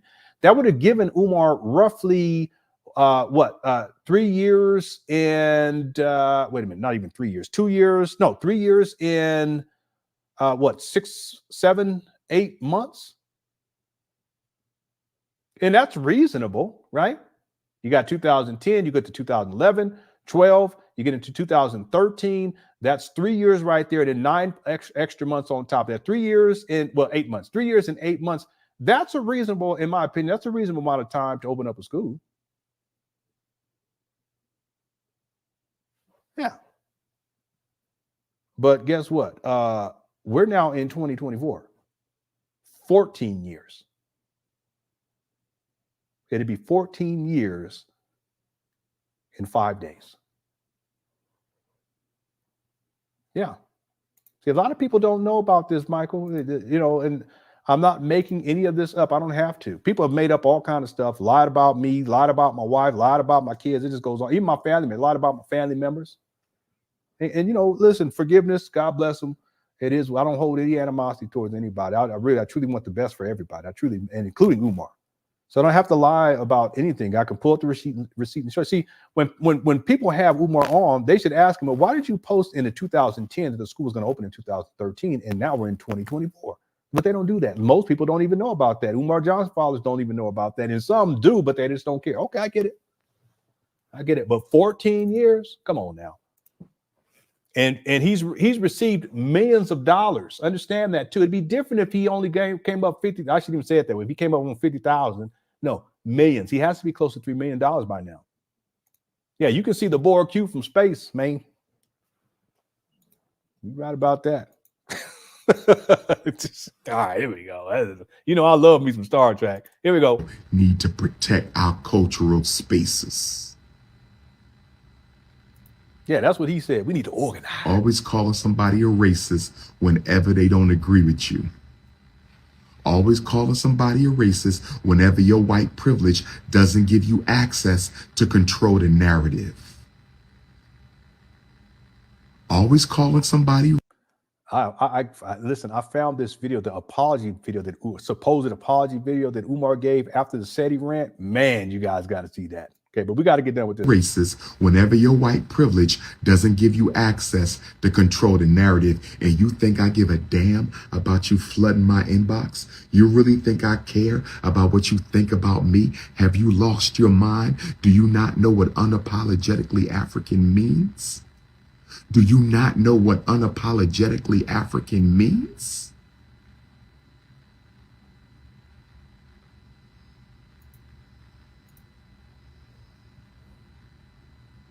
You are the reincarnation of the slave master. That's what you are. You are the reincarnation of the slave master, trying to play victim. Give me a break. Give me a break. Give me a break. You got your panties in a bunch. Because I won't let Eminem be the white Jesus of black music. What? You got your panties in a bunch because I won't let Mr. Marshall Mathers be crowned white Jesus of the hip hop industry. Like y'all crowned Elvis Presley. Y'all artificially crowned Elvis Presley as the white Jesus of rock and roll when all. They didn't crown him as a white Jesus. They just, it's the dominant culture, whoever, that is what it is. That's why Eminem in part blew up, because he actually connected to a lot of the white people. Same thing with what's his name? He ain't all that anyway, but whatever. Okay. But he ain't the main guy of rock and roll either. You need to look into Little Richard. People just be sleeping on Little Richard. Now, if Little Richard was white, he would have blown up and got, yeah, I get it, but that's just how it is. Eh? But this whole thing about the white Jesus and you talking about this Jesus stuff, that's because you called yourself the black Jesus. Something wrong with you in the first place when you're trying to put these Jesus titles on people, including on yourself. You need to cut it out. Yeah, he said the white Jesus of black music. It don't even make no sense. I don't know. You know, I don't even know. Whatever. Let's go. Yeah, I ain't never heard nobody call Elvis Jesus now. Come on now, stop it. So Umar called him Jesus. He said the white Jesus. Yeah, he Chuck Berry too. Yeah, Chuck Berry's another one. But Little Richard, people be saying so many people came through Little Richard. It's crazy. He did was plagiarize, copy, and steal from Little Richard, Chuck Berry, and others. Give me a break. Give me a break. Give me a break. Y'all want a white face in front of everything.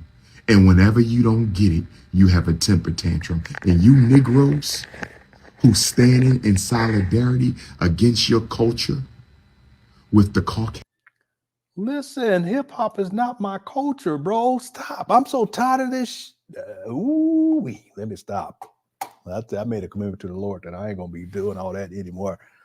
I got to keep my word with the Lord. I tell you, I've been trying to get my life together. Umar, you can do it too, man. You can do it. I'm not religious. Don't get me wrong, okay? But I still be acting a fool. I be talking crazy to my wife. She know what I be talking crazy. I say, hey, baby, you look good, baby. I said, the Lord done told me.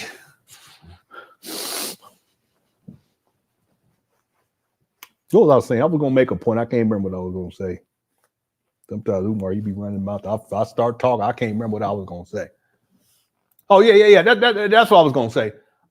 Do we need to stop this? Okay, hip hop is just one. It's just one cultural expression. That's all it is.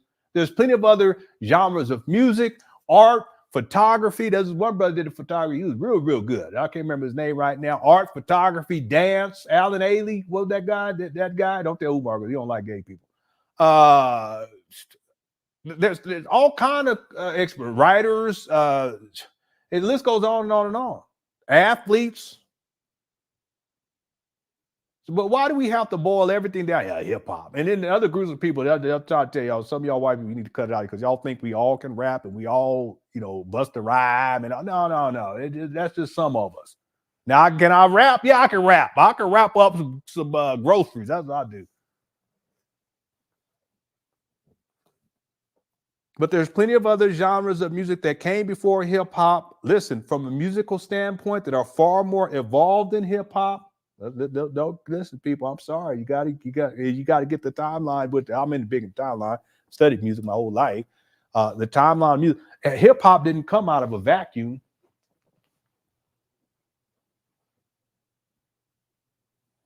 It just didn't appear into some new thing. No. A lot of that hip hop, a lot of it from a musical standpoint comes out of funk because a lot of it was sampled, and a lot of it early on came out of disco. Hit the one. A lot of y'all don't know this. Then you got people coming in with the jazz, traditional jazz stuff being put. So certain hip hop artists, they did that too. One of the highly sampled persons from the rap idiom, if you will, or excuse me, from the jazz idiom was Herbie Hancock. You guys, if you really think about it, from a musical standpoint, early hip hop music, the production of music was not an element of it. They sampled everything. So it didn't come out just out of the blue. Then later on, you get actual producers, right? But early hip hop, it wasn't hear me on this. There weren't producers. That's why you don't hear they talk about a DJ who's spinning records of other people's music. Their music it wasn't music they created. Y'all don't want to hear all that. But see, we so many of us, we were so indoctrinated. Now you got people talk about the gospel hip hop. Y'all don't taking it too far. KRS-One, y'all don't take it too far with the narcissism. And we got to have a hip hop church, and we hip hop this, and hip hop is our culture. It might be part of your culture, but it's not part of mine. It's just simply not. A lot of it is a bunch of foolishness. Okay, let's be honest with you. The older you get, the more you should realize that hip hop was mainly created by little boys who didn't have no sense and was talking crazy. Go back to early hip hop and listen to what they're saying. It's just not men creating this music. And popular music tends to be created by young people anyway. But for whatever reason, we idolize it, and now it becomes an expression of who we are as Black people. No, it's not. It's an aspect of some of y'all, but it's not an aspect of me. And I'm just being honest about it. Y'all may love hip hop. I get it. I listen to it myself. One of my favorite ones was LL Cool J back in the day. I also like Slick Rick.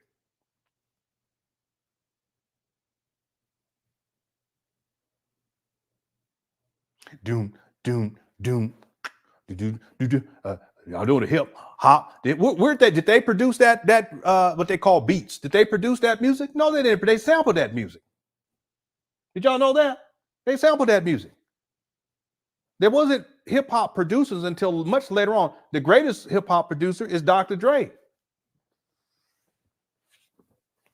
That's not early hip hop.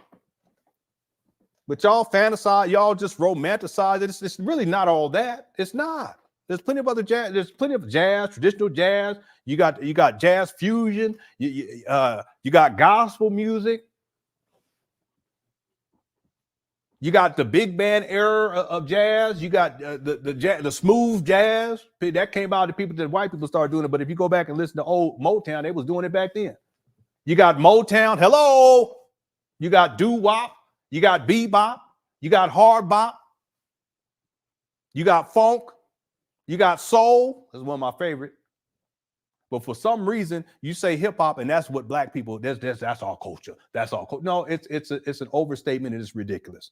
Don't get me wrong. If y'all listen to hip hop, go and listen to it. It's not my cup of tea per se. I used to listen to it with Tupac and Bill Hail Mary. One come look, see Hail Mary. Oh, ride or die. No. I get it. But we're not just that.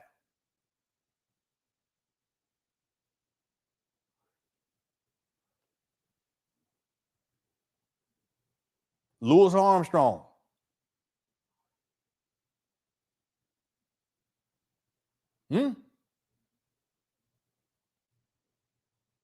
Bill Cartwright. Yeah. Craig Hodges, start naming basketball players and shit. My old ones, back in the day. Robert Parrish. Let me stop, because now I'll start sounding old. Just start naming old people. Yeah. Louis Armstrong, Duke Ellington, Robert Parrish. All right, let me stop. Okay. RZA, Q-Tip. Yeah, John Coltrane. Okay. One of my favorites. All right.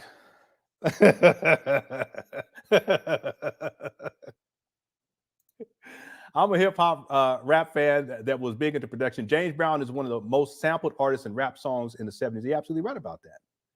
Absolutely right. In fact, what's his name? Let me not even say it, because what's his name that did Planet Rock or whatever it was? He was trying to be the next James Brown, but he ain't had no talent. He had no talent whatsoever. It's amazing. Anyway, let's get back to it. I apologize for going off. Here we go. Patience. Y'all need to be whipped. You soft beta male Negro peeing coons, y'all need to be whipped. Y'all need to.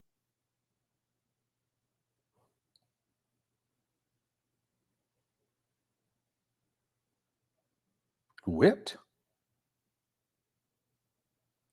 Umar sound like a slave master. What?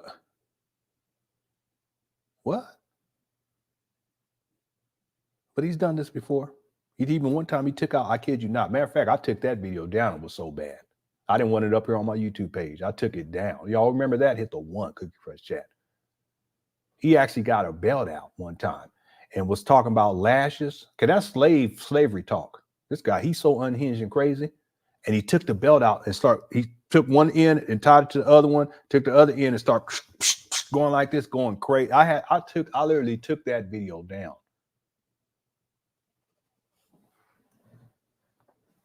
talking about Kamala Harris need to be whipped. That's the vice president. You say some stuff. I didn't want it on my page. You say something, all the FBI show up at your door.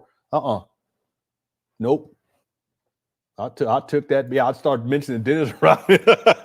We talk about music. Dennis Rodman, you know. Questlove said Kool and the Gang is the most sampled R&B group by hip hop. That may be possible too. Yeah, but Kool and the Gang. See, a lot of the disco funk stuff, but that's what preceded hip hop. A lot of that stuff, early hip hop, that's what you hear because they didn't have producers. They basically had people who would spin records and people rap on top of it. Yeah. Happy New Year to you. Let me see a transcript and to the puppy. Moses Malone. No, all right. Yeah, Parliament is another one. That's funk, right? That's funk. We go on. Yeah, Gil Scott here. Yeah. George Clinton. Yep, absolutely. Yeah, that's another one right there, Robert Johnson. Yep. Okay. To be horse whipped.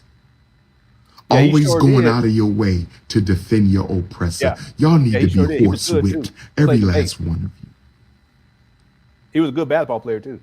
Is that another Negro pen? You have a nice day. Yeah, Rick James was sampled. Yep, Cameo was sampled. Yeah, soul music was James Brown, but see, Since y'all so liberal, right? James Brown didn't just do funk. If you guys listen to his discography, he spans quite a different genres, and soul was part of it. They called him Soul Brother #1. In fact, yeah. So that's what I'm saying. It's not when Umar. A lot of people do this. It's unfortunate though when people talk about black people and black music. A lot of people just go to hip hop, but no, we have a long history of tradition of really wonderful music and very much refined music. I mean, I'm talking about music that it takes people decades to master. You know, even if you guys listen, I've always been amazed at how a group of people who are coming out of slavery can get to the point where they develop a style of music like traditional jazz or even gospel. And you hear the gospel church music, that's something that is, it's remarkable for people who just came out of slavery. And it takes time to develop these different genres of music. It does. But to go from slavery to that, and again, you go to early blues, you get to the field hollers, that's part of it too. And then it all transitioned. Of course, that you had the elements of the black church, even while black folk, black folk was enslaved, our ancestors was enslaved. But for it to get to where it was coming out of slavery to what it became so quickly, it's incredible. And it shows two things. It shows more than two things, but two specific things. It shows the resiliency of Black people who were already enslaved, but come out of that and are able to make a way for themselves, including a musical genre that is incredibly advanced and beautiful. It's incredible when you listen to it. But number two, it shows you how a group of people can actually create something that stands the test of time, that people around the world can listen to and feel something from it because it has a spiritual quality to it. And these are people that's just coming out of slavery. Now, notice I'm not saying we, because I was never enslaved. Okay, I've been free. I'm talking about our ancestors. To be able to develop that type of music that has a spiritual dimension to it coming out of slavery. That's incredible to me. Since y'all so liberal, we about what, 15% of the population allegedly? Dance hall. I think it's much higher than that. But you say with 15% of the American population, since you're so liberal, why don't you give us 15% of the banks, 15% of the supermarkets, 15% of the schools, 15% of the wealth, 15% of the natural resources? I mean, since we so liberal now, since everybody wants to be so liberal now, give us our 15% of everything in the country. This is not reparations. This is equity. Don't confuse equity with reparations. We're talking about constitutional equity here. We're talking about equity. We are not dealing with reparations. We're dealing with equity. Since we're 15%, there goes. I'm sorry, I'm not laughing at what Umar. Somebody, Bridget, sent me something, and I don't know what this is. My goodness.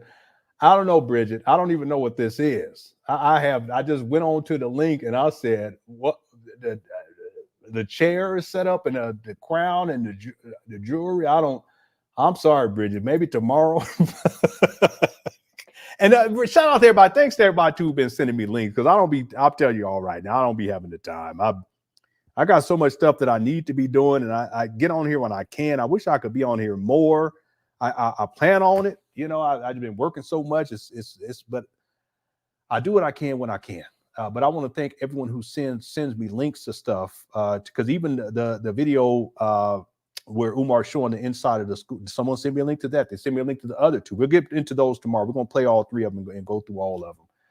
Thanks to everyone who sends me links. I appreciate it. It saves me a lot of time, and I appreciate your efforts. And thanks, Bridget, as well. I don't know what that is, so that's a hoopty, right? I don't know what to say about that one. All right, okay. Let's get back to it. Here we go. There's another pale face.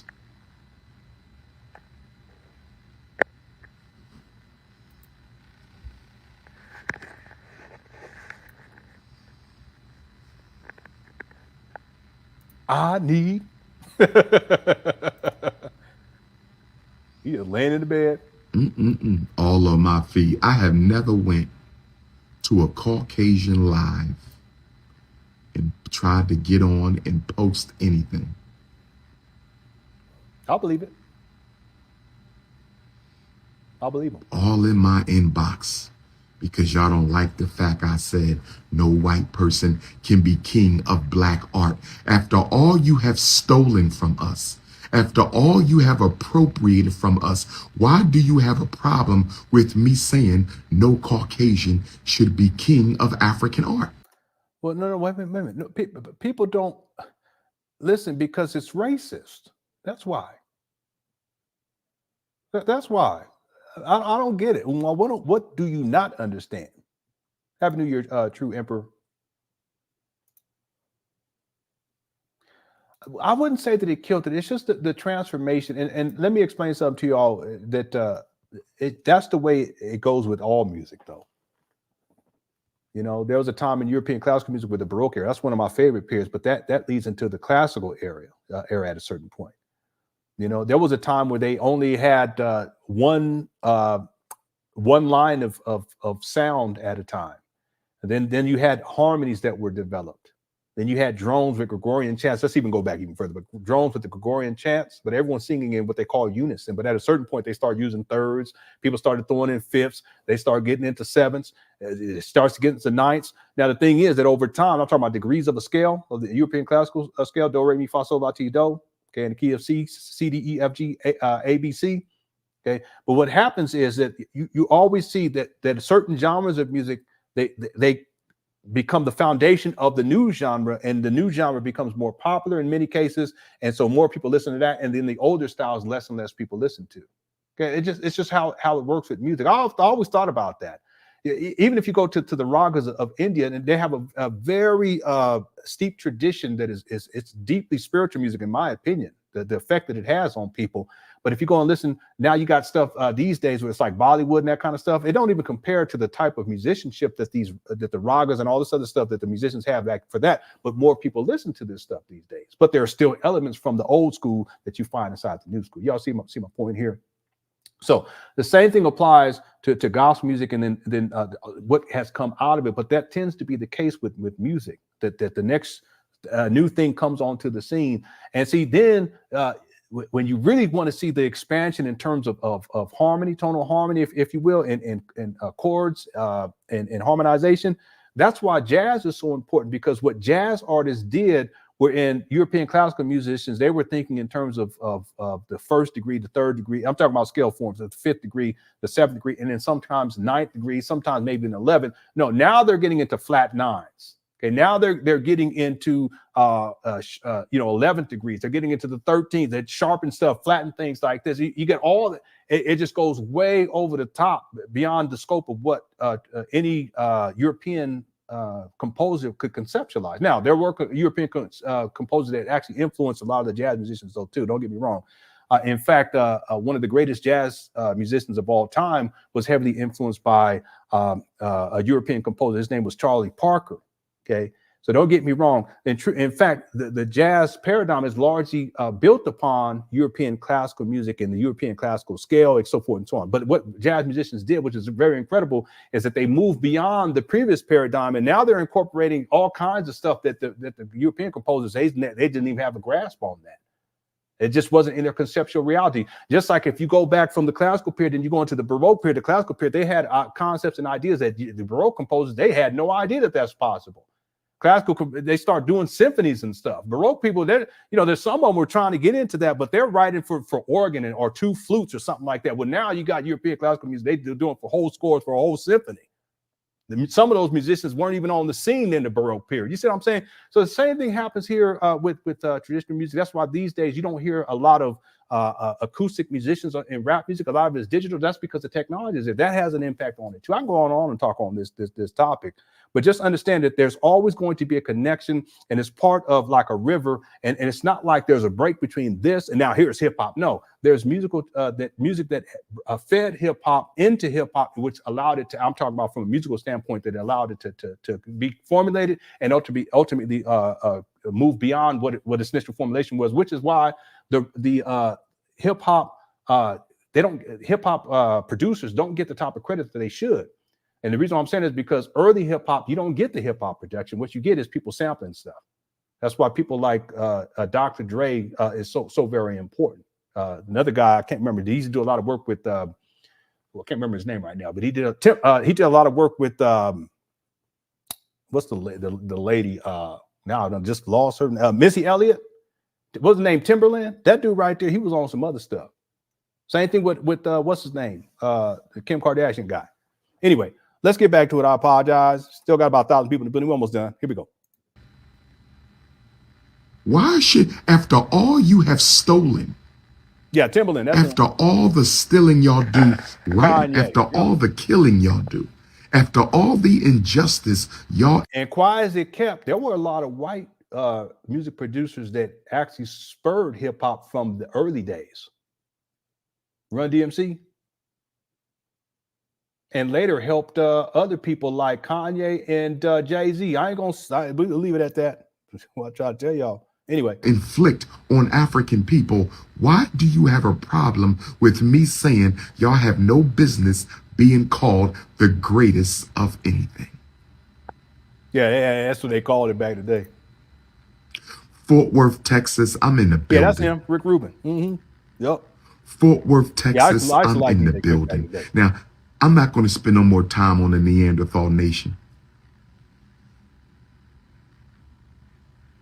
I have zero patience for the snow. We've been, as Black folk, we've been trained to think in terms of hip hop, but there's so many, and there's so many other genres of. And I'm a musician. I've listened to. You ought to be amazed at the kind of stuff I listen, because I don't just listen to Black music. I listen to world music from all around the world. I love Indian classical music. That's one of my favorite musical genres is Indian classical music, ragas. I love that stuff, especially the singing. You know, the sitar is great too, but the singing it's off the chain. But music in and of itself, for us to be reduced to hip hop, it does us a disservice as a people, because we've created. I'm talking about Black folk. And coming out of slavery to do that. That's I don't want to use the term, but it's like a miracle. The type of stuff that we've been able to create as a group of people, our ancestors coming out of slavery and it's not just hip hop. And to be honest with you, hip hop, when it comes to from a musician standpoint, it's not a top tier expression of musical capability. It's really not. Now, if you say from a poetic standpoint, yeah, from the rap part of it.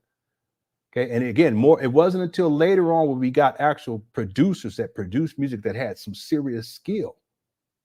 But Dr. Dre, the greatest hip hop producer of all time, who was his mentor? Anybody know? Watch this. Who was Dr. Dre's mentor? And he still holds him in high esteem to this day. Again, Dr. Dre is the greatest rap producer, hip hop producer of all time. But who was his mentor? I'll wait. I want to see if anybody knows this. I want to see if y'all could crush chat.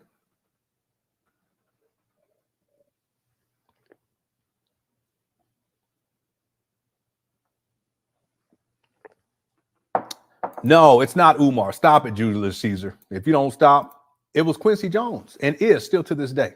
No, not Clive Davis. Clive Davis, it wasn't a producer. Quincy Jones. A lot of people don't notice about Quincy. Who is the person that Quincy is most known for producing for and working with? Okay, and I'll just answer for saving time. It's MJ, Michael Jackson. Thriller album. That's not by accident. Thriller becomes the greatest gross selling or selling album of all time. That's not by a lot of it had to do with the fact that Michael Jackson was working with Quincy Jones. But Quincy Jones, hear me on this. Quincy Jones, before he became a music producer, he was a jazz musician. He was a trumpet player. How many of y'all knew that?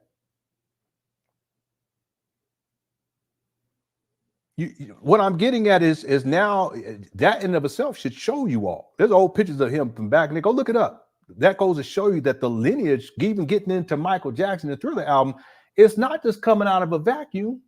And listen, I study jazz, okay, and I'm talking about different because it's all different types of jazz, bebop. There's fusion, jazz fusion. I mean, there's all big band. I mean, the list goes on and on and on. But that goes to show you the lineage. See, Michael Jackson's music on Thriller, it's not coming out of a vacuum. That's coming out from someone who was a jazz musician producing the music for him, so it's connected to the jazz tradition. See, with Quincy Jones, before he got into that, he was doing film scores. Before that, he was writing music for a big band. Before that, before he got into writing music for a big band and being a big band conductor, he was a jazz trumpet player.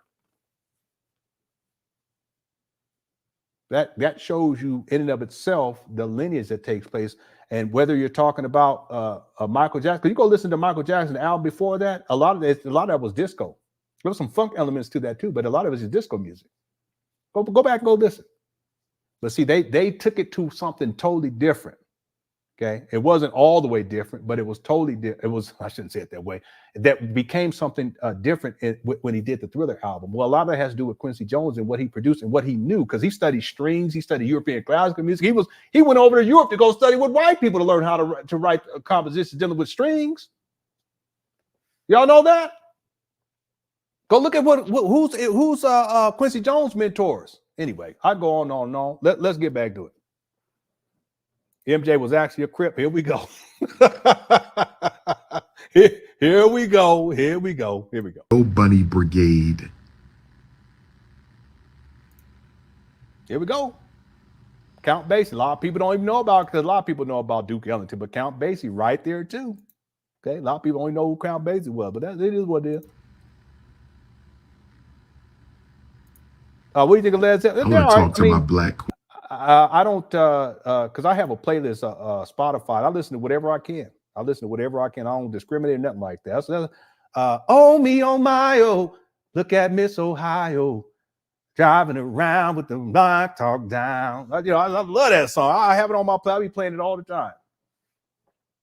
I mean, it is cool, but it's not Led Zeppelin. It's not something like I would listen to over and over again. I'm sure they probably have, because I ain't listened to their whole discography, but there's people I listen to their whole discography.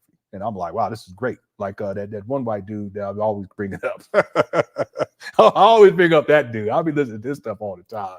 I love his music. Because I thought he was black back in the day, because he was on them the Smooth Grooves album from back in the day. And it was on CD. And I thought he was a black dude. Later on in life, I found out he was more recent. I found he was a white dude. I went and listened to his. He got a lot of great songs. Thanks, Vegan Sports Bar, for super chat. Information that said Mama Rosetta Tharpe. Yeah. Yep. Is credited as the godmother of rock and roll and came before Little Rich. Yeah, she played the guitar. There's videos of her too online you can find in black and white. Yep, you're absolutely right about that. Yeah, I mean, we have. I'm talking about as a culture. It's not just hip hop. We got a very rich culture when it comes to music, and it's unfortunate because most black people these days, they're only taught about what's most popular, and that is hip hop. But we have so many great musicians, singers, vocalists, composers, conductors. There's so many people that are unsung that paved the way for hip hop to actually come onto the scene. See, but yeah, I know you're talking about Rosetta Tharpe. Thank you for the super chat, big information man. Cecil B said the basic. Okay, I already got that one. Okay, I think I'm all caught up in the chat. Okay, let's finish this up. We got to finish this up right now. We still got 950 people here. Thank y'all so much for hanging in there. We already have 4 hours and 20 minutes, but we only got about 5 minutes left. Let's go ahead and get this done. Here we go. Queens tonight. So this is a full moon in Cancer. Where my beautiful You know African who I like? queen I don't know why it comes to mind, but that when you say Led Zeppelin is what's that? I got to look on my phone. Hold on one second, because I'll be listening to them all the time. is at? Where my natural hair queens at? Where are my sisters with natural hair? Here you go. He got to go. He has to take it to the sex part. I guarantee you. Watch. Every single time. Where are my sisters with natural hair at? If you a black woman with no weave, no perm, and no European color in your hair, make some noise. Big Mama Thornton. Yep. If you a black woman with no weave, no perm, no European hair color in your hair, make some noise. John Denver. If you a black woman with no weave, no perm, no European hair color in your hair. That's what I was about to say. That's exactly what I was about to say, James. I was about to say Fleetwood Mac. I'll be listening to some Fleetwood Mac. Da da da da da da da. That's something like that. Da, da, da, da, da.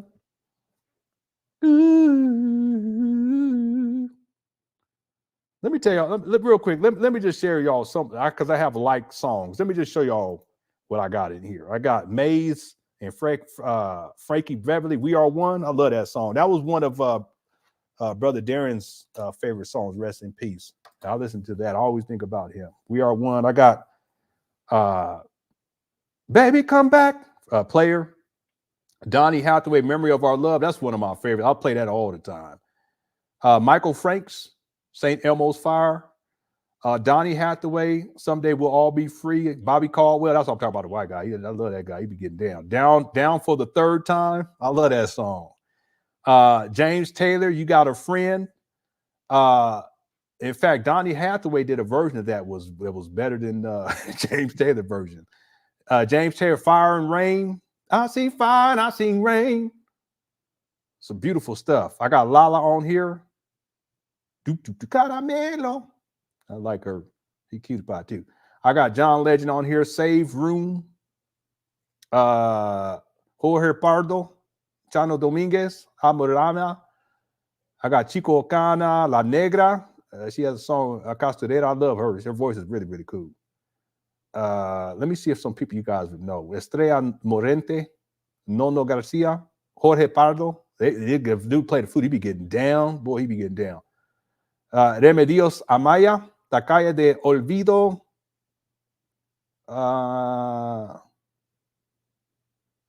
Anthony David, Body Language, and Smoke One. I love that Smoke. I don't smoke, but Smoke One with my boys, Smoke One at a time.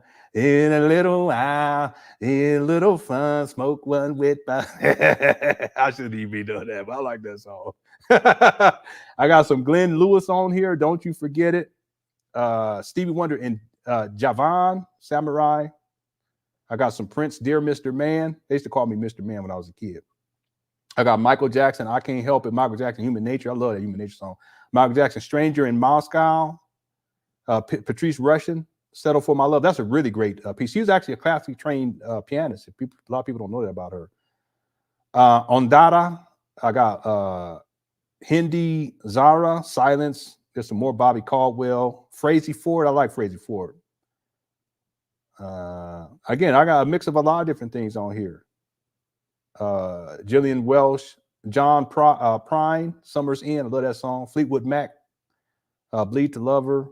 Joni Mitchell, River.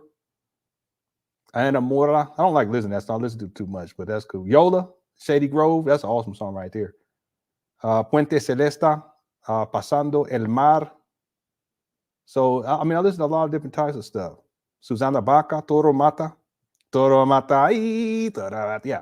I got some Lakshmi Shankar, the Raga Coffee. I listen to that whole album. Anyway, that's just some of the stuff I got on here. All right, let's get back to it because I'm running off the mouth. Here we go. Yeah, make some noise We must not only be unapologetically African, we must also be He was a true authentically instrumentalist. African. We must be originally African. We must be Eric Clapton's good. organically African.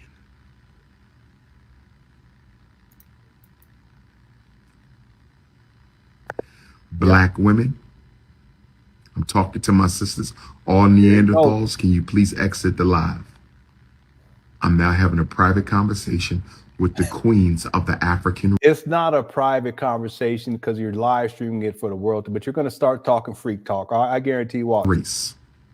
Continental African queens, Caribbean African queens, British African queens, French African queens, German African queens, Austrian African queens, Canadian African queens, South American African queens, Central American African queens, my Fort Worth, Texas African queens, my Houston, Texas African queens, my Arlington, Texas African queens, my Dallas, Texas African queens. I never really got into Boney James. I listened to I can't remember his name right now. It's just a trip because he was a bebop jazz player. Y'all know what I'm talking about. He played the tenor saxophone. He played alto too, and he also was known for playing the soprano saxophone. What's the brother's name? I don't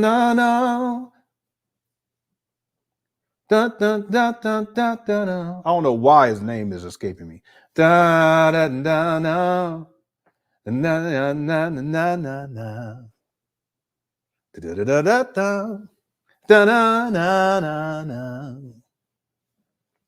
hear it in my mind now.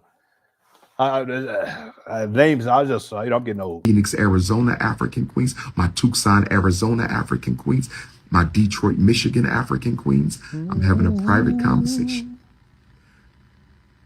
All I'm so colonizers. sorry. No disrespect. Grover Washington, that's the guy I got into. That, I mean, he just be jamming.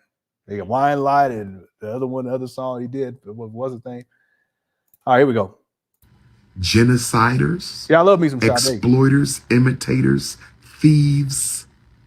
Please exit the chat.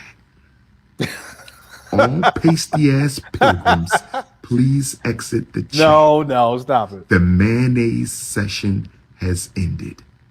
The mayonnaise. The mayonnaise session has ended. Exit the damn chat. Damn chat. Umar funny. Yeah, Ray Charles. Mm-hmm. African sisters,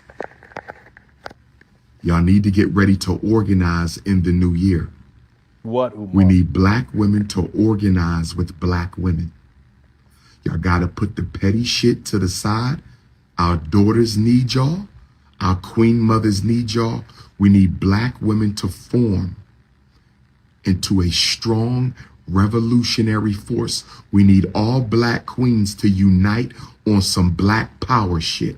I said all black women need to unite. No, listen. I know it sounds nice, but Umar, you're really just projecting. You're the one that needs to be getting your life together. How about that? How about be a father to your daughters? How about that? How about giving money back to these women that's been trying to get their money back from you? Do I need to pull out the receipt? I don't want to hear all that. See, really what it is, but Umar, because you have Tariq Nasheed going at or doing the clowning Umar with the cartoon and stuff. This is Umar's talk about how he needs to stop what he's doing and maybe he can get with the brothers to, y'all know what? But he wants to make it about y'all, black women, y'all the problem. That's what this is. It sounds nice. I have old video and audio that I've come up on of Umar when Umar had a radio show.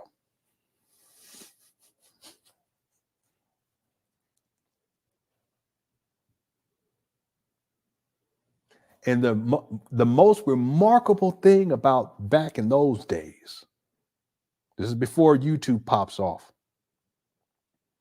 The most remarkable thing about those days, I'm talking about before YouTube got big. The most remarkable thing back then was he was actually working with other black men and he had a level of humility. And they'd be talking and he'll sit there and let them talk and he would listen. Can you believe this? And like he would really be listening And then they'll say, well, what do you think? But see, over the year, the decade and a half, Umar, the narcissism and the delusions of grandeur and it's one of the most amazing things to see Umar back then compared to where he's at today. But again, not to get sidetracked, Umar wants, it sounds nice to tell black women what they need to do, but what about you? See, what you need to do is to start giving these women their money back. Do I need to pull out the receipt?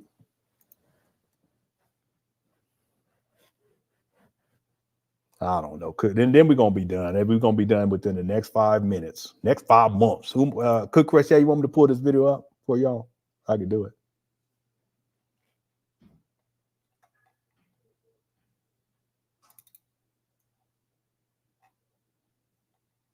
One moment. I want to do it earlier, so I might as well do it now. And then tomorrow we're gonna come back. We're gonna get to that video that I showed earlier, snippets of it.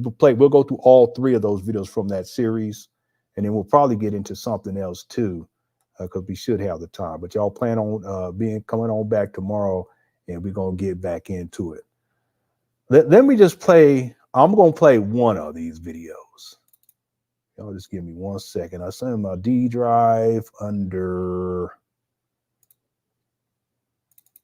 I only got 50 gigabytes left on my D drive. I need to transfer it to my other drive. I got like 4 terabytes on that one left. I need to start moving stuff over in preparation for some other things that I'm working on.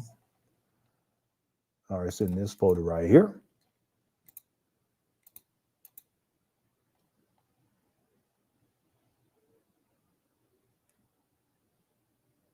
Okay, and then here it is under new downloads. Let's go with, I don't know which one we should do. Let me just pull up, let me pull up this one. I think this is the one I want to look at.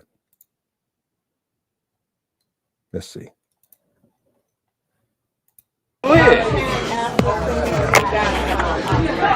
Okay, blessings, black people. This is Queen Sister here. Okay, this ain't the one. Hold on 1 second. We'll get to this at another point, but I want to pull up the one I want y'all to see. I think this is it right here. Anybody seen these? Hit the one. Now we're here at the House of Culture, and I'm not going to interrupt the session. Excuse me. The lady wants her before she gets out. And I'm not paying to come in. Whoa. But I will be here when this brother step out. Where's Cash? Where's Umar?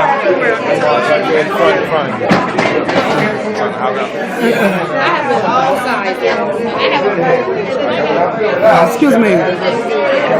Wait. Where is he? Yeah. Right here. Yeah, because brother. Oh, he see me. You got some explaining to do. Some apologies to make and some debts to pay. Brother. Hold on, I got you, man. I got you. Yeah, I got me. I got me. Well, where we at with my money?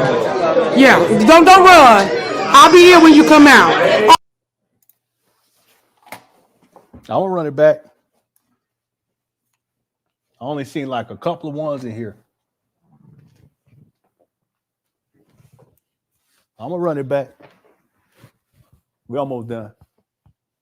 He done did this to so many. And I have other women that it's mainly women. They want their money back because he made all these promises and stuff.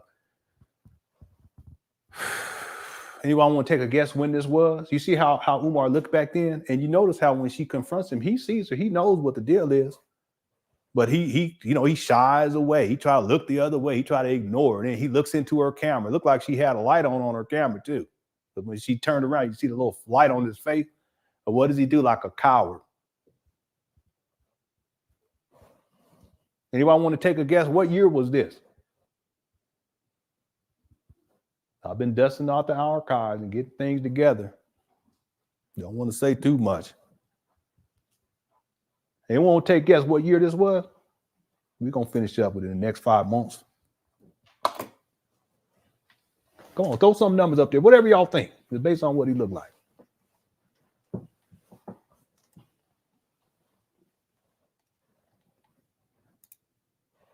2000, 2019. Michael says 2010. Jasmine says 2014, 2009, 2014, 15. Okay.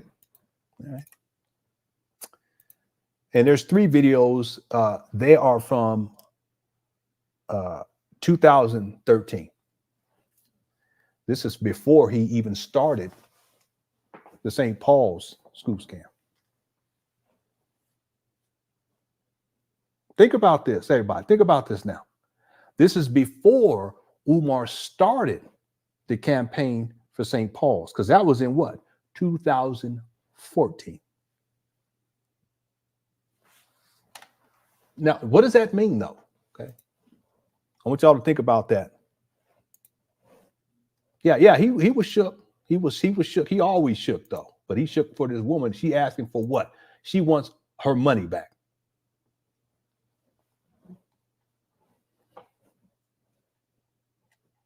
Didn't I tell y'all? I've been telling y'all. Umar says he only started collecting money since 2014. But yeah, but that's specifically for. He's very crafty in these regards. That was specifically for the St. Paul school scam. But he had been collecting money for other scams prior to that. After school programs, summer camp, youth camp programs. None of it came into fruition. And this woman stepped to him and was like, "Where's my money?"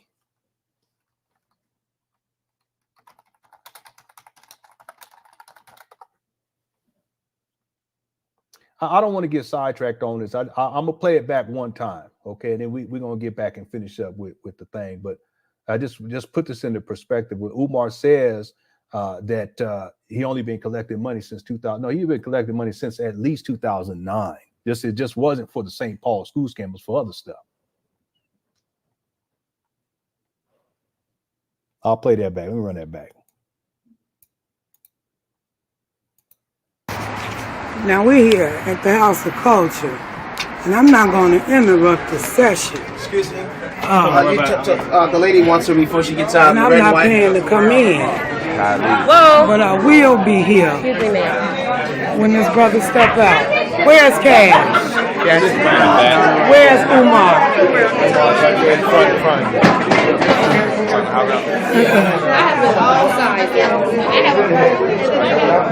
Excuse me.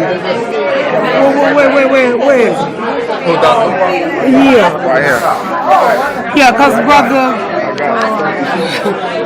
Oh, he seen me. You got some explaining to do. Some apologies to make and some debts to pay. Brother. Hold on, I got you, man. I got you. Yeah, I got me. I got me. Well, where we at with my money? Yeah, don't run. I'll be here when you come out. Oh, he can't save you. Don't call security. You can call the police. Yeah, I'm here, Cass. Yeah, and I'll be back. Excuse me. Indeed. Now. All right. I got some more of those too, but that's just one of them I want to show y'all. But you see how the men actually escort her out. So it's totally backwards. Okay, but it goes to show you Umar's influence, at least at that time. This was before he started collecting money. He was shook too. Told y'all he's scary. He was shook. Okay, these videos are from 2013.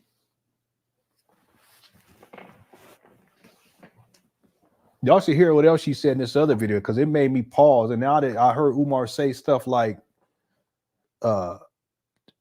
he wanted to cuddle with the boys by the fireplace, I can pull up the receipt and play it for y'all. When I hear him say that, it puts everything in perspective, because there was something else going on. I'm gonna leave it at that. But yeah, and real quick, you look at Umar then, at least how he looked, and then look at him now. Let's just real quick. Let me just pull this back up one more time. Now we're here at the House of Culture. Oh, he seen me. Look at it. He's so uncomfortable. Look at him. You got some explaining to do. Some apologies to make and some debts to pay. Brother. Hold on, I got you, man. I got you. Yeah, I got me. I got me. Look at him. He's looking right there, right at her. But you see how Well, where we at with my money? Yeah. she wasn't playing no games. And then here we go. On some black. Look at this guy. So I've been trying to tell y'all, you Umar Johnson followers, you guys ain't helping him. He's just self-destruct. When you think you helping him, you don't care about him enough to at least criticize him enough to where he may start to make some changes. And it's like, listen, I've been heavily criticized. And guess what I did? I made some serious changes in my life. Thank the Lord. Ain't asked nobody for a dime. It's been a half a decade. And we're going to keep it that way. I never promised to open up no school. I didn't collect millions of dollars. But see, Umar doing this, he's used it to self-destruct, and look at where he's at today. It ties right back to what I was saying in the beginning of this live stream. You go back and look at Umar in 2000. Didn't I say it? 2013, and even getting into 2014. But now, here we go. Power shit. The time is now. I'm going to be hosting a Black Woman Summit. And I'm going to facilitate the Black Woman Summit. And the reason I'm going to facilitate the Black Woman Summit is there's so much You wrote for James Brown and Michael Jackson? Okay. Which one? What you write? Let me know. I'd love to see. Pettiness amongst the queens. That it might take a king to keep everything on the even keel. I said there's so much pettiness amongst the queens that it's going to take a king to keep everything on the even keel. So I'm... No, but I thought you said that the women need to be working with the women. No, now you would put yourself in a position that you're going to be the one that's going to fix all these women.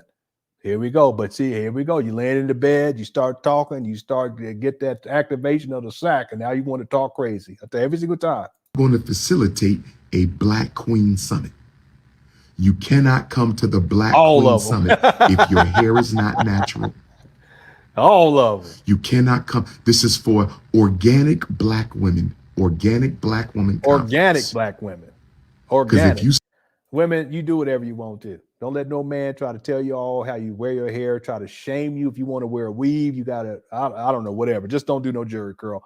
The point is, it's your life. Slavery's over with. Umar is just, he says that because he wants to control you, but he liked the stripper type. He liked that blonde weave. I could pull up the receipt right now. He'll up here a cupcake with the stripper, and it is what it is. He even admitted that he got in them skins.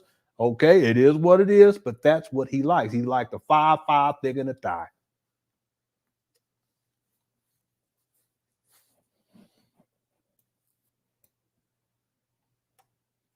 Yeah, he needs to do is go get himself cleaned up in the first place instead of trying to tell Black women what they need to do. Still wearing weaves and perms, you're not serious about African liberation because you haven't even liberated your mind. He sure can't. He'll get up there and start asking, baby, you get all your cash up. I need to get me a wig, family. You get all your PayPal, family. I need to get me some, Women, you do whatever you want to. As long as your man, if you're good with your man and everything, don't worry about Umar. He ain't got nothing about nothing. Up here, baby mama credit, only take care of his own kids. Can't get a woman, can't keep one. If you still wearing weaves and perms, you have not liberated your mind. And if you have not liberated... That is so ridiculous. It is so ridiculous. Then look who's talking. Look up here looking like, let me stop. Your mind.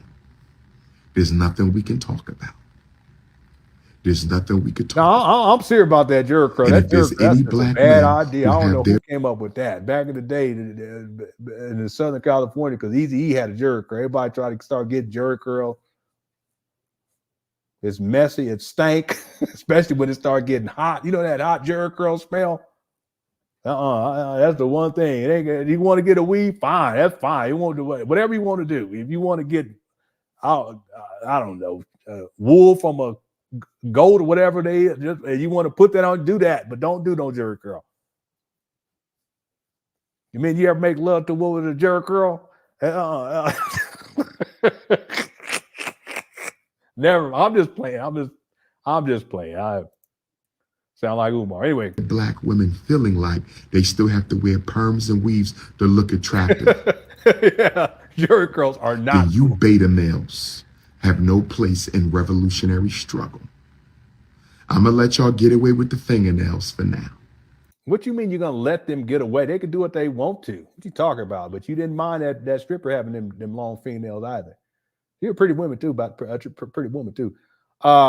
Remember Michael Jackson? I remember Michael Jackson. His Jerry curl got caught on fire that time. That was so sad. I was so sad as a kid. I might even cry. I can't remember, but I was so sad. I'm going to let y'all get away with the fingernails, but I'm sick and tired of the hair imitation. Imitation is genocide. Imitation is genocide. Well, you up here imitating Bart Simpson. 2024, I'm going to be hosting 6 Pan-African conferences around the world. 6 of them. He just making up stuff. Lil Jermaine, here you go. Just making up stuff. Just making it up. He said 6 of them, right? 2024, I'm going to be hosting 6 Pan-African conferences around the world. Around the world. He has to say around the world, not just in Wilmington at these trap bandos, mold infested schools. He said around the world.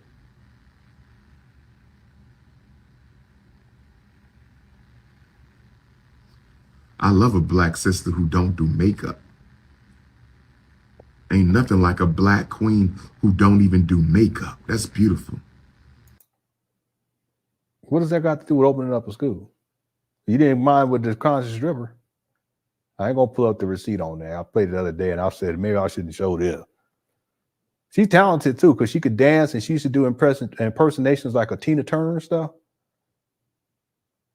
But you wasn't minding about that. And I also seen you with a whole bunch of these women that be at these you know, when you do your talks at the Chicken Shack, they be having makeup on, weave, all that stuff. All naturals. Ain't nothing like an all natural black woman. No makeup, no fake eyelashes, no fake hair. Ain't nothing. Yeah, like Sukihana. You know what I mean? Nothing like an all natural queen. I like natural too, to be honest with y'all. But the truth is that if my wife decided to wear a gang of makeup or she's decided to get a weave, I don't know why she would, but if she, I'm really not going to be concerned with that. I'm not. It's like you do what you want to do. You know, we've been together for 23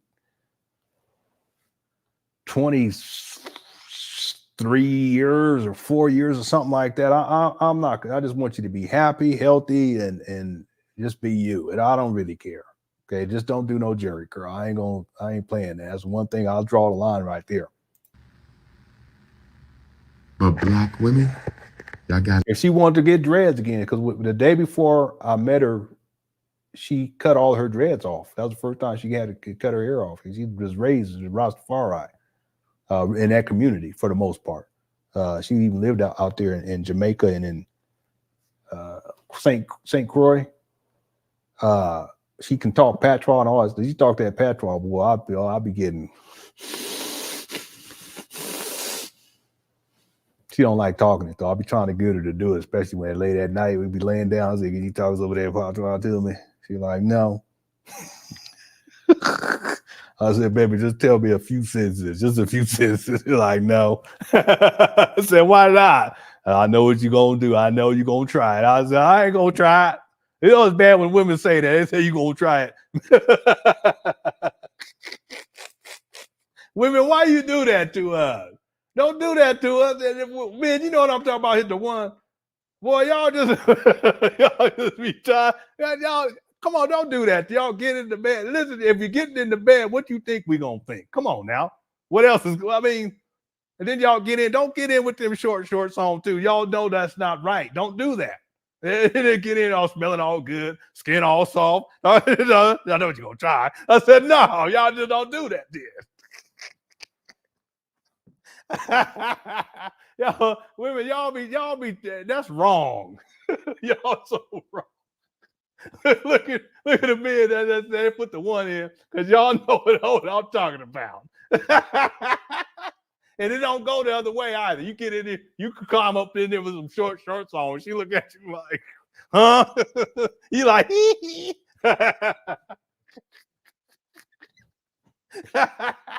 It's so unfair, because if it was fair, I'd get in them short shorts every night. I'd get some Daisy Dukes. I give me some of them old school biker shorts from the 1980s. There be some short, tight shorts. Boy, but it don't work that way. It's so unfair. But that's God made it that way. It is what it is.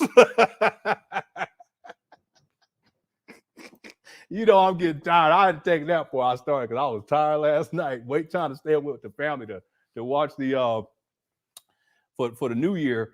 And I at some point I said, why don't we just go based on the New Year in New York? That way we can get this over with. I was like, no, we're waiting for New Year's in our time zone. I was so tired. Now I'm talking crazy.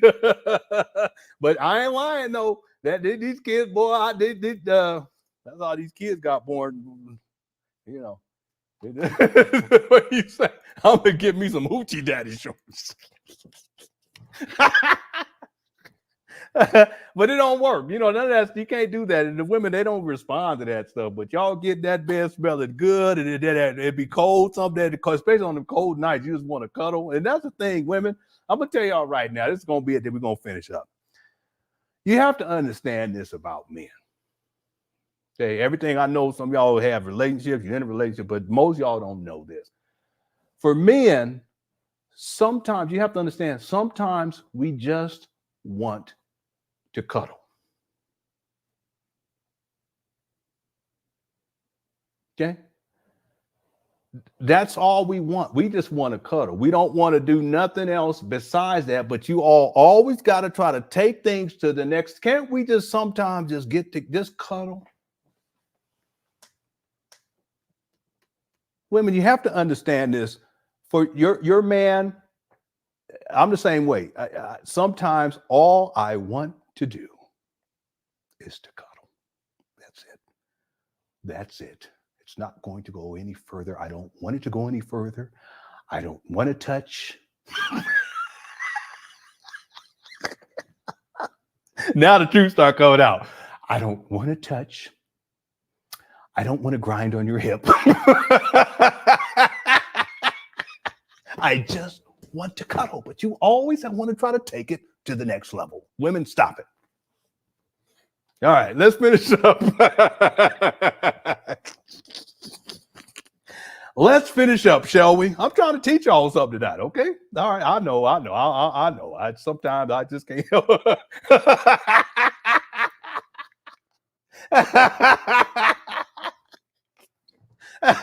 That's right. Listen, we will cuddle if we have to. Okay, but under normal circumstances, we ain't trying to cuddle for too long. Okay, we try to go to the next and the next and the next level, family. All right, God made it that way. All right, thank the Lord. Here we go. Get organized. Stop competing with each other. Stop studying each other. Stop competing over men. This is a full moon in Cancer, and it's the last full moon of the year.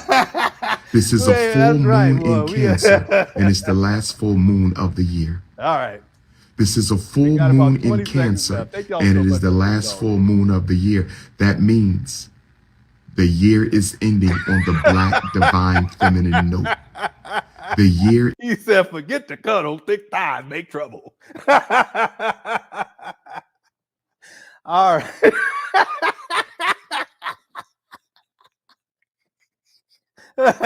My wife said, I don't want to cuddle. You be getting too close. So I said, what? I'm trying to cuddle. He said, nah, you get too close. You know, man, we gotta be sneaky about it. Let me just come on, I just want to cuddle just a little bit. We're gonna keep our distance. Our penises will not touch. We will keep them separate on. But somehow, some way, you know it happened every time. Okay. Boy, that's what I'm saying, boy. I love everybody. Thank y'all so much. I hope y'all had a wonderful time. I'm just goofing off as we close out the show. Good question is undefeated. Thanks to the moms for handling the business. I appreciate it. Thanks for all the super chats and the cash app. I also got a PayPal. Thank you for the person sending the PayPal. I appreciate all y'all. Thanks to the mods as well. And there's about 20 seconds after this, and then we'll finish this up. Here we go. Is ending on the Black divine feminine note. The year is ending on the Black Divine Feminine Note. Black Divine Feminine Note. And then he goes to sleep. Umar talking all that mess, he just go to sleep. He thought he was supposed to be talking about, what's his name? Eminem. Then he started talking about the cookies, and he started talking about the hair, all this, and then he just falls asleep. Thanks, John and Ken, for the super chat. Everyone else, too, thanks for all of the super chats as well. I appreciate it. And I hope y'all enjoyed the show. If y'all enjoyed the show, please hit the one. We're going to be back tomorrow, and we're going to specifically tackle the 3 videos where Umar is up inside of the school showing Maria around. And there's a new video to that. I showed screenshots of that today. We'll watch the whole video in full tomorrow.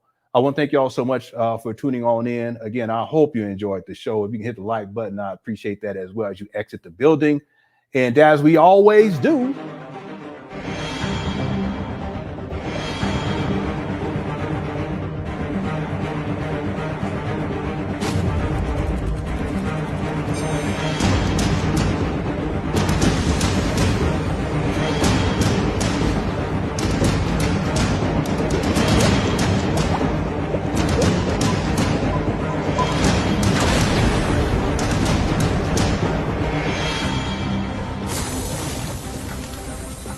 yeah, can we get up 750? Where we at right now with the likes? Let me know.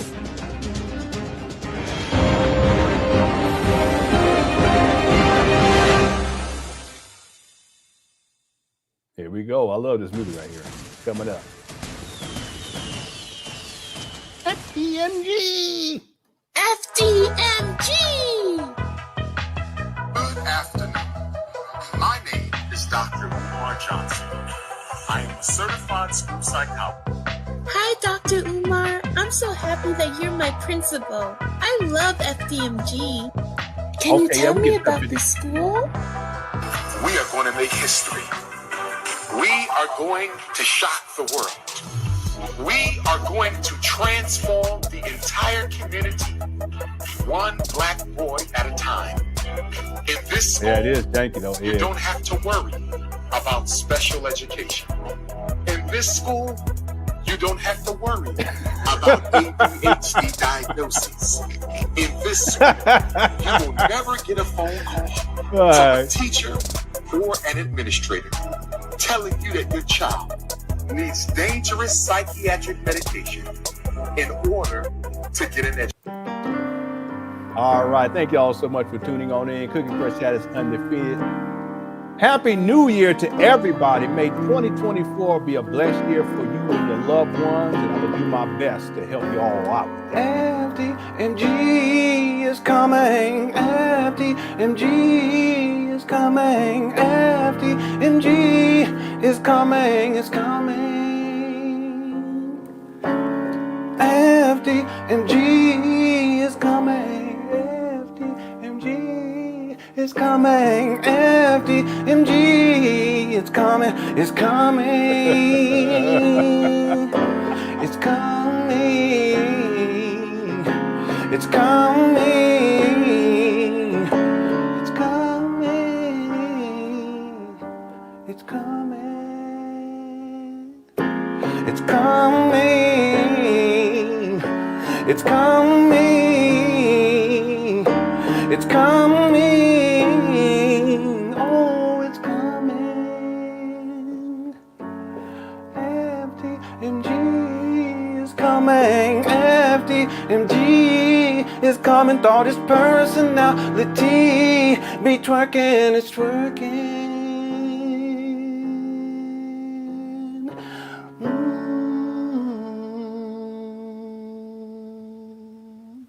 All right. Happy New Year, Erica. Everyone else, everyone in Cookie Crush Chat, Happy New Year. Love y'all, and I'll see y'all tomorrow. Okay? Take care. Peace.